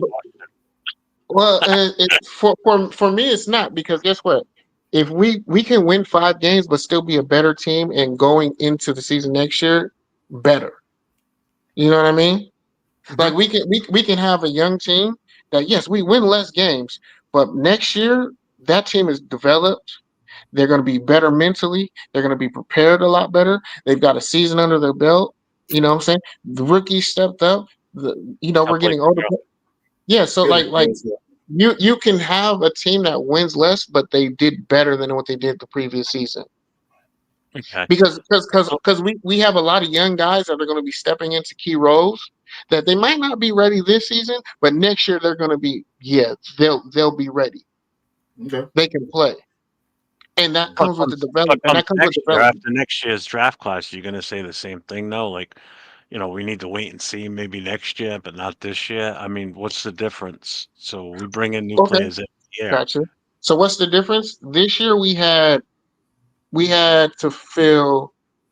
Okay, last year we had on our start for 22 positions starters. We had 3 legit starters.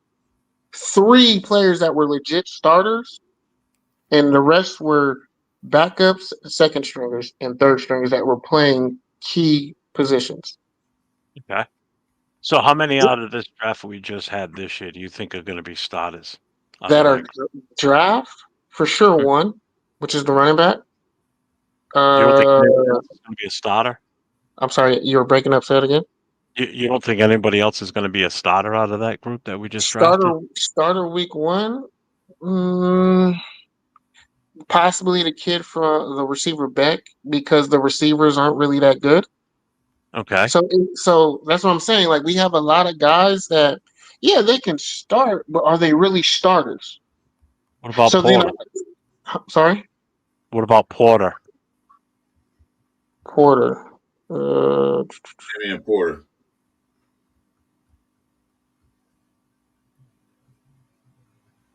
Is he a starter just with our team, or is he a starter in a team that's in a playoff roster? They just drafted him. We Then just I would. drafted him. They drafted him. He's going to be a cornerback.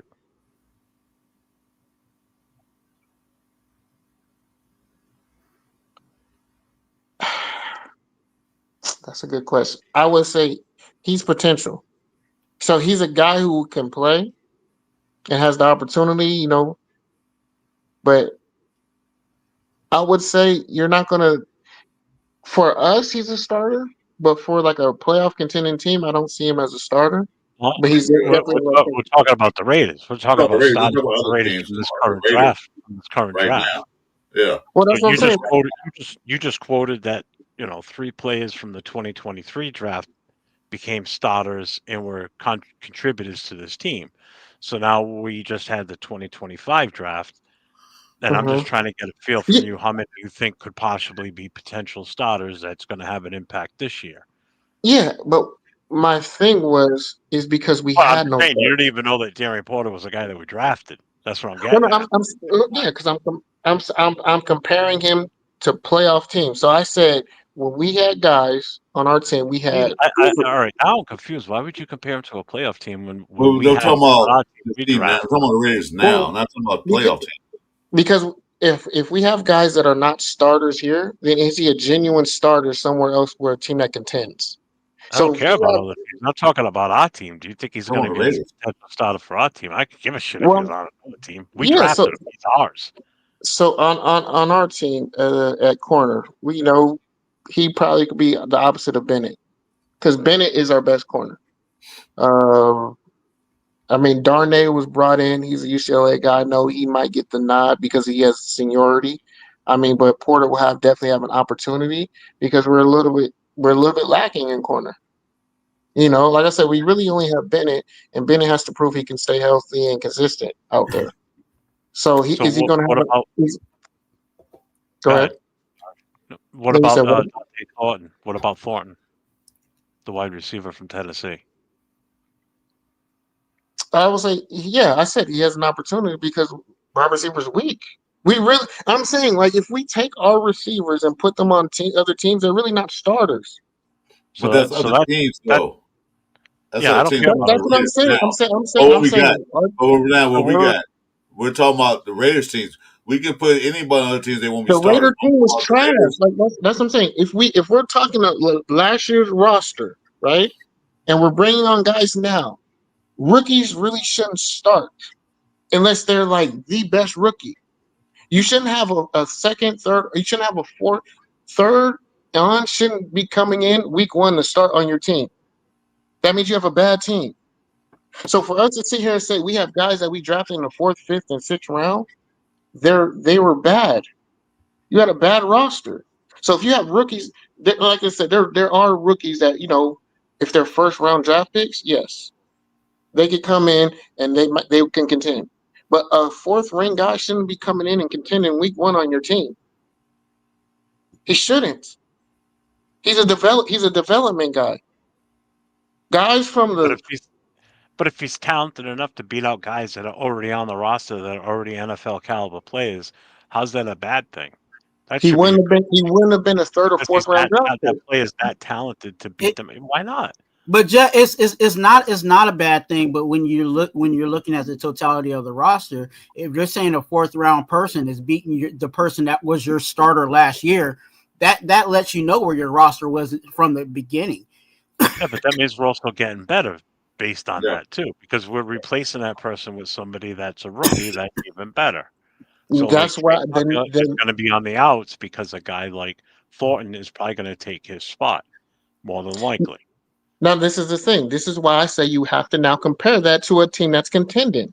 Is he starting on a team that is playoff caliber corners?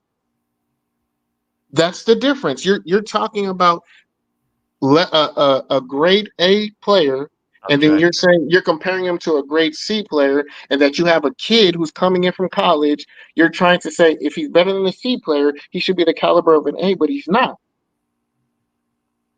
You still he just beat out the guy that was a level C, but he's probably just a little bit better than a level C. We're talking about a 3rd, 4th round draft pick. If he really was that guy, he would have been a 2nd or 1st round draft pick. If he really was that good. So for him to come onto your team and be able to contend with your starting corner, your starting safety, your starting linebacker, your starting defensive tackle because of injury. Now the defensive tackle is a little bit different. You know, or he's coming in starting with your starting wide receiver who just was breaking, you know, like that tells you that your talent level isn't that high. If a guy can come from college and be contending to take your spot, your team isn't good. So now I have to sit here and say, well, how good really is he as a player if he's just coming in taking in a second or third stringer spot? But perfect example. Our greatest D lineman right now, right? Max Crosby. Max Crosby was a fourth rounder, right? He came in on the fourth round. He became a starter immediately, right? Why? Because he was that good, and because there really wasn't nobody there. No. Yeah. But how's that a bad thing, though? I'm trying to understand how that's a bad thing. It's not a bad thing in He's essence. Still better than than a player that was already on the roster.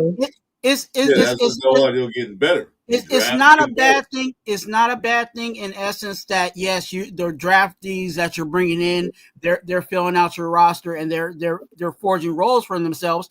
But when it comes to the depth of the team, if somebody in the fourth round is beating out a starter that's already been in the NFL, and this rookie is a fourth rounder that's barely figuring out the NFL game in itself, that's something that's alarming. Mm-hmm. No, but the thing is, why is that alarming? Why is that alarming? Because why it's alarming? Guys to get better. If this guy has to be better than wait, hold on. If this guy has to be better than the guy you had for 4 years that's been doing nothing, he come in and beat him out. I'm happy with that. So what? He's a rookie. So what? Rookies took over pro spots all the time. How is that a bad thing? That's what I get that. You're not understanding what I'm saying. It's not a bad thing in regards to the progression of the rookie, but when you're looking at the totality of the roster, when you're starting to say, "Oh, our first round, our starters, our first stringers are these guys," and they're getting beat out by the rookies, how does that look? It looks like you're improving. No. Hang on. Time out for a second. Here's the rebuttal to all this. So Devontae Adams not here anymore. So Jacoby Myers is our only wide receiver. So we draft 2 wide receivers. Betch is going to be a starter. Okay. Thornton's also going to end up being a starter. So by default, one of them's taking the number 1 or 2 spot. Whatever. Either one of them is going to step up and take over the spot for Devontae. Then let's go over to the defensive side. We lost a lot of our defensive players, linebackers and secondary. So Porter comes in. He's automatically going to be better than probably what we've got in that position because we lost some of the guys we lost. Cody Lindenberg, a guy we drafted in the 7th round, has a good shot to possibly be either a spot player or a starter because we lost linebackers. We lost 2 of them. One of them everybody hated anyway, Divine Diablo. The other one went to New England because they signed him to a better contract and he wanted to go there. So it's also not just that he's better than what's here. It's also by attrition, we've lost these players to other places. Okay. So if these guys are talented enough and good enough to play in that position, then why wouldn't it be that they play?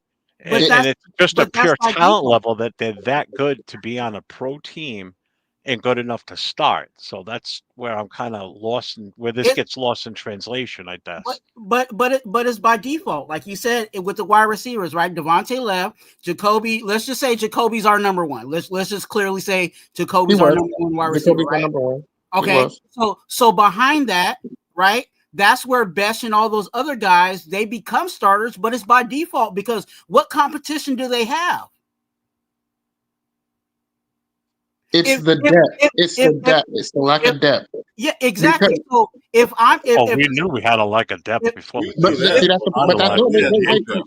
is. That's it. They had no, but that's the issue.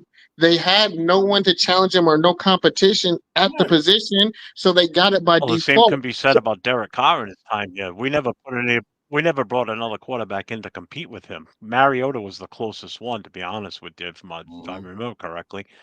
We never put anything to light a fire in his ass to make him excel and play better. He knew he had to just play at a certain level because there was nobody on the roster that could beat him. There was nobody that we were even talking about bringing in to beat him. So he never excelled to his maximum ability. And so that's he the always played problem. mid-level. It was the problem. It was the problem. That was the problem. But that's We didn't across bring in depth the in board. to push these guys that okay, we bring this other guy in. If you don't play well, then you're not starting anymore. We don't have those guys. And that's an organizational issue, and that's prior coaching and coordinators issues, which hopefully with what we have in house now is going to prevent that going forward. So they're still trying to fix errors from the past years too. Don't forget that. Yeah, this team has been in shambles for the last 10 years, and we're finally possibly going to correct that. And Jeff, to make it short, I could be a starting corner if there's no corners in the room. Yeah, I get that. You know what I'm saying? That's the issue. Because look, there's a reason why practice squad guys are just on the practice squad. When they have to be moved up, that doesn't mean that they're really NFL caliber guys. No, they're practice field guys.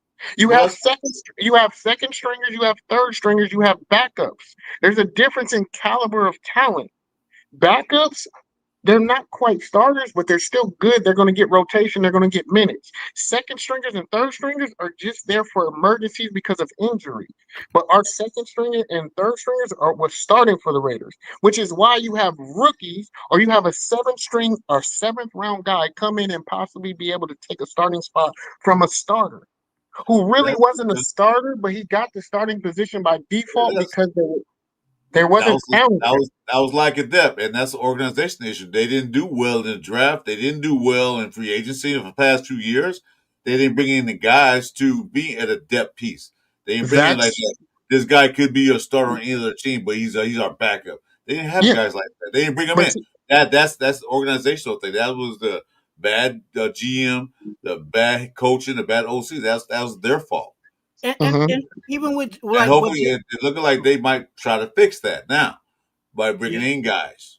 So I mean, it's a shame that your 7th round pick is going to be a starter, which is great because I mean he was good anyway. But if he fell to the wait. What I'm saying, but if you start with a 4-year vet, that means that 4-year vet was a sorry ass player in the first place, and said why is he still in the goddamn team? Because that's all we can get. I know that. Yeah, that's what I'm saying.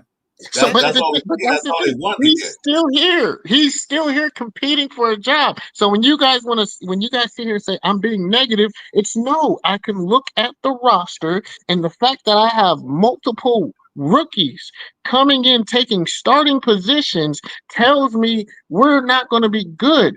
The second thing is we don't keep guys we develop. We don't keep guys after their first contract.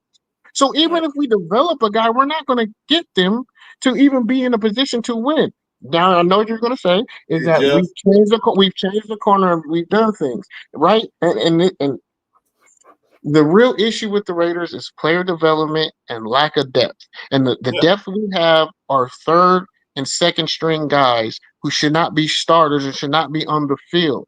But that's all we can produce and put on the field. Jacoby Myers is not a number 1 wide receiver. He was a number 1 wide receiver for the Raiders. That's my issue. He was forced into that role because Devontae was gone. I've even said he wasn't a number 1. No, he's not number 1. He's number 2. Then you replace him with another number 1. Yeah, but in the middle of the season, who's out there? There was nobody out there. Who are you going to bring? Whoever you traded him to, you get. Whoever you traded him to, you take their number 1 receiver. Devontae is better than the number 1 wide receiver over there, and you still get additional picks for him. That's the issue. They weren't giving up to play it. They weren't. But then again, you're at that mercy. They just wanted him off the team. Then you don't give up Devontae Adams to the end of the season. You don't give up your bargaining pieces for nothing. Well, trust me, I would have made him sit and just watch games. Yeah, no, I would have catered to him and be like, "Hey, this is what we have. We'll get you at the end of the season. But if you want to get to the position you want to be at, you got to play for us." And I think that's simple. It's a simple talk. I think even with what JT was saying with in comparison of the playoff teams, you do have to look at the playoff teams and see what they have done successfully. And you look at those playoff teams, and when they draft guys, those guys don't come in as starters because the guys that are already on the team are the starters. So what you do is you that 3rd and 4th rounder, they sit behind that starter. and they wait their turn. You know what I'm saying? And we're not there. We're not organizational wise. No, we're not. That was in the past. That was past because they wouldn't pick them guys to be that. The other teams like the Eagles, for example, they're drafting guys to be backups because they already got the key players in there. We didn't do that. We didn't get players in there, and then plus we didn't keep the players that we did get that were good. Each time you get a good player, they're out the door for more money or whatever for a winning team. So that's like Jeff said. That's organizational issues.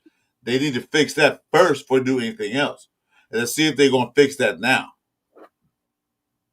Because, like I said, you're a player. All right. Well, yeah, I've been playing for 4 years. I'm gonna do a contract, but why am I gonna play this crap team? Because I don't know. They're wasting my time. I'm gonna play with somebody else. You know, anyway, hey Jeff, I gotta go. I gotta get I know you gotta get up early tomorrow. I do too. Real early. So it's been a pleasure. It was just getting good. I know. I got a Raiders trivia tomorrow morning on Afakazi's channel, 11 o'clock. And I got Raiders. Yeah, I'm on. You're on the East Coast too. It's 3 o'clock here, so. Yeah. Oh, I didn't know it was that late. Dang. Yeah. I got a race tomorrow. Do it tomorrow. Raid Jason now, so that's the 10. I'm gonna have to stop by. Yeah, I need to do better in my trivia and history, so I might have to stop by that. But my thing is overall is that I'm just tired of losing, and I'm tired of seeing us doing things that just are conducive of losing. You're not the only one, brother. You're not the only one. Yeah. And I still don't. And I'm frustrated. We're all frustrated because what we're doing isn't moving us in the right direction. Either way, like if we're going to sell out and win and try and win now, then let's sell out and try and win now. But don't tell me that we're trying to sell out and win now and still build for the future, because you can't do both. You have to do one or the other. I mean, I feel as though that my honest opinion, some may have the same feeling, some may not. I know JT's not. I think we're going in the right direction. I really do. I think this is second draft in a row where we drafted smart. We didn't draft super out of reach for players. We drafted by need. We drafted for talent. I think things are going in the right direction. I think getting a quarterback in that we did in Geno Smith was a smart move. I know you sit there and say that he's older and such, but I mean, I get that. I'm not expecting him to be a starter for the full 3 years. I expect a replacement sometime soon. I don't see that we're going in the wrong direction. I think we're going in the right direction, and we know it's going to take time. I understand that. If we make the playoffs, it's a blessing. That's awesome. I'm not expecting us to make the playoffs. If we do, that's awesome. You know, but I mean, I'm not sitting here under the belief that we're going to become the next Redskins. Absolutely not. But there's nothing saying that it can't happen. It very well could. The schedule is kind of in our favor. You have the bye week right smack dab in the middle of the season. The last six games, we got 6 home games towards the second half of the season, which is huge, and 2 home games back to back at the end of the season, which could have possible playoff we don't go to games. We don't have a home field. That's the problem. So even with the scheduling, it's like, pow, just like, oh. Yeah, I get that, but again, everybody keeps dwelling on that. You know, keeps promoting that negativity. That doesn't help either. You know, I mean, we're supposed to all be on the same side here, shooting for the same thing. You know, I don't want to see the home field advantage disappear. You're not going to have true home field like you did in Oakland. It's just not going to happen. Not going to happen. Not in a commercialized city like Las Vegas, where everything is promotional stuff, and airlines giving packages, including tickets from locations outside of Vegas. It's a travel destination, so we're playing.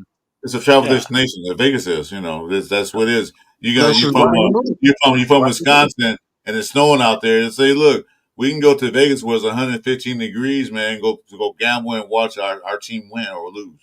So that's the beauty of it. We can actually go there and watch a football game and have vacation at the same time.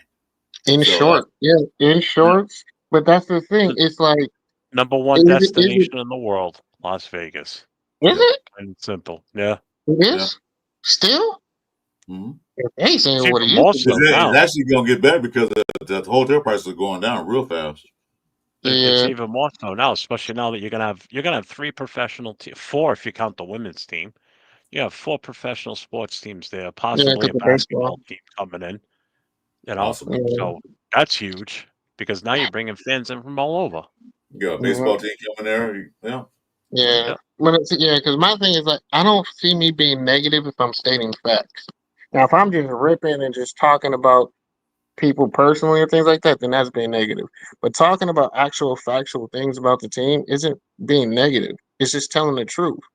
It just feels like it's being negative. Yeah. Not you. The other one. Oh no, I know. Yeah, that was my last thing I was gonna say, but yeah, I gotta shut up now. I'm just like, like I said, it feels like I'm coming off negative. I'm like, I'm not being negative, I'm just telling the truth, unfortunately. Oh, you're being negative. That's okay. Controversial. Anything that says opposite of the Raiders going to the Super Bowl is negative, right? Like a shock jock. Man, trying to get a rise out of people. No, but I understand your feelings. I understand your feelings and sentiment, JT, because for a while we've been a shit show, a circus, everything for a while. And like I said, I can't call what's coming up a shit show, a circus till I see it on the field, see what they do. I'm seeing that maybe they are moving in a different direction. Maybe they're going to start doing things like these teams that you always see in the playoffs and always draft well and always get this. Maybe moving to other direction. It's not going to take next year. It's not going to take overnight. It might take a year or two. Hopefully it don't take 40 years because I won't be here. But maybe move in the right direction. Let's see. Let's give it a chance in next year. If they fall flat in the face, like I said, okay. I'll be a problem. Okay. I've been on the component of on my channel, I've been talking about depth. You know what I'm saying? The depth of our team. And unfortunately, people don't like that, but it's the reality. If you're drafting every year and majority of those people that you draft are your starters, where's your depth? No. You know what I'm saying? So hopefully they stockpile, like Jeff said. It's going to take a year. It's going to take some time. It's going to take another year to draft a good class, and hopefully that rookie class from this year, does what they do. We got JPJ in his second year being the starter, the starting center. Now we can draft behind him and have start creating some depth. But right now we're top heavy. If you can even say that. And that's why I said it's a 4-year job. And we only committed to 3. So that's not. Did he commit to 3 or did we only offer him 3? It's 3 plus the 4th optional. So we have the 4th-year option on him.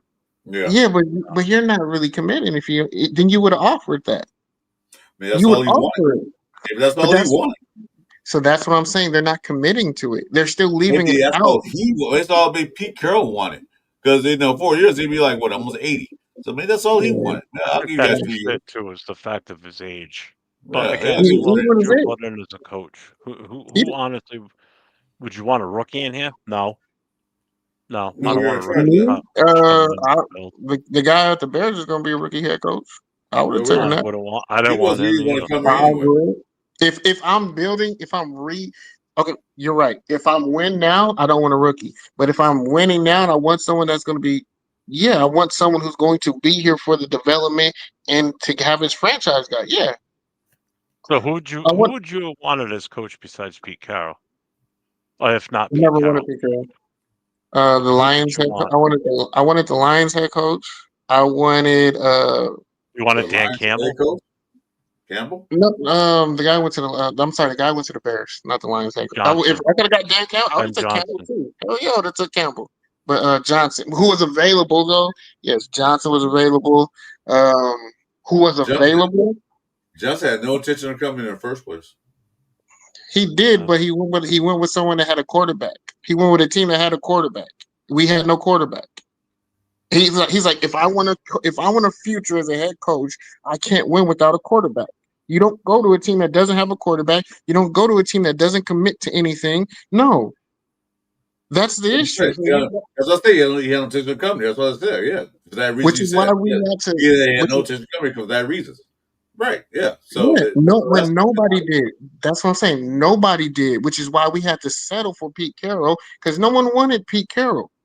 Teams would have got him, but they weren't going to commit to him. We were his last option, literally his last option, at a chance to be a head coach in the NFL. And I don't want to be that team that gives people their last option. You guys have a good night. I do gotta go because I gotta get up early tomorrow morning. I'm calling it too. Yeah, so it was a great conversation, man. All right, Chris, I'll see you tomorrow.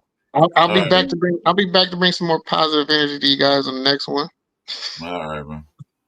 All right, no, please don't. No. Yeah, make sure you subscribe to all our channels. You guys put in links.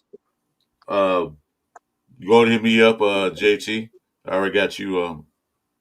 I would be doing it. I'm on my phone right now. Yeah, go hit me up. I already got you, Twuan. Oh wait. So anyway, any final thoughts? Just real quick because I gotta go. You guys have changed it. I'm giving the Raiders till week 2 before I be like I'm over it the season. Okay. Before it wasn't. You guys have given me a little bit of optimism. You know, like I said, the Hunt thing. It's a cheerful demeanor. I will say the Hunt hire is a change. We won't be able to reap any benefit from it until next season, but it is a step in the right direction. And you took some from a team that's doing it the right way. So if we do that, we can see where it goes. I'll give it that. I wasn't aware that was a recent sign. Well, yeah, I just wasn't looking for it. Mm-hmm. But yeah. Okay. Week 2. All right. You know what? Game 2, because the game still might be ongoing before it's like, yeah, I see. I knew this. Well, game 2 is our home opener against the Chargers. Against who? The Chargers? Yeah. Game 1 is here in New England. Are we at home? Are we at home? So is that like an actual genuine? So is that an actual genuine home game for us? Yeah. Do we lose the fanfare? The Chargers don't have fans of Philly. Chargers don't get like 10 fans.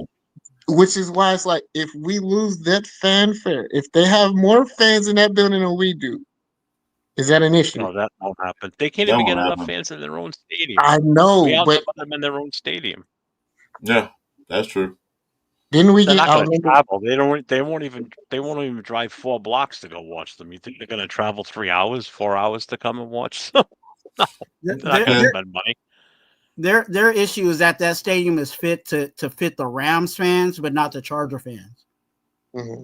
It's too big. It's too big for it to be a Chargers stadium. They couldn't fill that soccer stadium they played in at 30-something. Yeah, that's not the soccer stadium. They didn't fill that either.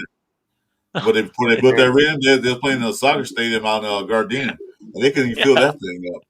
Oh, it holds like 40,000. All right, so it should be a blackout then. It better be a blackout, because if I don't see a blackout, I'm gonna be even more pissed off with that then. But that game would be. You don't have to worry about that.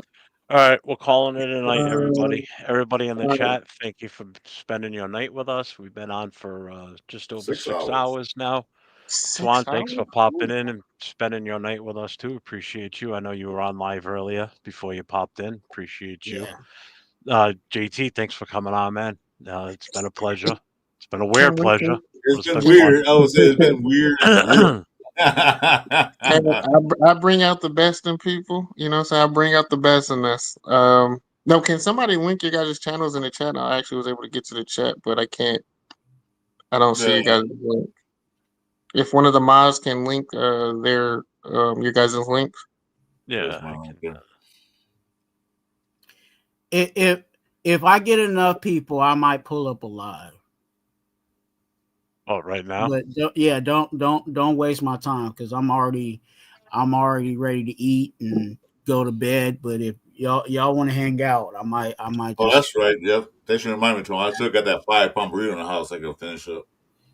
Oh man, see, I gotta go cook something right now. Now I'm hungry. Hey, you still in Twan's chat? Because I'll put it in there. You might be able. Yeah, to... I'm in Twan's chat. I was just about to say that. Okay, I was really just about to type it up. Yeah, put my name Mine's too. easy. It's 401_Raider_Jeff.